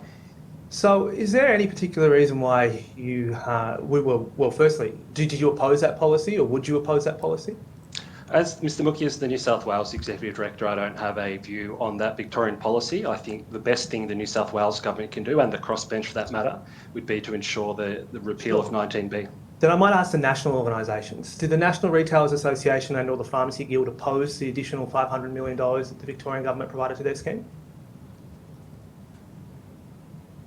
I do not have an answer to that at the moment, Mr. Mookie. Does the National Retailers Association, did you oppose the $500 million that the Victorian government provided to their scheme? We did not oppose it. So is there any reason why the New South Wales government shouldn't be considering a policy like that, which means that workers can still have confidence that they're not going to have to fight an insurer and employers can have confidence that there's not going to be a premium impact? Our written submission does touch on this lightly to essentially say that if something like that was to be introduced through policy or legislative measure similar to previous government disaster payments, we would be in support of it being done that way, rather than through leftover emergency style measures, which is what we consider Section 19B to be. And of course, that approach, if it is taken, would be something that would apply equally to all employers and workers, rather than only certain businesses who were able to trade through lockdowns, for example. Mr. Ackerstruck, would the Property Council oppose the New South Wales government providing a $500 million injection or anything like that to absorb the cost? Mr. Mookie, the Property Council is always engaging with New South Wales Government on various policy matters and would welcome broader discussions about the cost of doing business in this state. I asked you a specific question though, would you oppose that? Well, that's a hypothetical, Mr. Mookie. It's a policy that's occurred in Victoria. I understand that's probably not a matter before the New South Wales Government, so as such, it's not a really relevant question at this moment in time. Have you raised it with the New South Wales Government, any conversations you've had? First to Mr. Ackerstruck and then the other organisations, please. Mr. Mookie, we've raised the cost of doing business, and the best thing the government can do on that front is to repeal Section 19B. That's been the strong advocacy driven from our members. The Property Council is made up of a number of committees, Mr. Mookie. We have a number of committees to inform. You weren't in a position to tell us earlier how much money you expect your members to save if the government was to do it. Hence, I'm now asking you, have you explored any alternative policies with the New South Wales Government, or is this really the only view that you have in terms of the workers' compensation scheme in New South Wales? We're looking for quick, fast and effective policy responses here, Mr. Mookie. 19B is creating a big headache for employers, as you've heard today. I think the most effective thing for those interested in helping the cost of business in New South Wales would be to repeal Section 19B. Conversations with government, with yourself, Mr. Mookie, we welcome the opportunity to catch up with you in due time as well to talk about the broader cost sharing, a whole range of issues you've ventilated today, but really we're here today to strongly convince you and your colleagues that 19B needs to be repealed. Has the HIA explored any alternative policy solutions at all? Have you raised, or is it a case that you also only prefer the repeal of this as a solution? Mr. Mookie, HIA has been in weekly and even twice weekly meetings with various departments across government related to the issues facing our industry ever since the breakout of the pandemic 2 years ago. It relates to a range of issues and different forums. In this forum, our submission is related to whether or not we support the Workers' Compensation Bill, which we do. Yes, but I'm asking you, have you had any conversations with the government or advanced any proposition other than this one? No. Thank you. Has the Pharmacy Guild had any conversations with the government about this directly? Not to my knowledge on this particular topic, but we're always talking to the government about ways of doing business and providing care to the community on that side of it. We're here to discuss 19B and the possible repeal of it to, as we've stated from the front, Mr. Mookie, if the repeal goes ahead, employees still have the right to access workers' comp if they do contract the disease in the workplace. Indeed. And I don't know, I think my time might be coming to an end. Yes, Chair. last question. Okay, insofar as the existing mechanism that is contained within Section 19B to spread the cost across the schemes, has any of your organisations ever made any inquiries with the government as to why they haven't triggered that provision?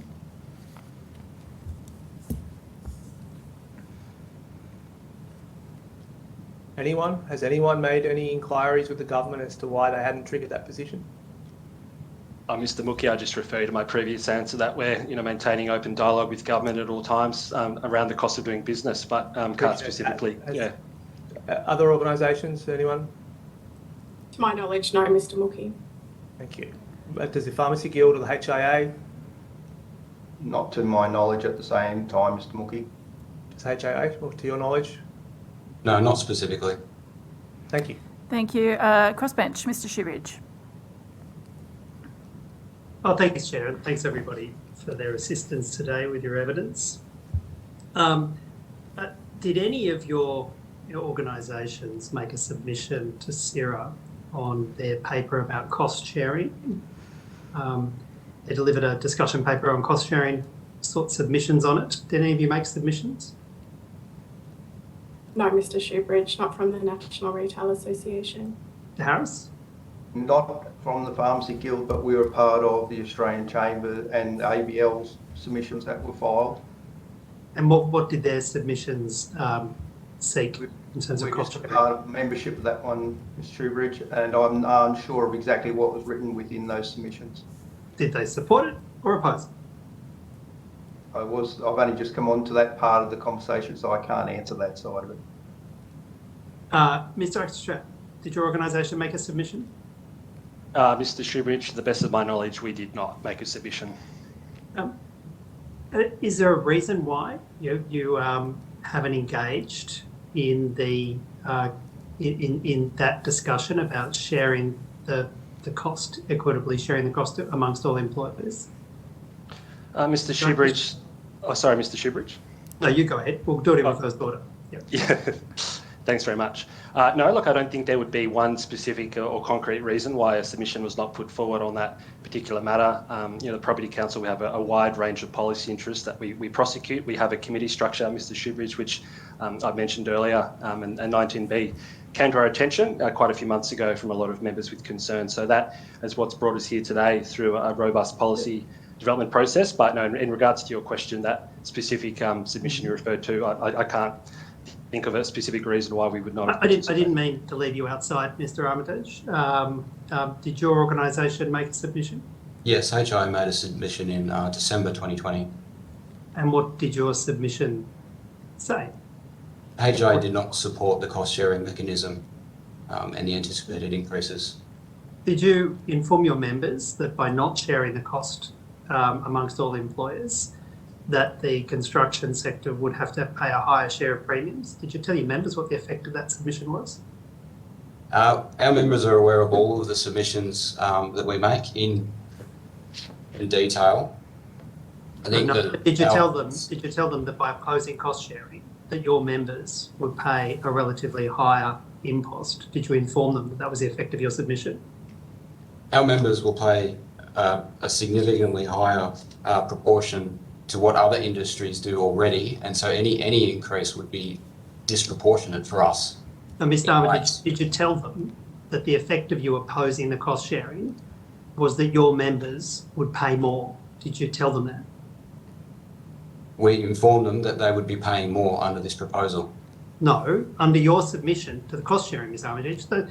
Is my question not clear enough? As a result of your submission sought not to share the cost across all employers. Your members are part of the subset of employers who are frontline workers, and as a result of your submission obviously being successful, that cost sharing has not occurred, and your members will have to pay higher premiums as a result of that. Have you told your members that that was the import of your submission?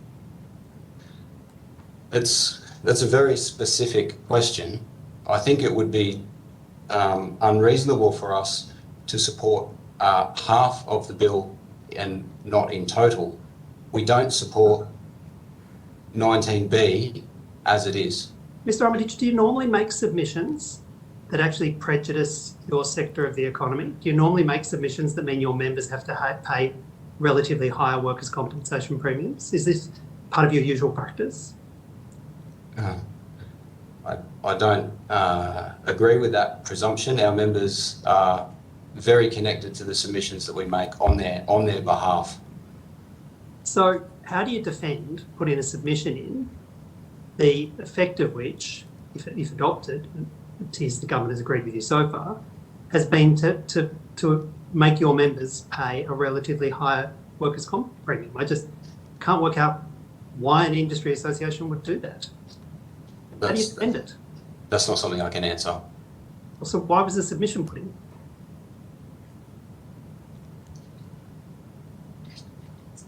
Mr.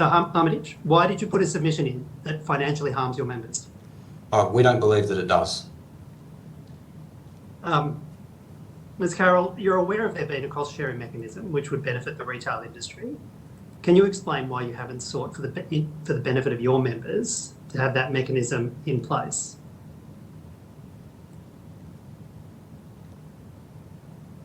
You're on mute, Ms. Carroll. Thank you, Mr. Shoebridge. Like one of my colleagues' responses earlier, we have a number of different policy priorities, and like all both employee unions and employer unions over the last couple of years, our resources have been directed and sometimes stretched very thin in response to COVID and the pandemic and the measures associated with that across all state and federal governments. So I can't answer that question as to why we did not prioritise a submission. You found time to put a submission in when it comes to removing rights from workers. I'm just curious why you didn't find time to put submission in when it comes to benefiting your members by sharing the costs around all employers.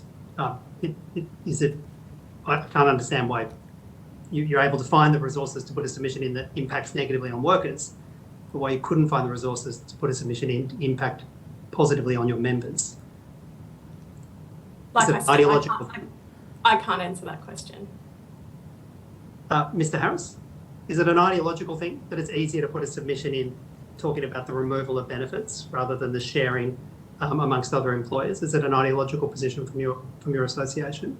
Mr. Shoebridge, I don't believe you've actually categorically made the comment there true. The 19B is removal of an automatic entitlement. Employees still have the right to make a workers' comp claim if it's contracted in the workplace. They haven't been lost any rights at all. You're telling me that a worker in your industry will have the same rights after the presumption is removed as they have currently. Is that seriously your position, Mr. Harris? They're still entitled to workers' compensation. It's just not automatic where they may have contracted the disease from. They have a fundamentally different right and a lesser right because they have to go through the process of proving where they got it. There's no genomic testing. There's no contact tracing.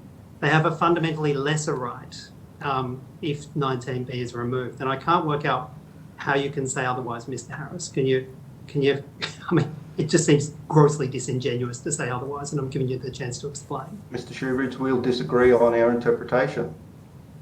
So, I mean, it just seems futile to spend time calling black-white, but you want to insist upon that position, that removal of 19B doesn't take away any rights.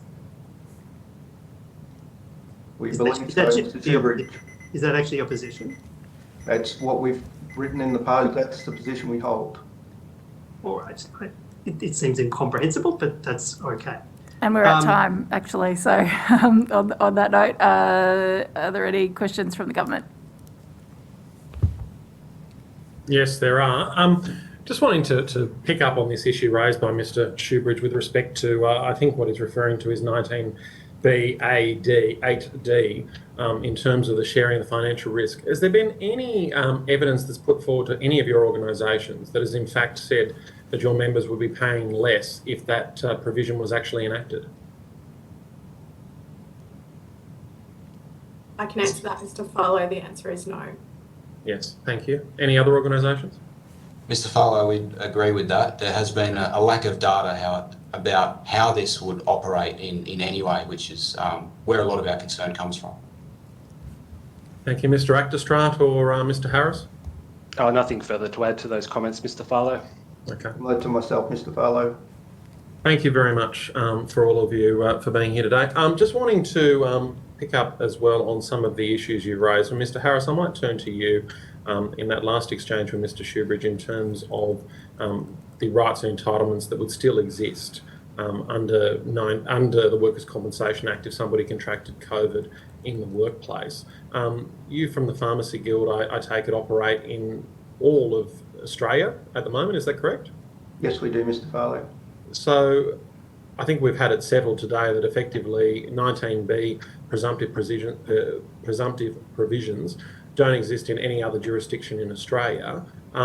I take it that your members, if they contract COVID in the workplace, are able to seek workers' compensation for that in other jurisdictions. Is that correct? That is correct, Mr. Farlow, and we've had several of those people already who have, during the early stages of the virus, where they were contracted in the workplace because they didn't have COVID protections or cleaning into place. Okay, and now I guess that we have come to a different stage of the pandemic with Omicron, and we've of course seen Australia move away from COVID zero. We've seen an open economy and we've seen COVID cases increase in the community.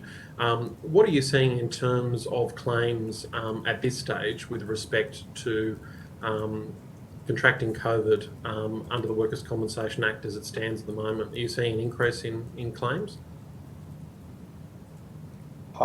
For myself from the Pharmacy Guild, I haven't actually seen that formal data, but working with the members, the claims going in have decreased to nil. Okay, and from other member organisations? Oh, Mr. Farlow, I'll just emphasise, I think that's the right mentality here. We've got to learn to live with this virus, Mr. Farlow. I think all the industry groups you've heard from today have emphasised that that 19B was fit for purpose at one stage in time, but is no longer fit for purpose. New South Wales should be proud of itself for hitting 95% full vaccination rate. And the governments all around the country are looking to grapple with Omicron. But 19B, its value has really run its course. The default presumption that we've all agreed is a handbrake on business, on investment, and creates uncertainty, Mr. Farlow, as well. So we can talk all day around different modelling and who's modelled what, and can we guarantee prices will go down. I mean, no one will ever want to make those sorts of guarantees, but the administrative burden, the red tape that 19B is providing to all the employees you've heard today, I think, is a universal and shared message. Thank you. And Ms. Carroll? I echo those same sentiments, and it's important to keep in mind that the retail industry is one of the highest employers of young people in the country, and as the economy has opened up and people are socialising, going to sporting events, music festivals and the like, there is a real possibility, or there is a real probability that that if they contract COVID, it is not necessarily in the retail environment. Yes, the likelihood of contracting COVID has increased outside of the workplace than what it otherwise would have been when this was first introduced. I think that that is something we can all agree with, and maybe from our own knowledge and experience as well. Mr. Actestrat, just wanting to turn to you. You're in, and probably for you as well, Mr. Armitage, you're both in industries where you service border communities. You have players in your industries who could work in New South Wales or Victoria or Queensland. Are you finding this at all an issue for some of those companies as they're looking at where they're working, whether they're those border communities in particular, whether they're picking up jobs in New South Wales or they're picking up jobs in Queensland or across the border in Victoria? Is that something your members have expressed to you? Thanks, Mr. Farlow, and I'm happy to go first on this, Mr. Armitage, if that suits you. Look, Mr. Farlow, as our members, as I've expressed, our members are very concerned about the cost of doing business. I think that's a theme you've heard from the evidence given today, both by myself and my colleagues. I think a lot of industry representatives and a lot of investors are wanting to see good policy making in response to COVID. So we want to be convinced that governments understand how we live with COVID. And a big example of that would be to repeal 19B. This is not a radical measure. This is about a sensible centre, making sure the workers' compensation scheme is fit for purpose. The sorts of assurances that our CEOs, our investment directors from our member companies are seeking, so that they will choose New South Wales as a safe place of doing business. There's been a range of policy settings that will influence their ability to invest in New South Wales, and I would urge you and your colleagues and the crossbench to pass this bill to provide investors with as much certainty as possible. We need more houses in New South Wales. We need more supply of homes. We need more hospitals built. We need a really strong and robust construction industry. I alluded to the industry being shut down for a couple of weeks in July. That really made us double down on our commitment to worker safety. I'm sure Mr. Armitage will echo those comments too. Putting in place the QR codes, the check-in systems in New South Wales to ensure that all of those workplaces in New South Wales were as safe as possible and in compliance with New South Wales government regulation. Mr. Farlow, the point you raise is a really good one. Our members in border regions have had a really difficult time throughout COVID, and that's for all reasons. And particularly in some instances, the rules between different states have varied significantly.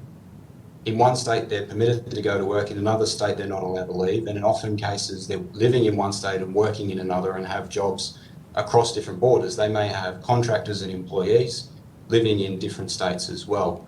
It's easy to underestimate just how much of a small business's resources goes into navigating these issues. And this issue is another one on top of that. So that's why HIA supports the Workers' Compensation Bill. Thank you very much. I'm out of time, and I think you're out of time for the session. So thanks. Indeed, yes. So that is the end of this session. Thank you so much, all of you, for joining us and for your participation today. We do appreciate it. You are all excused, or the witnesses at least. And as for the committee, we will now take a break and we will resume proceedings at 3:20. Reminder, switch off your... Just before we go to the break. Yes, Chair, Mr. Shiridge. I'll table electronically with the committee the cost sharing mechanism discussion paper from CIRA on COVID-19, and the committee can draw its own conclusions from it, but it clearly makes it very clear that it redistributes the cost away from the industries that were represented in that panel, and reduces the cost of those industries. But I'll table it in the break, and we can have it in our deliberations. Okay, thank you very much. So we'll be back at 3:20. Reminder, switch off your cameras and mics.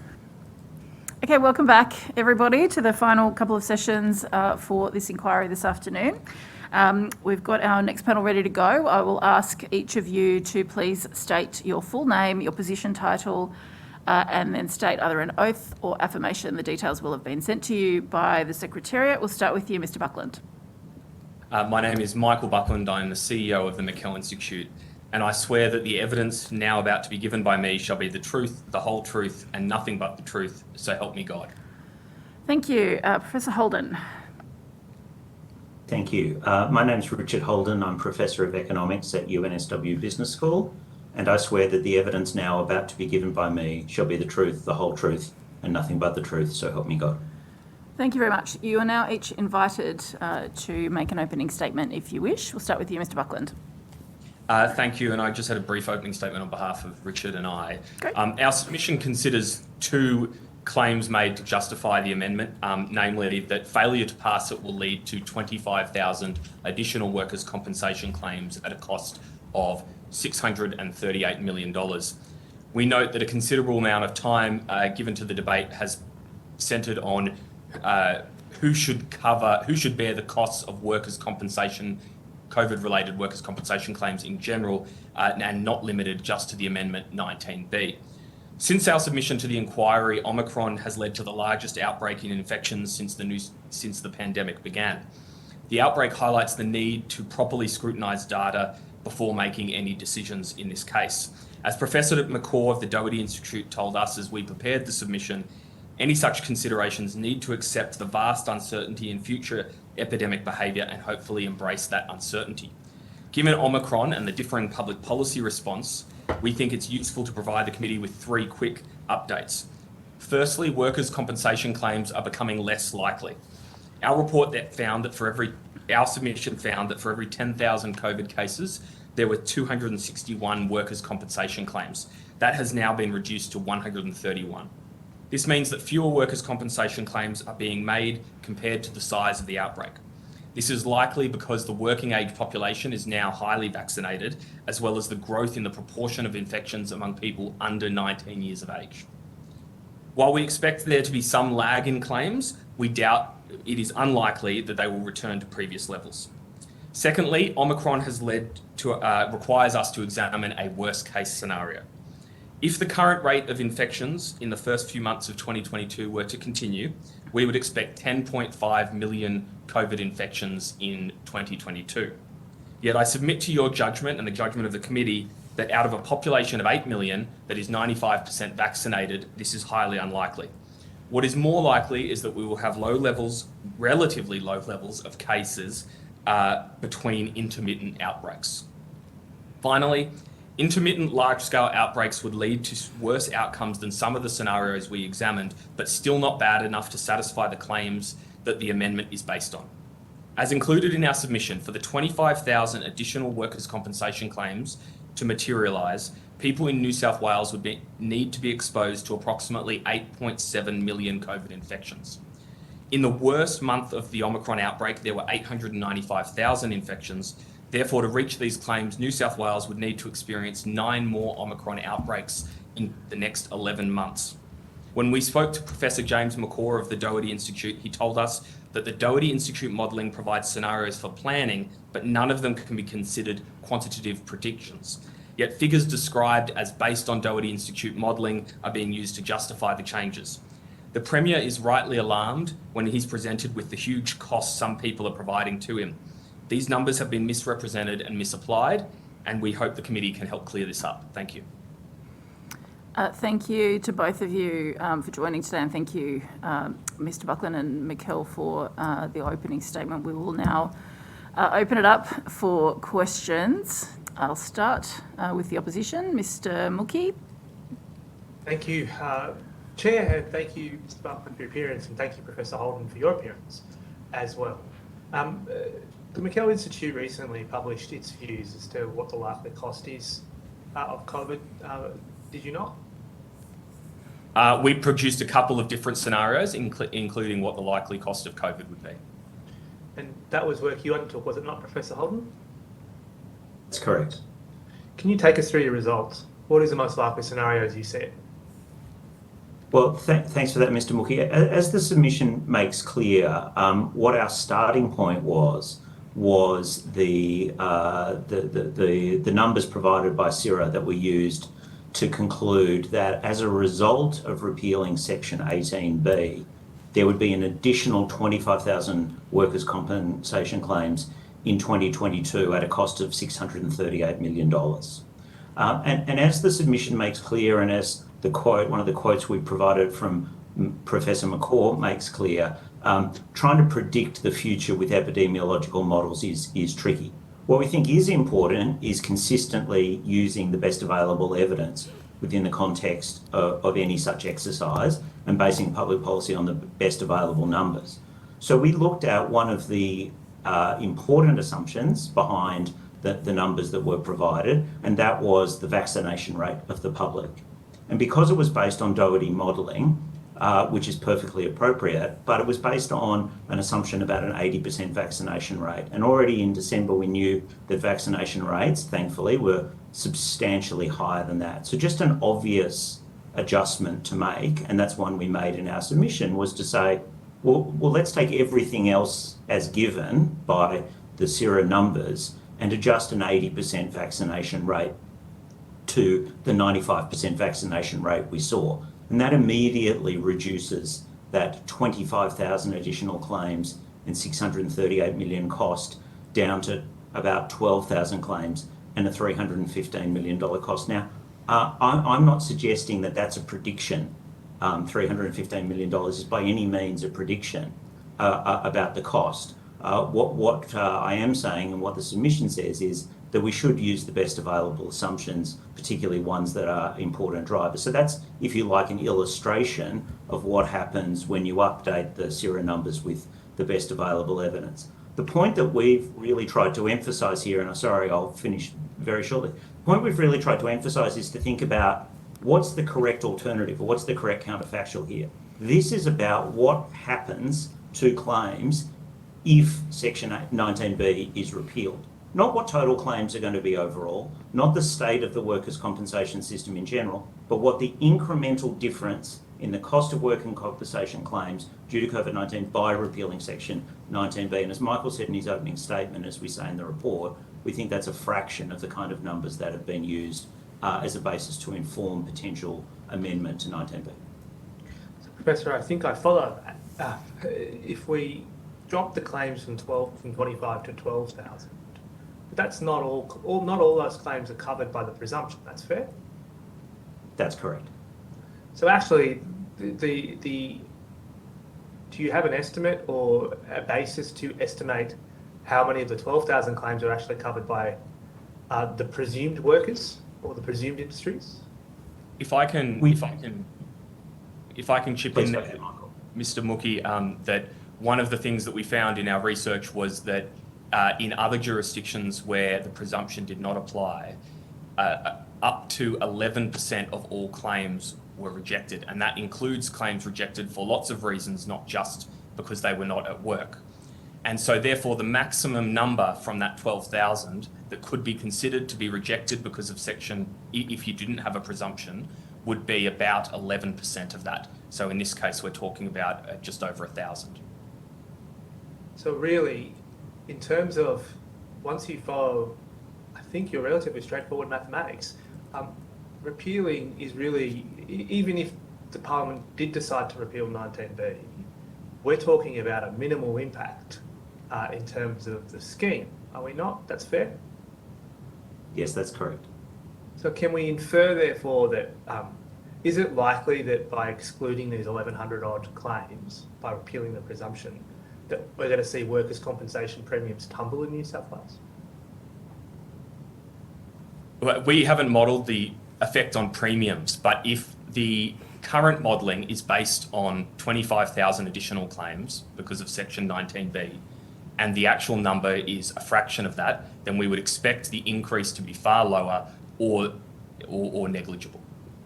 That's because they're really so far, and there's unlikely to be any correlation between premiums in New South Wales and the existence or not of Section 19B. That's fair? I'd say that's Certainly fair. not aware of any evidence to that effect. Correct. Sorry, Professor, can you just expand on that? Are you aware of any evidence that would suggest that New South Wales premiums, or for that matter, any premiums in any state, has been at all affected by presumptive legislation of this type? Well, let's just limit it to New South Wales. Are you aware of anyone who's made that claim in New South Wales? I have not seen any evidence to support that claim. Okay. To the next sort of, I guess, line of inquiry that I have, on your point, the core point you're making is that the scenario that CIRA had modelled is now out of date. Is that fair? Correct. And that it became out of date the moment vaccination exceeded 80% double dose in New South Wales. That's fair? That's fair. And we hit 80% double dose circa October, late October from memory. Is that about right? I don't have that in front of me, but that sounds about right. And the government, but the ministers cited this study on the 14th of November when they announced their policy of repealing.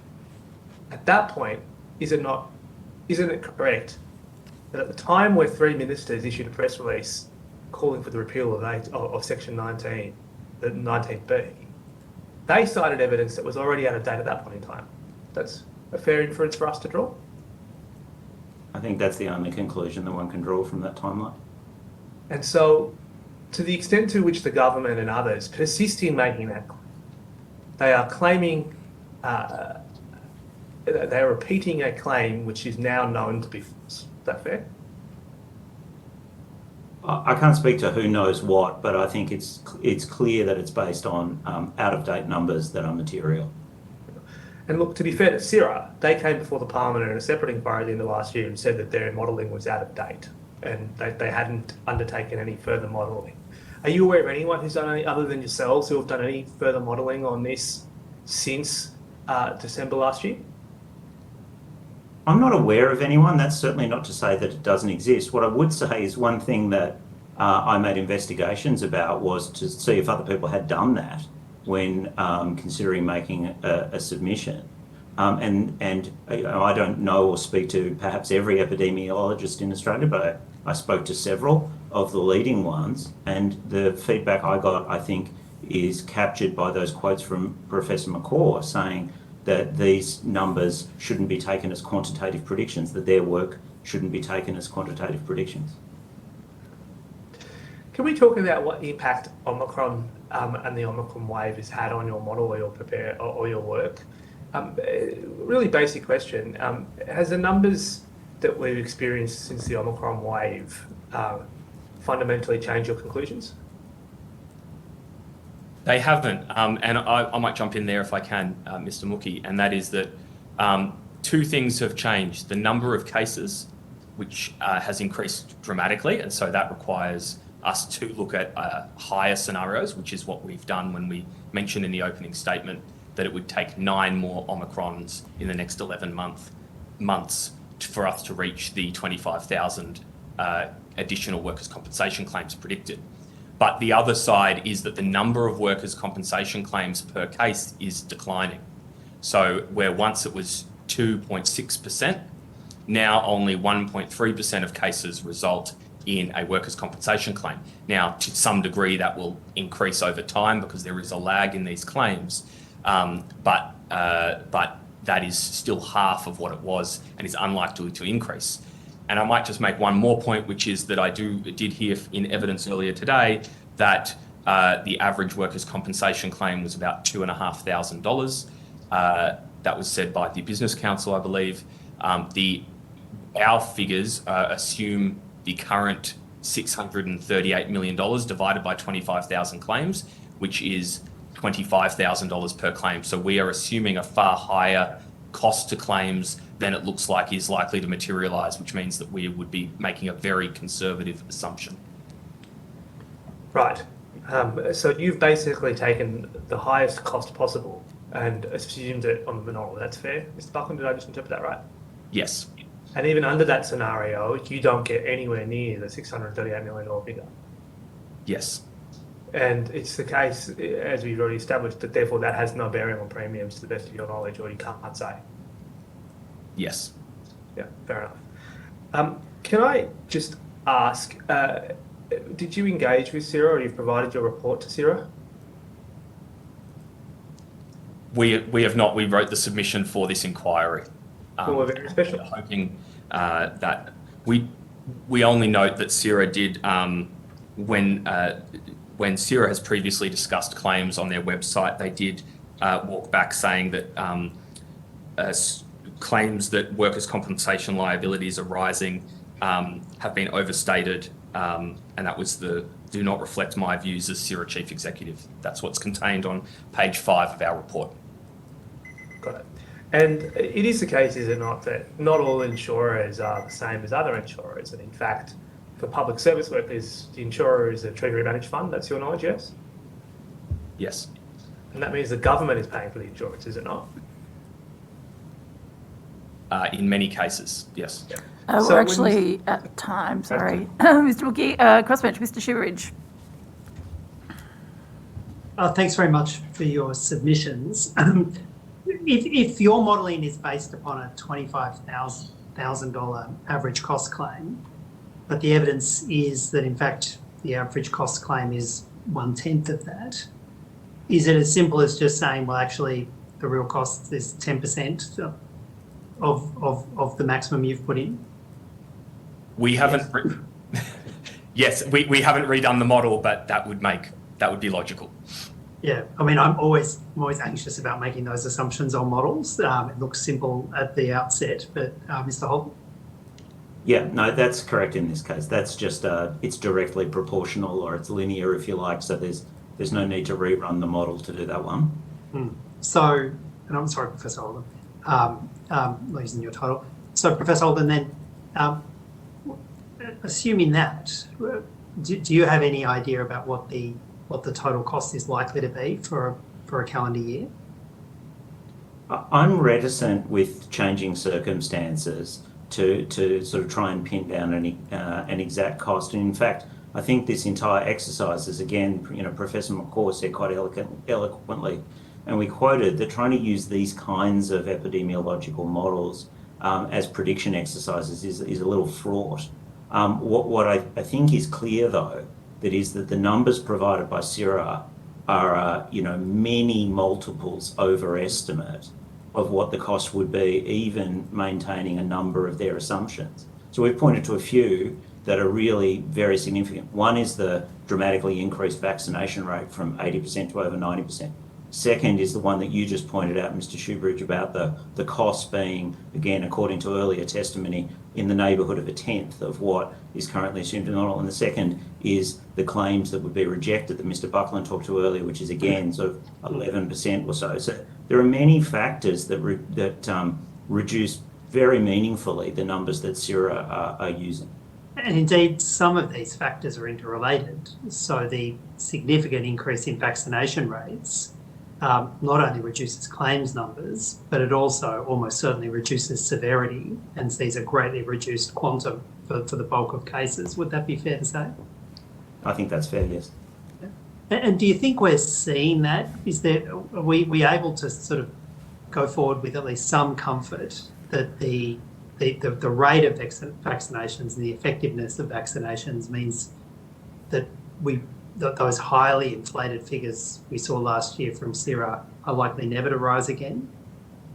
Well, I think the claims that we're seeing at the moment that Mr. Buckland spoke to earlier are certainly consistent with that. They're totally consistent with, significant higher numbers of vaccinations and arguably, again, what epidemiologists say publicly is a less virulent strain, even though it's more infectious, of the virus.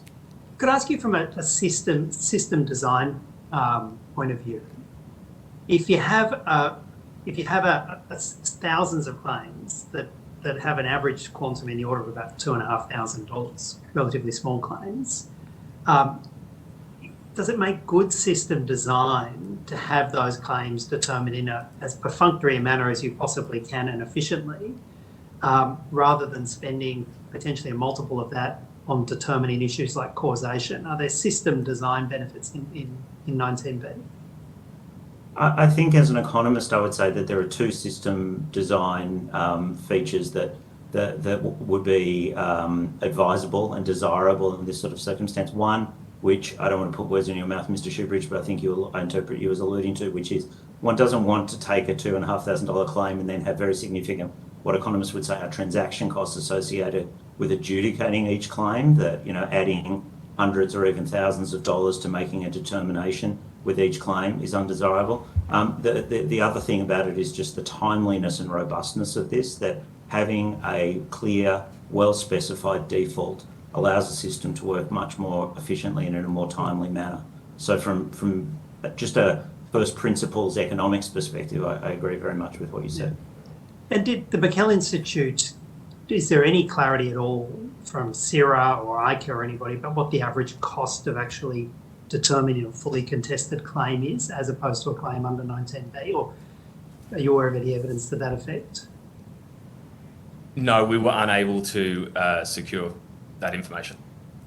That's probably something we could usefully pursue with ICARE and CIRA to work out the difference in system costs between a fully contested matter and a presumptive matter. But that also goes to system design. Professor, do you agree? Oh, yes, I completely agree. One has to think about the all-in cost with these things, and that goes to not only what payments are made to a claimant, but the cost of administering the system and adjudicating claims. In terms of the benefits of a workers' compensation scheme, one of the key benefits of a workers' compensation scheme is it's universal. All workers are protected. And at moments of crisis, such as a pandemic, that can have a really positive feedback into the economy, can't it?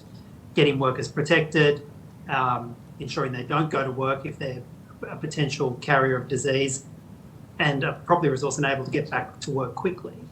Do you think that this bill ignores that, or does it take into account those kind of system benefits of universal cover? Oh, I think that you rightly point to the idea that having confidence in the knowledge that not only am I protected when I go to work, but other people in my workplace are protected, which gives me confidence about the likelihood of me being affected. What I don't want, and what no one wants, is to go to work worrying that somebody else who shouldn't be at work is at work out of necessity. And that's terribly important. And then if those sorts of things occurs, you get what often happens in these markets, which is these markets can unravel, and it can have a very meaningful effect on confidence and on productivity in the economy. So I think giving people confidence that workers are taken care of, both themselves and others, is very beneficial. Yeah, and indeed, in the context of a $1 trillion economy like New South Wales, the marginal additional costs of 19B need to be seen in light of that strengthening of the overall economic response to a pandemic. Do you agree with that? I agree with that, and I think you're touching on this broader important point that confidence in being able to go about as normally as possible in the middle of a pandemic, confidence on the part of consumers, on the part of workers, on the part of businesses, is tremendously important and has huge multiplier benefits. And we've seen that throughout the pandemic, and we've seen across the country that when people are worried about either getting sick at work or getting sick by going and being outside, that economic activity drops a great deal. So I think there's a great payoff to providing that kind of confidence to people. And indeed, the obverse of that is if you pull the rug from protections at a time like this, as we're seeing an Omicron surge, we've got kids going back to school, teachers going back to school, people coming back from holidays. If you take away protections at a place like this, it can have that obverse ripple, can't it? And have a really serious macroeconomic impact. Absolutely. I mean, we've got the lowest consumer confidence number since 1992. There's no need to make it any worse. Mr. Buckland? Yes, and I would just add that in the context of tight labour market conditions, when businesses are reporting labour shortages, creating additional frictions that are going to restrict or decrease the number of people in the workforce is undesirable, and removing their protections would be one of those. Could I ask you about the one element of the bill that the government hasn't implemented, which is a cost-sharing mechanism?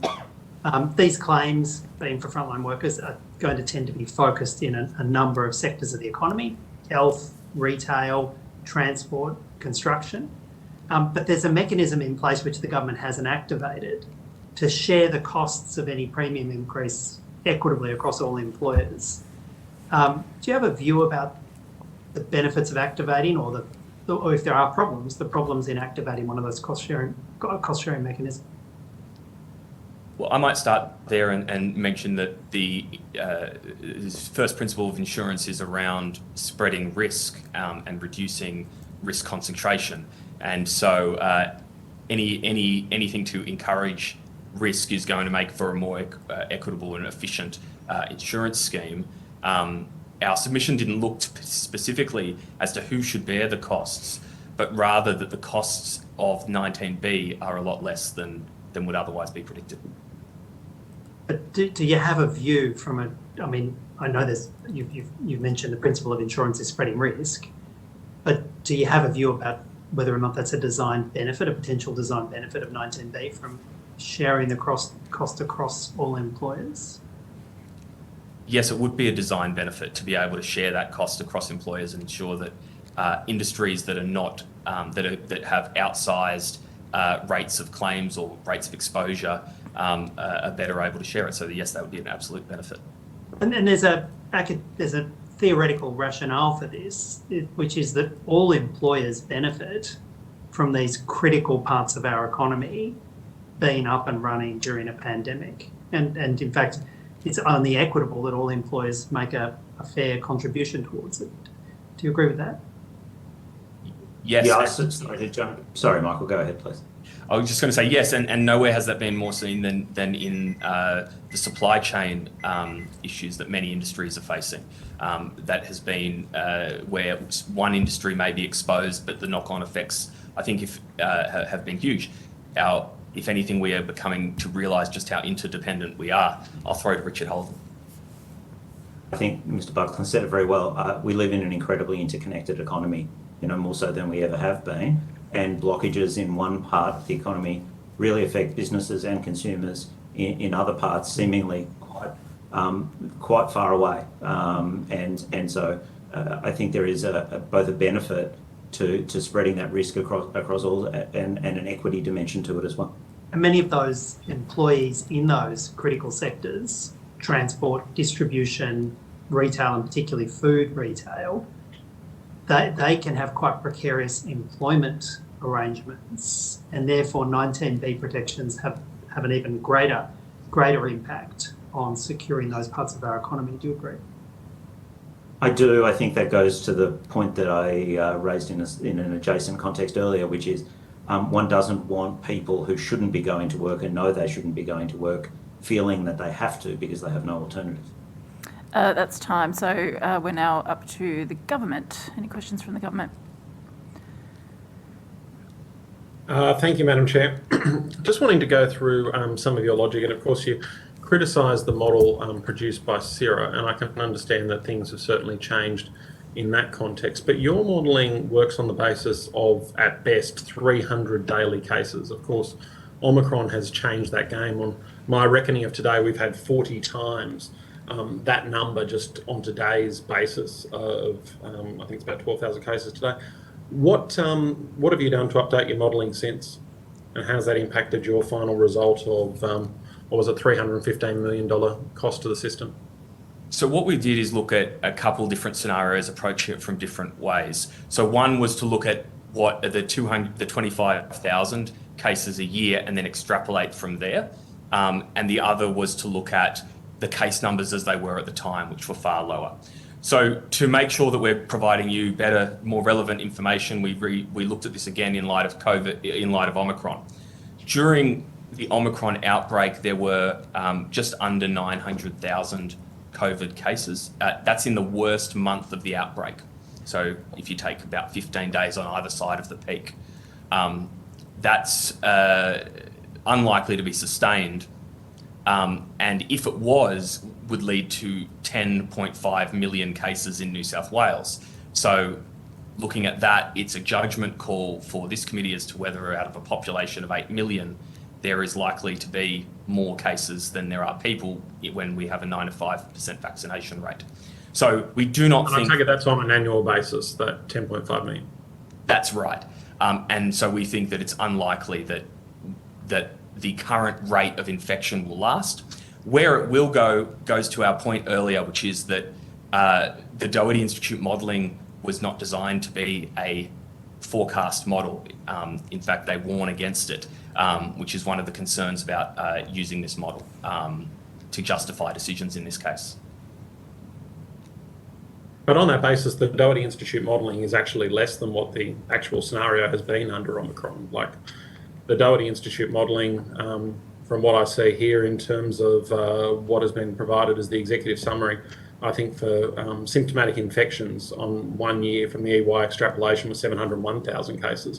And as you're talking about there's 900,000 cases. Now, I take your point before that effectively under Omicron, I think you said that the claim rate had gone from 2.6% to 1.3%. So that's halved, but you've still got an increase in cases. So doesn't that change the model completely? It will change what the dollar amounts are. The model predictions, which are to look at the 25,000 figure and extrapolate from there.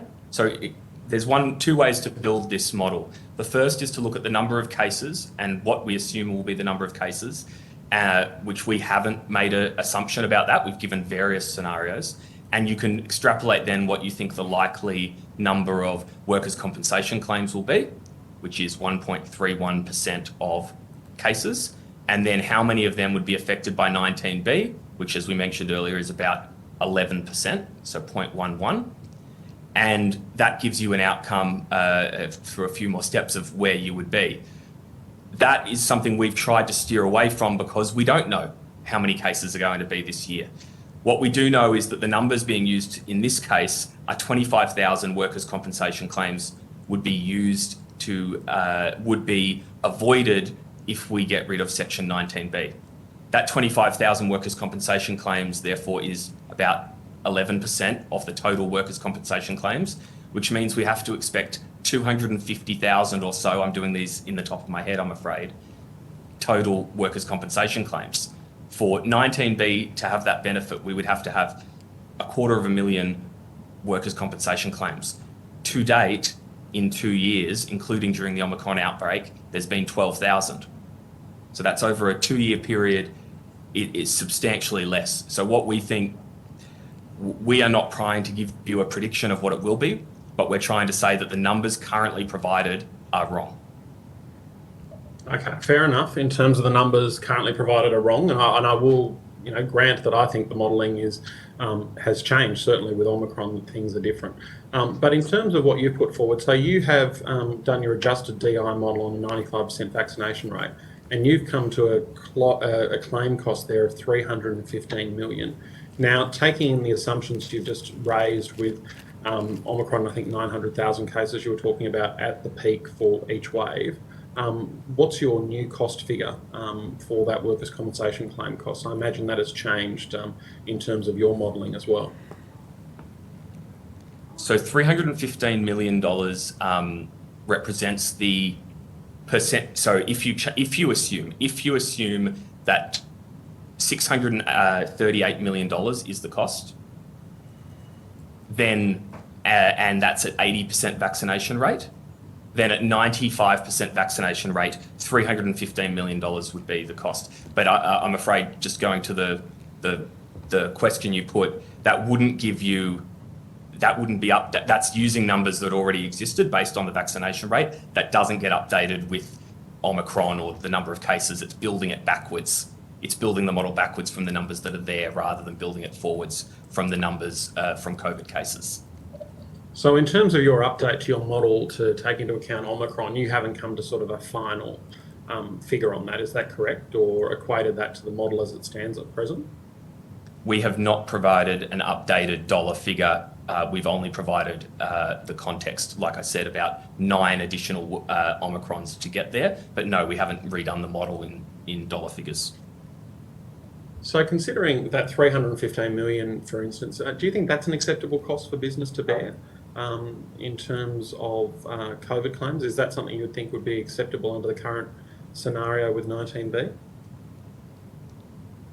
I don't think anyone wants to be arguing costs. I think the version of 19B, I think that is still substantially higher than is likely the cost of the claims resulting from Section 19B. So, I mean, I wouldn't be defending that figure at all. And Mikel these days has got a relatively large footprint across the nation. I know, of course, you've established something in Victoria and Queensland, and I'm not sure if you operate in other jurisdictions. I haven't checked lately. But have you advocated for other states to take up a similar presumption when it comes to their workers' compensation legislation? I'm not aware of any other inquiries about this. I know that in Victoria, they have a very different workers' compensation scheme, but that the state government provided guarantees for provided payments. But no, we haven't advocated elsewhere. I'm happy to, if there's a forum to do so. Thanks. That's it from me, Madam Chair. Great. We're actually almost at time for the next panel. There's maybe 1 minute if people want to ask a final question in this round. Great. Thank you so much to the Mikel Institute. Thank you, Mr. Buckland. Thank you, Professor, for your time today and the work that you put into the submission. We appreciate it. You're both now excused and we'll bring in the next panel. Thanks.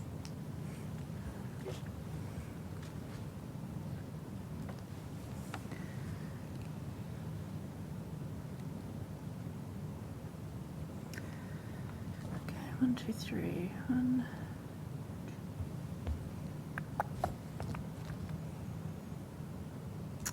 Okay, we've got everybody.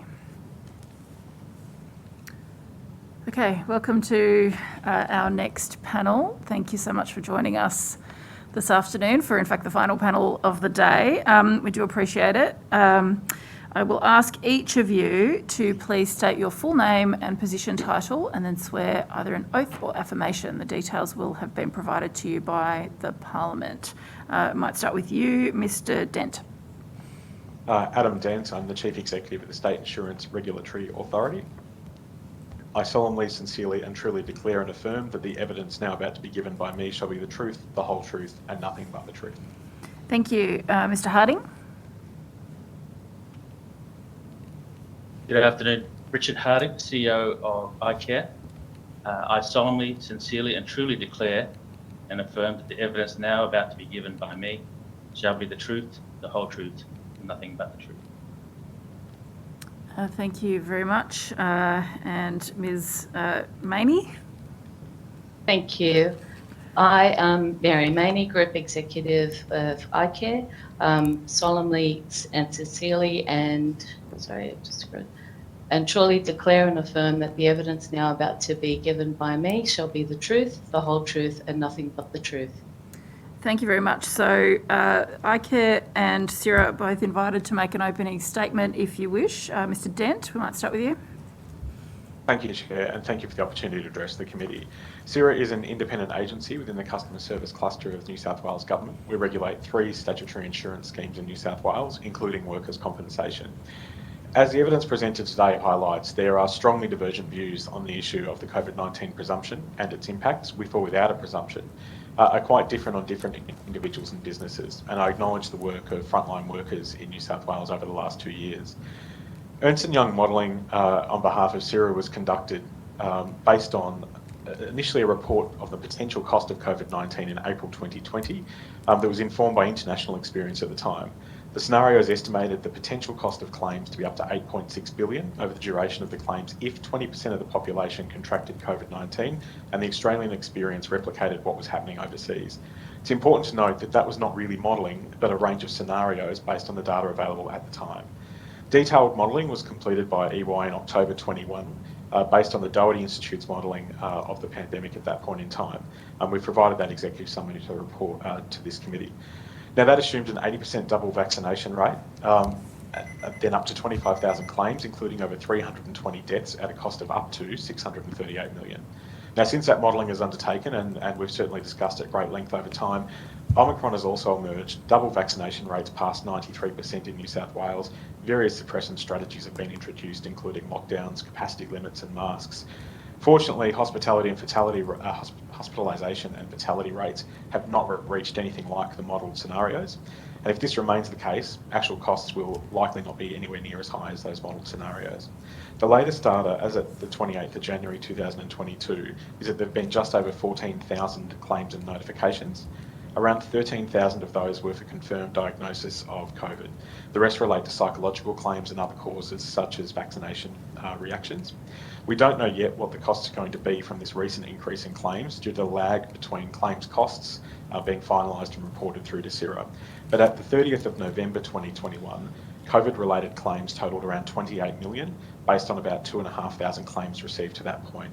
Now that's not to suggest that's the final number, as the claims will continue to develop over time.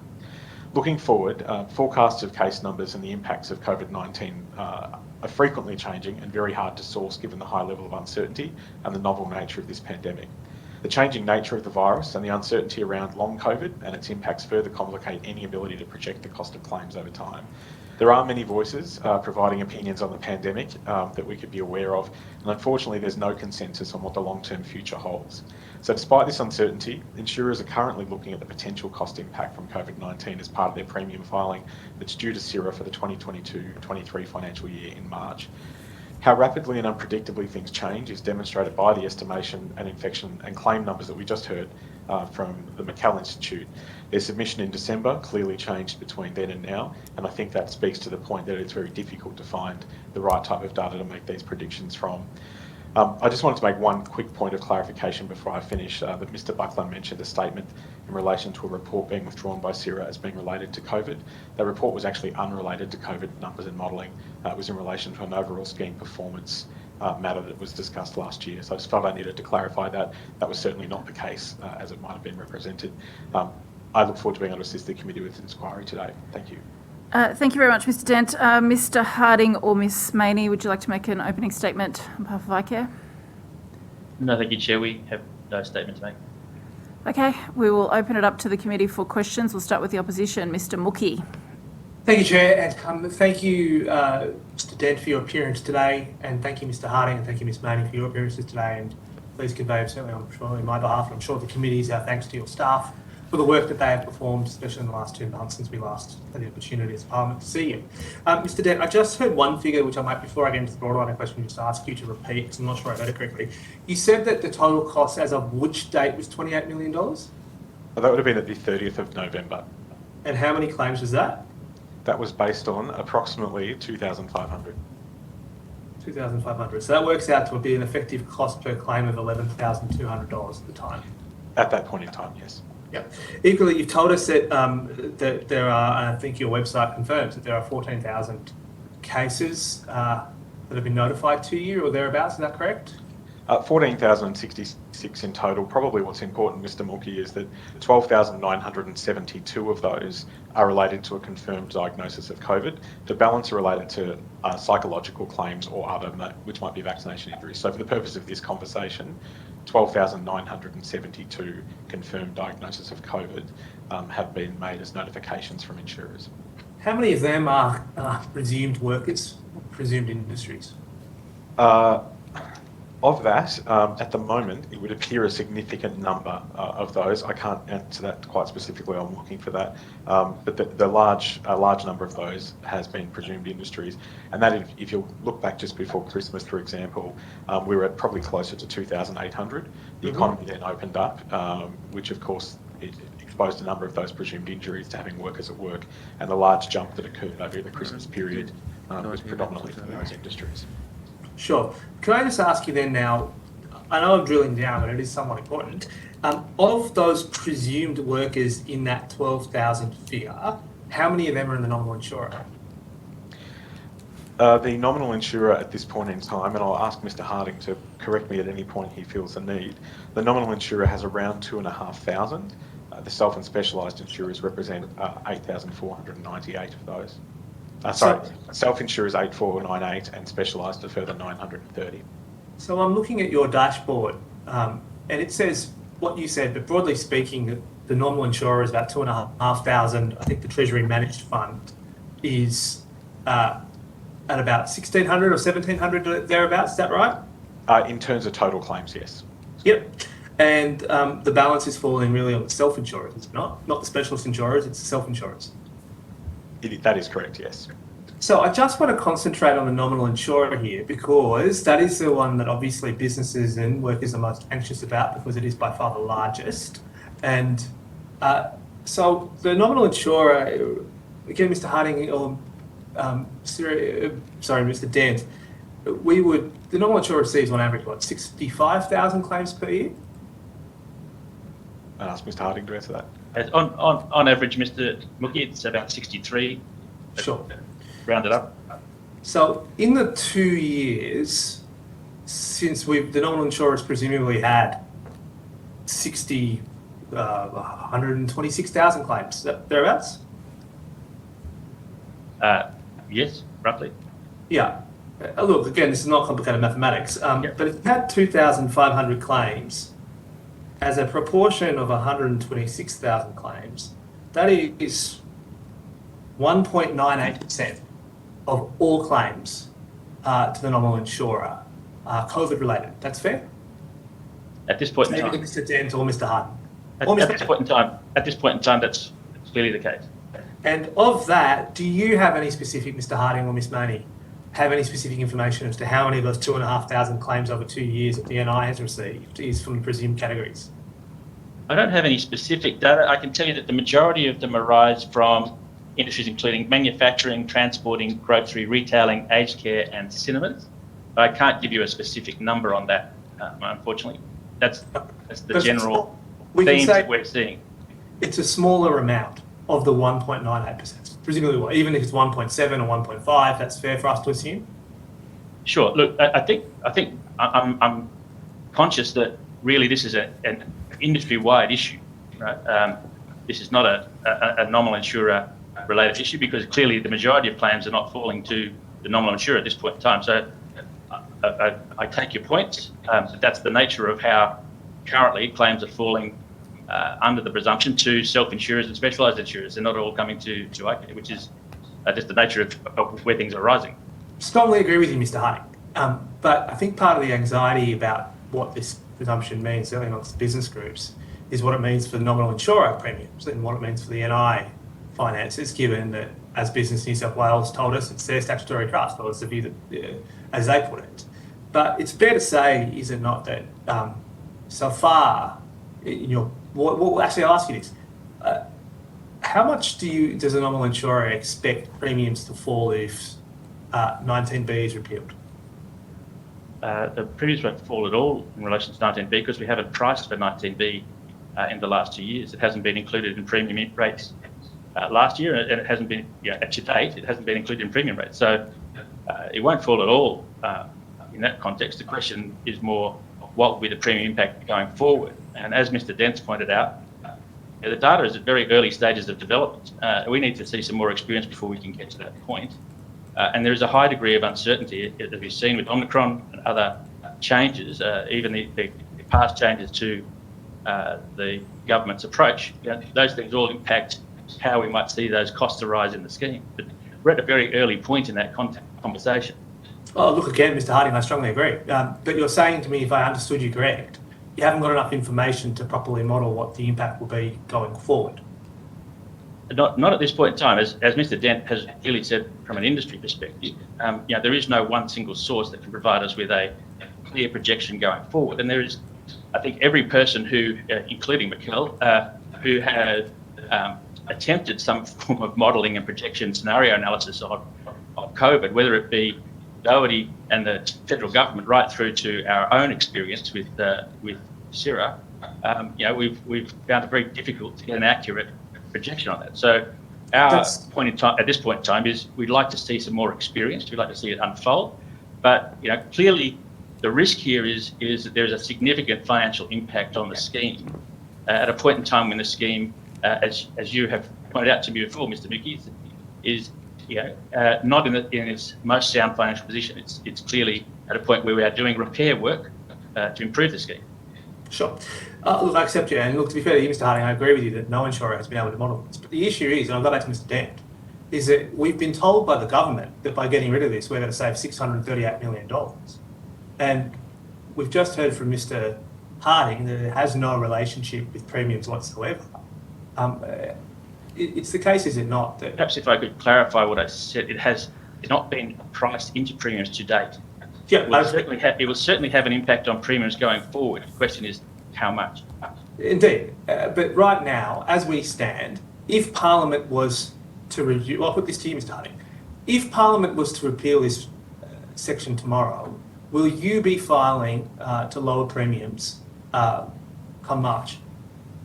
The clear answer to that is no. But what I suggest to you is the question that needs to be asked is the risk of significant impact to premiums. And you've got to remember that the nominal insurer insures roughly 280,000 small businesses. And we're really talking about the majority of impact being currently felt in larger self-insurers. Having that impost on small businesses, I think, is a very significant concern that the government should take into consideration when we think about the presumption overall. So it's not in premiums today, no. Yes, but it's not in premiums today. It's not factored in. That's fair. Not at this point. So, okay, appreciate that, Mr. Harding. Mr. Harding, is it the case that ICARE last year released $96 million of its prior year reserves for the past, and that was because of the partial removal of COVID-19 specific risk margin due to reduced uncertainty? That's correct, and I think it also is a further demonstration of the uncertainty that we face. The actuaries at that point in time were reacting to the experience of the portfolio at that point in time. Sure. I'm fully expecting when we receive the December valuations, and I have that conversation with our board, that we will see a significant strengthening this December or this year, come January time when I meet with the board, or February time when I meet with the board. that we'll see a strengthening in reserves as a result of COVID-19. So these things are uncertainties that the valuation is trying to take into account. They're not absolutes. Mr. Harding, I agree that what you include and what you reserve and increase liability for fluctuates. But when you released $96 million last year from future expected claims, for want of a better term, or costs, at that point the presumption existed, did it not? Yes, but I 100% agree. And also at that point, the country was, and specifically New South Wales, was coming out of a lockdown, had low case numbers. We weren't seeing an increase in infections or virility. And in fact, Omicron hadn't taken place. So it was a very different point in time to what we experience ourselves today. I appreciate that. Mr. Dent, back to you. Have you updated your modelling?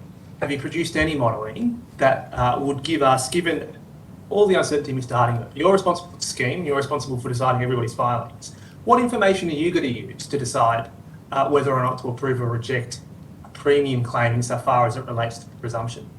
So to the first part of your question, Mr. Mookie, no, we don't have any new modelling on the basis of the difficulty in establishing any new or more reliable data to build that modelling from. In terms of what would be considered in terms of premium filings, they will be based on the experience that insurers had in their portfolio at the time. And as we would in any case, we would look at the reasonableness of those premiums and determine whether we don't reject them. If I may just very quickly just clarify one point, the $638 million number was the modelled total potential cost of COVID claims, not the presumption itself. So just to be really clear, that $638 million was not what might be saved if there was no presumption. I just wanted to make sure that was... Do you have a figure, even assuming the 80% vaccination rate that the $638 million cost assumed? Of that $638 million, how much of that relates to the presumption? It's difficult to answer, sorry, that's not directly in front of me. And to be honest, given how much I would actually use that report with any degree of certainty right now, I'm not sure it would actually be all that helpful. I appreciate that, Mr. Dent. But last year you told Law and Justice that that modelling was now out of date. That remains your position? That remains my position. The assumptions used by EY using the Doherty model at the time were around an 80% vaccination rate, which we exceeded relatively quickly thereafter. It used a range of cost assumptions based on claims that had been potentially looked at that time. There was very little data to base that on. Our experience since then is obviously dramatically different. So I am comfortable that I did indeed say in Law and Justice that I would no longer rely on this modelling. Sure. Mr. Dent, if the Parliament was to repeal this presumption tomorrow, what guidance will you be giving insurers as to how they should apply the provisional liability parts of the Act to COVID claims? We have already said to insurers in very recent weeks that we would expect them to apply a pragmatic and empathetic approach to any employee who came with a claim for COVID-19. They would use the usual process of establishing any causal connection to work, and we'd expect them to be very reasonable about that. It's a decision for an insurer whether they accept liability, particularly if there was no presumption applicable, and there are those who may have made claims at this point in time that we're not in presumptive industries. I would expect insurers to continue to behave within our customer conduct principles. Right now, for non-presumptive workers who are making claims, are insurers applying the provisional liability claims provisions and accepting the claims prior to establishing final liability? I can't speak generally. I wouldn't speak generally about that, but I would suggest that where a claim was brought with sufficient evidence that it wasn't to be reasonably excused at that point in time, then they would likely apply provisional liability.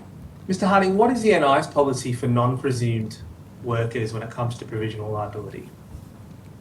It's very straightforward. We have taken on board CIRA's guidance, obviously, and we have a very pragmatic and simple approach to provisional liability. We go through a series of questions with the injured worker and make determinations as quickly as we can. It's as pragmatic as we can be. We obviously need to follow the legislation. Do you have figures for how many non-presumed workers who you granted provisional liability for as a proportion of all claims made by that category of workers? I don't have that number. What I do have is that I can see for the normal insurer of the 3,000 odd claims in total that we have in received to date, about 31% of them have been processed through provisional liability. And for the TMF, that's in the order of 32%. So we are using the provisional liability where we can to ensure that the process works in the interest of in the interest of injured workers. And bear in mind that presumably is over a very small cohort, given that it's very small. As I said, it's 3,000 people for the nominal insurer. It's about 1,700 people for the TMF. So it's a portion of those people, yes. But it's a proportion of the non-presumed category. What you're talking I haven't got that number for you. I'm sorry, I can't break it up between presumed and non-presumed. What policy, and you would apply the same approach to workers who are currently classified as presumed, if this section was repealed, you'd apply the same policy, would you not? Absolutely. So we could infer... We provide the same policy now in terms of ensuring that we are pragmatic and follow serious guidance in respect to looking at the evidence that's before us. Obviously, regardless of the presumptive nature, we still need to follow the legislation, make the causal link between the workplace and the illness or injury, depending which way it falls. But absolutely, we'd be as pragmatic as we can be. Indeed. So I'm inferring, and tell me if this is wrong, but there's still a reasonable chance that if this presumption is repealed, many of these workers will still have, if they persist with your processes, could find themselves in a position where they're still getting their claims accepted and the scheme is still paying for their care as it should. That's fair. Look, absolutely. I think if you take a step back, Mr. Mookie, it's not a case where the outcome is that someone shouldn't be able to make a claim. If there is a clear connection between their illness and the workplace, that's the purpose of workers' compensation. I think where I come from personally, where I think and I'm conscious that I'm not the policy agency here, CIRAS clearly has a position, and we've moved a lot since the presumption was put in as a community, and the nature of COVID itself has changed considerably. We've now got a situation where the community and the government itself have adopted a live with it strategy and really look to move that from pandemic to endemic, not dissimilar to other communicable diseases. And I suppose my suggestion would be, is it really the workers' compensation system that should be the first line of defence in that case? I'm not suggesting workers' compensation shouldn't be able to be triggered where it's entirely appropriate, and that's normal for any workplace injury.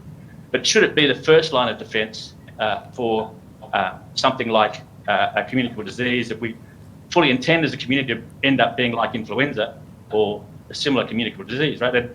And that's not the nature of what workers' comp was intended for. Well, I understand that's perhaps the view that you're adopting in that respect, but can I just go to Mr. Dent here? Mr. Dent, have you, in respect to, given our limited time, did you at all examine the response of the Victorian government and particularly their decision to provide a $500 million grant or $550 million grant to WorkSafe Victoria? Did you examine that process? Mr. Mookie, I can't specifically say that we did. We did do a broad scan of what was going on around other jurisdictions, particularly as it related to a presumption, and provided advice on what we could see to government. I can't say that I think we specifically looked at the circumstances under which the Victorian government made that contribution. Well, they made it on 30 June 2021 at the point where they had to lock down their economy to deal with Delta, I believe. But have you provided any advice to government as to alternative ways in which to mitigate premium impact for businesses other than repeal? We've provided government with a range of advice on a range of options, all of which was in a cabinet submission, so I can't really speak in great detail about it. The decisions the government takes when they take advice from both CIRA and other parts of government are theirs to make, not mine. So we have done our best to provide balanced advice on a range of options to government. Indeed. Okay. And look, I'm not going to push you on cabinet advice at this point in time, but given that you're an independent regulator, what other options are there that the government could explore that would limit premium impact other than repeal of this, or in addition to this particular proposal? Mr. Mookie, with respect, that would essentially have me start divulging what wasn't a cabinet submission by virtue of asking the question a slightly different way. So I think there is more than one option, is there not? There are multiple ways to look at this, and I think it would be fair to say there are a series of options that all have pros and cons that would be available for the government to weigh up. But has the government sought any further advice, and when did you at all since January this year? In relation to the presumption, yes, we haven't provided any further advice since January this year. No, at this point in time. Right. So you've had any contact at all with the government about this particular proposal and where it stands and what the Omicron impact has been? I think it's fair to say I don't have a choice but to speak to the government nearly every day. Obviously, we've been provided updated figures around claim numbers, notification numbers, and costs to the government. But have you provided any specific advice on the impact that the Omicron wave has had on the presumptive legislation proposal to repeal? Not specifically in relation to the proposal to repeal. Has we the continue to provide advice to the government, though, on how the Omicron wave has played out. Yeah, sure, I think, as Mr. Harding would also suggested, it's difficult to say what that cost is at the moment, so it's hard to predict. Last question, we're at time as well. Oh, sorry, I'll just let you finish with Stem, but we're at time. My last question to you, but I find that a bit extraordinary that we are being asked to, as a parliament, to agree to a proposal, and we're told by some that it's now even more urgent as a result of the Omicron wave. But you, as a system regulator, haven't provided advice as to what, if any, impact Omicron has on this particular proposal, nor has the government sought it. Like, why haven't you provided that advice, regardless of whether or not the government has sought it? We provide regular advice to the government on the impact of Omicron on the system as a whole. I have not provided any specific advice as it relates to a repeal or not a repeal of this legislation. Crossbench, Mr. Sherbridge. Oh, thanks, Chair, and thanks to the three of you for your attendance today and your evidence. The government issued a media release at the end of last year saying that 19B was required to be repealed to save some $615 million of costs arising from COVID-19. Have you ever given the government any figures that identify how much 19B itself actually has cost? To date, at that point in time, we would have probably, in our regular reporting, provided in fact, and it would have not been any different, I suspect, to what we might have provided you in law and justice and those sorts of environments. We would have provided at the time the cost of claims as we knew them and those that related to the presumption. So I think, for example, we provided in December an answer up to October 31 that suggested that across the scheme, the gross incurred cost was around 13 million, where the COVID presumption had applied, and 11 where it hadn't applied. So that advice has been provided, and including to the Law and Justice Committee. So of the, I think, the claims as at November, did you have a breakdown of those that were under the presumption and those that weren't under the presumption? As it's related, yes. So as of November. Good. So rather than waste our time in November, no, I'm sorry, I shouldn't have started at that point. Do you have a breakdown now of the some 13,000 cases that are for COVID diagnosis, those that have come in under the presumption and those that haven't? It's too early to be quite specific as the data flows. So we're talking about notifications from insurers. We ask for them weekly, so they're not as detailed as we get the claims. However, I can say it is stacking up to be about 90% of that 12,900 or so would be from likely from presumed employees. All right. Do you know what the average cost per claim has been? We heard from the McKell Institute that the modelling that was done last year suggested the average cost was the modelling that CIRA had last year was based on an average cost of $25,000 per COVID claim. First of all, is that right? And secondly, do you have any actual figures that show what the average cost of claims are? So that number isn't how it has materialised, and a large part of that would be driven by the considerably lower number of deaths and hospitalisations than were originally in the modelling. So as at November, which is where we have more reliable claims data, if we're related to just confirmed diagnosis, so if I exclude psychological claims and other vaccine injury claims, for example, the confirmed diagnosis average cost has been around $5,619, and that again takes out any death claims. So purely, we're looking purely at the most likely case is about 5,619 across the system. And it may well be that has reduced this year as vaccination rates have increased and Omicron is producing, it would appear, less severe results and symptoms. It wouldn't be unreasonable to make that assumption. And is it true that the Doherty analysis was based upon a claim of a cost claim of $25,000, which was at the time that was done?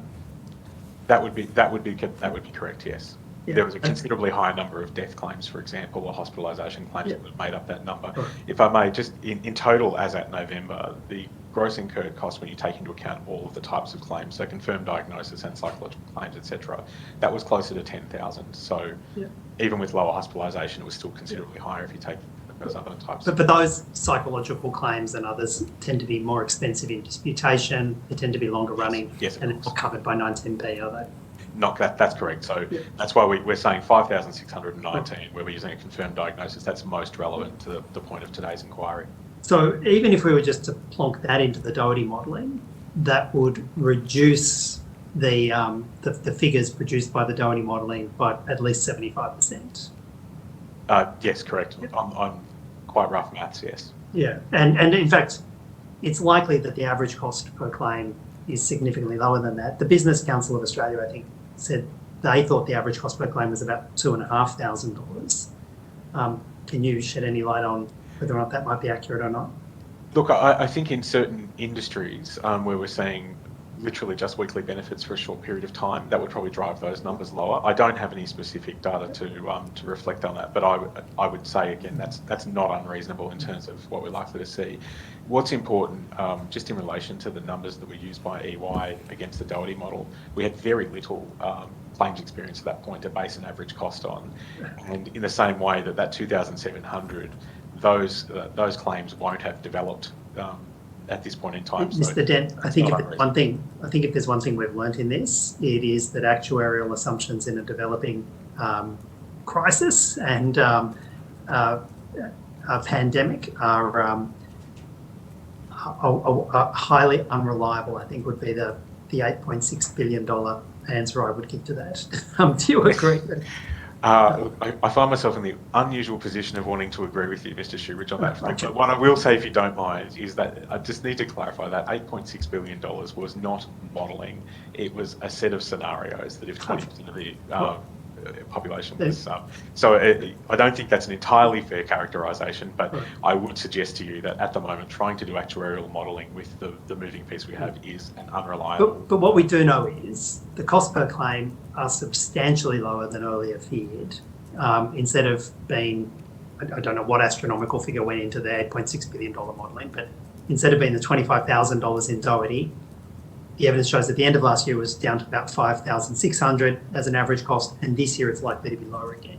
We can reasonably comfortably go with that as a factor. As it relates to claims where the presumption would apply, I don't think I would want to say that as a general rule, because we certainly don't understand what the impact of, say, long COVID might be, or some of the other psychological claims in the system that be considerably more expensive. For what's on the table here, which is 19B, that's the kind of, we can go with a degree of satisfaction about that. I wouldn't use satisfaction, but I would say it's not unreasonable to suggest that that's the direction. You're pointing out how hard it is to prove these things without a presumption, Mr. Dent, you know that. I don't have a position on that, okay. Mr. Rich. Mr. Harding, what is the average cost of to the system of the lawyers and the doctors of the dispute handling costs of a contested workers' comp claim? I'm sorry, Mr. Shoebridge, I don't have that number with me. As mainly? Just a ballpark figure, you know, is it? We don't have it at hand. Happy to provide it afterwards on notice if you like, but we don't have it at hand. We don't have a capacity to provide matters on notice, given how short it is. I'm sorry, I don't have it on hand. Well, if you're looking at the benefits and the demerits of section of 19B. I would have thought one of the obvious things to look at is how much it's reduced disputation costs. Has CIRA or iCare looked at this, whether or not it's had a significant reduction in disputation costs and claims determination costs? Start with you, Mr. Dent, and go to you, Mr. Harding. Again, look, I don't think we're far enough in terms of seeing the numbers of claims that we've been able to predictably predict that number or understand that in any detail. I imagine in the EY modelling there would have been some consideration for what that might have been, for the very reason we've discussed. I don't think that would be helpful. Well, Mr. Harding, you must have looked at it, surely. We haven't seen a significant level of disputes as a result of the COVID claims coming through. Is that the presumption? I repeat the same language as Mr. Dent. Is that because there's a presumption? It reduces the dispute costs, the transaction costs, if we could put it. No, so regardless of the presumption, we still need to go through a process to ensure we follow the legislative path, which is about creating that causal link to the workplace. The presumption obviously reduces the hurdle from significant to main, but we still have to go through that process. It's probably quite a marginal difference in the actual claims assessing process between a presumptive and an unpresumptive claim. So I mean, that's. Well, it changes fundamentally the evidence that a injured worker has to put before you, doesn't it, if they're relying upon the presumption? It changes fundamentally that upfront cost for injured workers, and I would have thought in doing that, it changes fundamentally the costs of responding to a case by an insurer. In terms of the administrative cost, I don't know that it changes it that significantly. And again, to tell you the truth, we're talking about things we don't have facts in front of us on. So, well, Mr. Harding, I'm talking about my intuition more than I am talking about my understanding. I'll put my intuition to you, and you can tell me if I'm right or I'm wrong. If you don't have the presumption, you need to, as an injured worker, prove how you got it at work. You may need a variety of witness statements about where you were. You may need to go into some substantial detail about other events you'd attended, other places you'd been. You may need to reach out and get genomic testing of your sample, all of which is substantially more than you need for a presumption case. Do you agree with that? I wouldn't put it as substantially, but I think we still ultimately needed to review and understand the causal link, significant versus main. At the moment, whether it's presumptive or non-presumptive, we aren't going to the links that you just described. We are asking injured workers, where they've been exposed, whether it worked, if they've got a PCR test or a RAT test. I mean, it's a fairly, we're following the CIRA guidelines around trying to be as pragmatic as possible. As I said before, we're talking about our intuition here rather than what's known. Mr. Harding, and I don't think the other thing I'd point out, Mr. Shoebridge, is if we're talking about the financial impact to the scheme, the administrative cost is not really the issue at hand. Last question, Mr. Shoebridge. You keep talking about testing on main. There's a presumption in favour. Are you saying that in each case you're directing your claims agents to actually gather evidence to oppose these presumptive claims? No, we're seeking to understand the link between the workplace and the to satisfy the condition of the main, right? So, Chair, with your indulgence, there's one important question that I've failed to put to CIRA. Yep.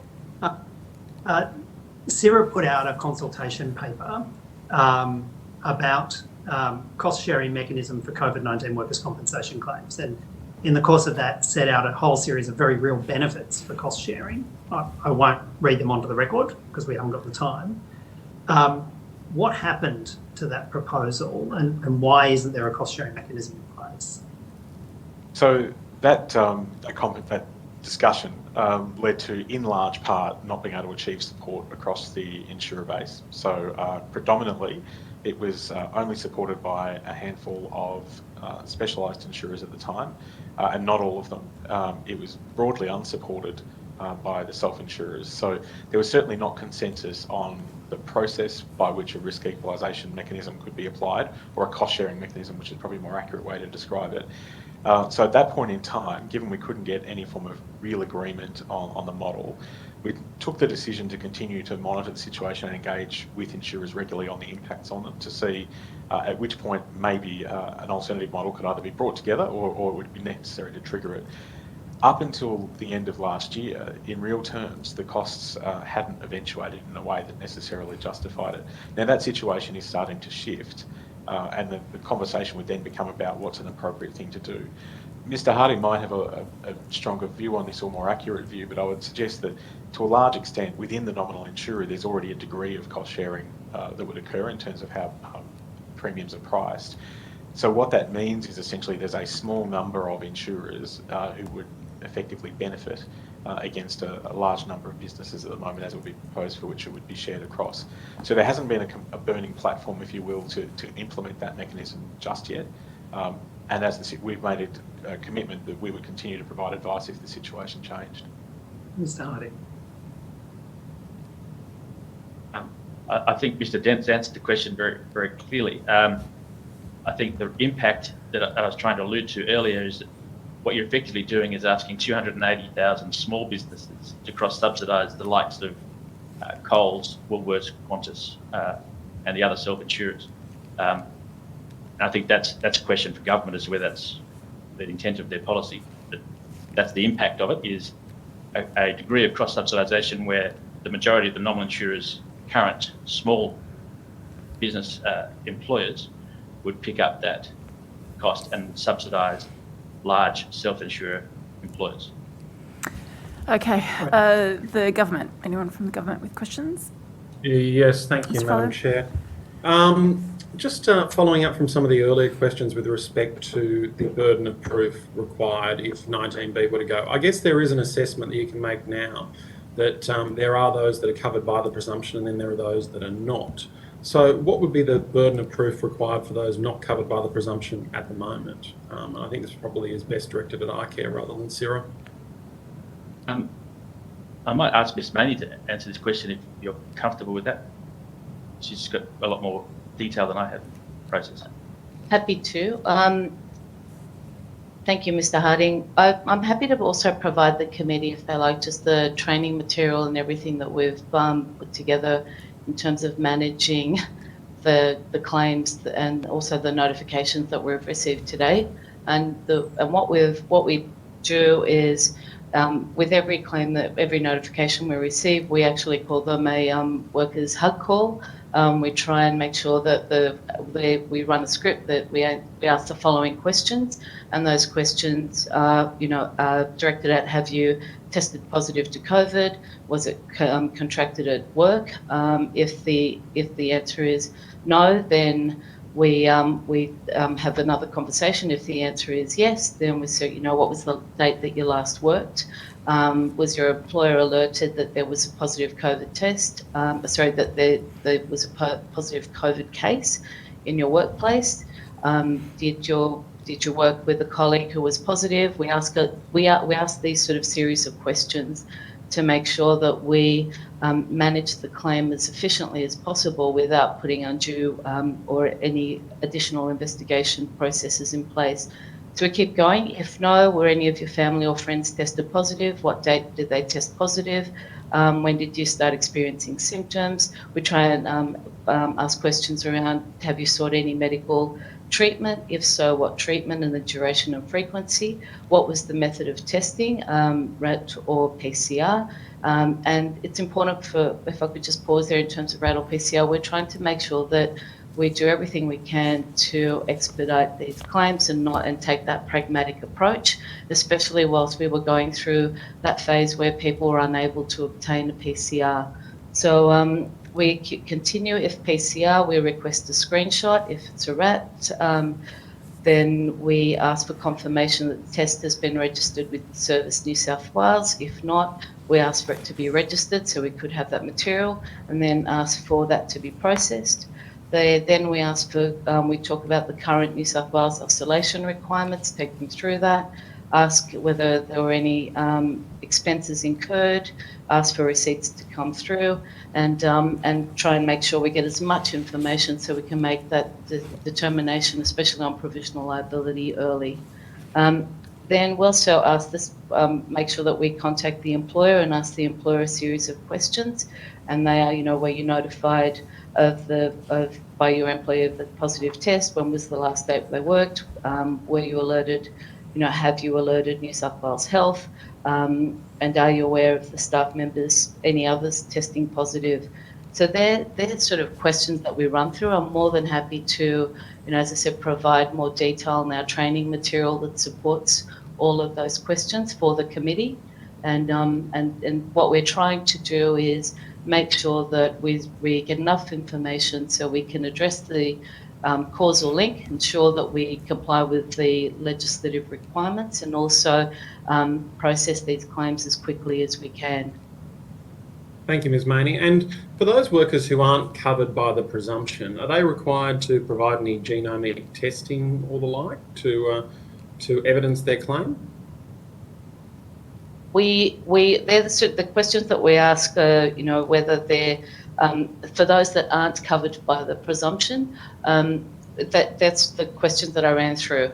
So if they've got if they have... So there's no requirement for genomic sequencing or the like? We're not asking that level of detail. Okay, thank you very much, Ms. Maney. And with respect to the recent, and to any of the witnesses here, with respect to, of course, the Omicron surge we've seen throughout the community, have you seen a subsequent increase in claims as well coming through in recent months? I'm happy to answer that on behalf of iCare, and then I'll hand over Mr. Dent if you would like to because we only represent a portion of the scheme. We have seen, so what we've actually seen is that since 1 December we've been tracking an increase, and we have seen almost an 88% increase, 86% increase since Omicron came through in terms of our total notifications. So if I could break those figures down, we're looking at a total of 4,794 claims, and since 1 December, where we had 2,937 claims. More than happy again to provide the committee with more information in terms of a breakdown across the nominal insurer and the TMF for those if you require that. Thank you. I think, as has been settled before, we're unfortunately unable to take questions on notice today, but I think there is the provision for an additional submission, which can be made to the inquiry as well. I think Mr. Shoebridge might have settled on before. That might be helpful for the committee's information.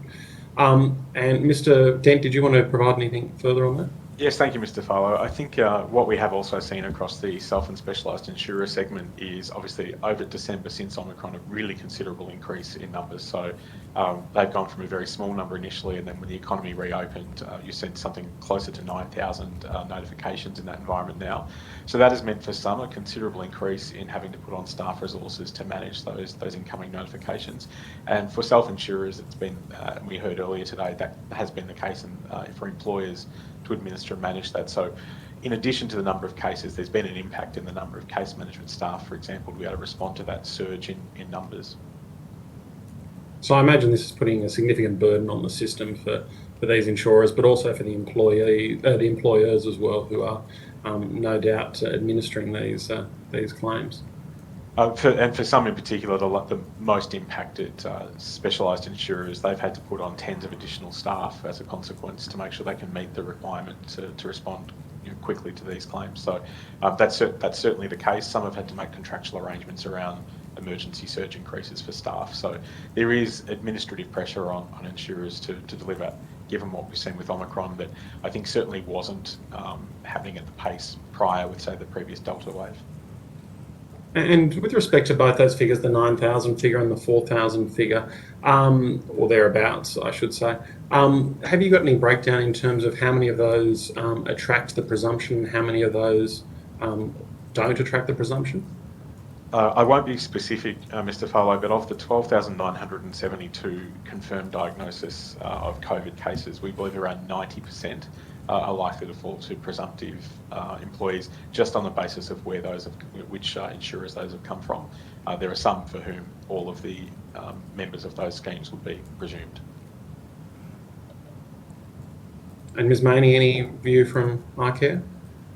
In relation to Sorry, the Mr. Harding. nominal insurers scheme, the nominal insurer, I can't give you a percentage as Mr. Dent has, but what I can tell you is the majority have come from presumptive industries such as retail, the aged care sector, transport, grocery, cinemas, manufacturing, transport. Obviously in the TMF, the majority are from health services and some of the emergency services. Mr. Farlow, it might be helpful, just sort of indicatively, up until the end of November, the key sectors that were impacted by claims were healthcare, corrections and passenger transport services. What we're seeing now, based on the notifications coming through, is that top three is now shifted to being supermarkets, hospitality and entertainment, and then public transport. So the balance of where the impact is happening has moved, and perhaps unsurprisingly, given that those businesses were not open in the same way as they have been since December 15. That's very helpful, Mr. Dent. Thank you very much. And also just interested in terms of premium rises. Of course, this is having an impact in the system, and we may quibble around the quantum of that impact and what the modelling, or I think, Mr. Dent, as you said before, the different scenarios may play out to be. But when could we expect to see any sort of subsequent increase in premiums? I'll again start and then perhaps ask Mr. Harding if he has anything to add. We would expect to see filings from insurers come through in March, as is the normal process. What tends to happen is they tend to be based on experience up until perhaps around the September the year prior. So I would expect that insurer filings this year would be based on the previous year's experience, which wouldn't take into account in any level of detail the impact of Omicron. So potentially we would see some small increases in filings are possible this round, but we may not see the full impact. Certainly as those claims need to develop and the Omicron wave being so significant, we might not see that full impact until further down the track in either a subsequent filing or the next filing year for insurers. Look, I totally agree with Mr. Dent's perspective there. It's very early days. I mentioned before that we had yet to receive a final version of our valuation for December, which give us a sense of how the actuaries have responded to the current experience. That's in draft at the moment, still being worked through. I would expect that there will be a significant impact in that valuation from what experience we've had to date. And that will be something we take into consideration for our March filing with CIRA. But clearly it's very early days is the point that I'd make. I think we've both said before that there's a lot of development yet to happen. If whilst we aren't seeing the sort of impact that self and specialised insurers are, but if the self and specialised insurers have had 8,000 claims in the last month and a half, there's still a lot of development yet to come on the cost of those claims that would not be in the system today. And that's the nature of how claims are working when they develop. I'd also might say, and going out a bit of a limb, but the McKell perspective that sort of put forward a view of about 12,000 odd claims and so forth, depending where they fall. We talked about in terms of the nominal insurer having average of 60 odd thousand claims a year, so that's a 20% increase on what nominal insurer would experience if that was the case. So I think either way, my concern is that there's significant financial impact on the scheme that would need to be passed on to onto employers, because as we've talked before at various committees, law and justice, and in budget estimates, the nominal insurer is in a situation where we are needing to repair the scheme, not in a situation where the scheme is flush with cash that can absorb the sort of impacts that we're talking about. I also just thought, in terms of the conversation about the 550 million in Victoria, I just sort of wanted to clarify that the nominal insurer, and I think the Business New South Wales people think of it as their mutual, but the nominal insurer is actually an employer mutual. It's not underwritten or guaranteed by the government. So the prospect of the government inserting capital into the nominal insurer, I think, is a challenge from a policy perspective to government. That, again, that's a matter for the government, but I just thought I'd point out that the nominal insurer is not like the Victorian scheme, where I believe it's underwritten and guaranteed by the second part I'm not entirely sure about. But there is a different relationship between the government in Victoria and the scheme than there is here in New South Wales. I just thought that was an important point to make through. No, that's very helpful for the committee. Thank you very much, Mr. Harding, on that point as well. Just wanting to see as well, do you keep any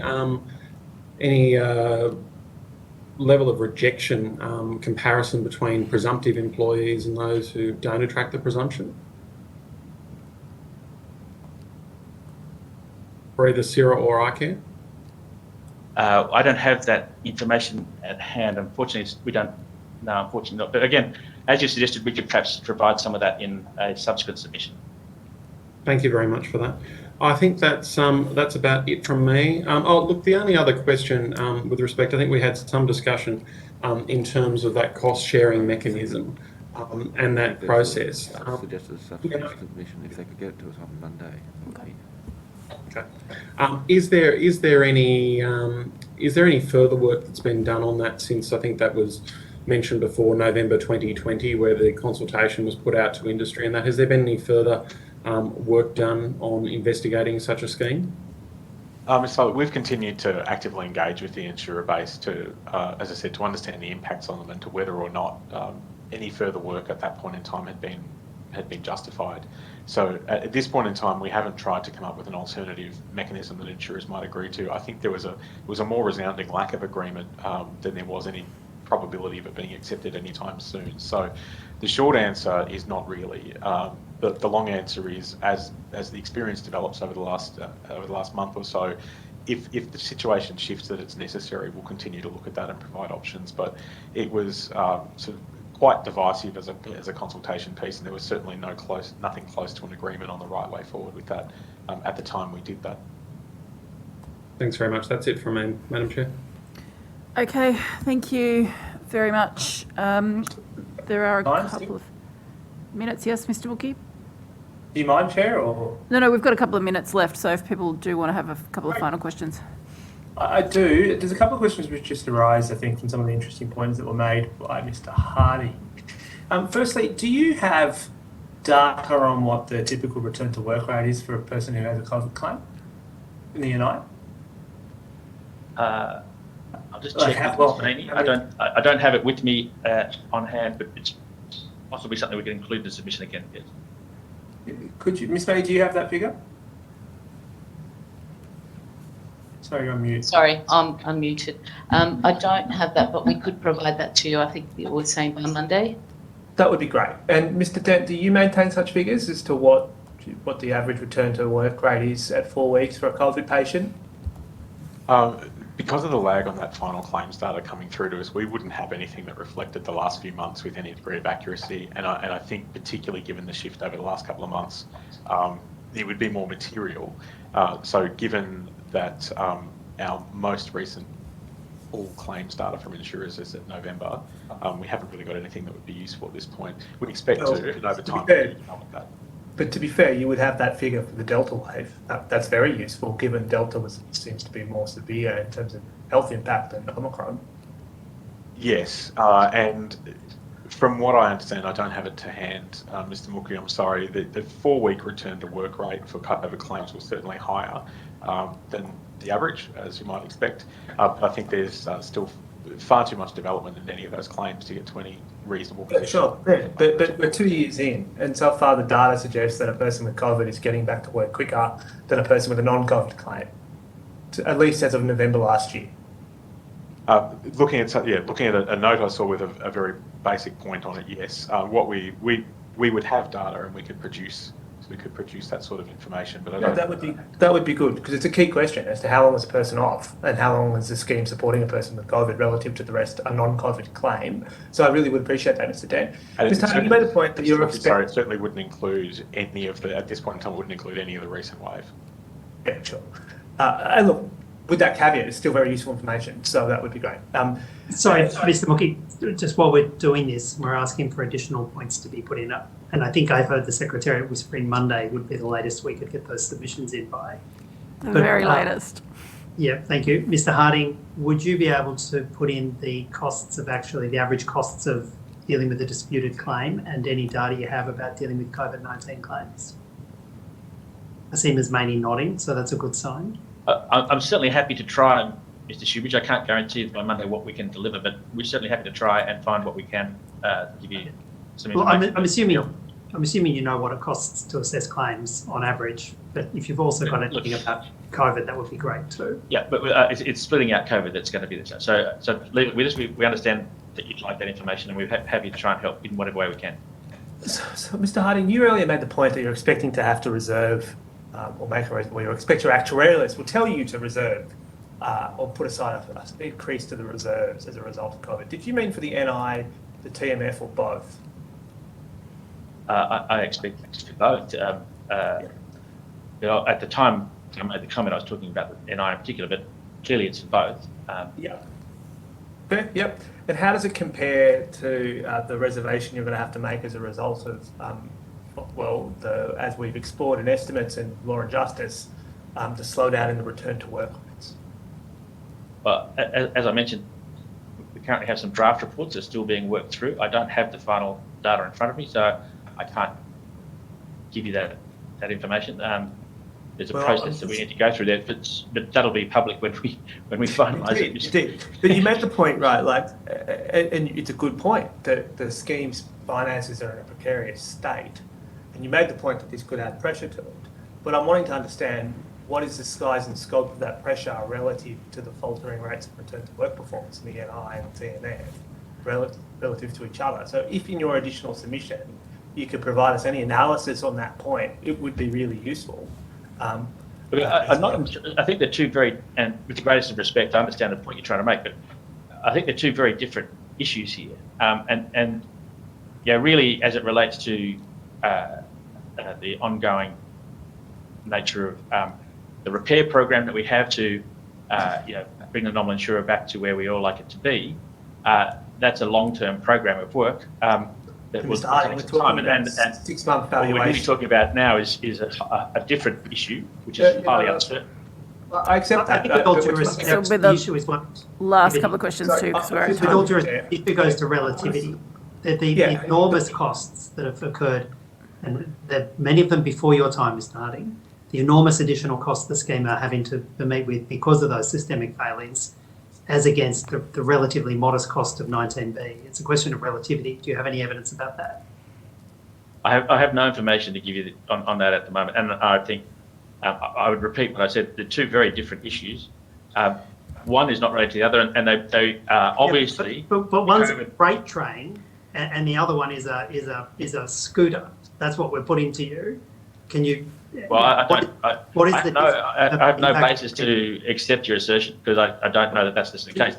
The claims for COVID have yet to be fully developed. We've yet to see the full costs come through. As we just talked about, actually the realisation of the cost of COVID is actually in the self-insurers at the moment anyway. I think it's a spurious sort of connection to try and make. But Mr. Harding, look, I accept that that's your view, last right? question. So I guess my last question, right? We're talking about an adjustment in the valuation from 30 June 2021 to 31 December 2021. That's the variation that I think you were referring to in the nominal insurer liability valuation. For which you said you're expecting your actuarialist to have to tell you to reserve further in that 6 months period. That is, you'll have to put more aside on 31 December 2021 than you did on 30 June 2021. What I'm wanting to understand is just for that 6 month period, what is the additional amount that you said was significant relative to the additional amount we're going to have to put aside as a result of the faltering rates in return to work rates over that 6 month period. If you disagree, feel free to tell me that it's spurious and things, but that's the relativity I've just for that 6 month period of time. Pardon me. I've just given you my view that it's spurious. So on the answer to your question, the valuation is in draft. It needs to go through a process with our board. It needs to go through a process where we finalise it with the actuaries. That will happen in due course, and as we have done in the past, we provide that to Sarah. We also generally put that a summary of it in our website, etc. That's the appropriate time to have that conversation when we actually have the facts. Right now, we're jumping at shadows, and I think the connection is. You're the one who said it. You're the one who said that you're intending to have to expect to put aside different reservations. It wasn't us. That was your statement. Which is so, Mr. Mickey, that's entirely true because that is the impact of COVID and the impact of the presumption. That's a fact. Okay, thank you very much. That is time. Thank you to iCare and to Sarah for your attendance this afternoon. We appreciate it. I understand that there's been some commitment to providing an additional submission. Given the really tight time frame for this report, if we can receive whatever you could submit by Monday at the absolute latest, that would be really helpful. And other than that, thank you very much again for your time. We appreciate it, and you're now excused. That also concludes the formal proceedings for the day. Can I just get on the record? I want to thank, and I'm sure again on behalf of the committee, the team here at Parliament, who we sometimes forget to thank in public, but they are superstars every day. So thank you to the Secretariat, to the broadcast team, to the IT people, Hansard, everybody that helps us to make this look professional. We appreciate your work. Thank you to the committee members who I will ask to stay for a deliberative after this, but otherwise that concludes the formal proceedings today. Thank you. Thank you, Chair. Thank you. Bye-bye.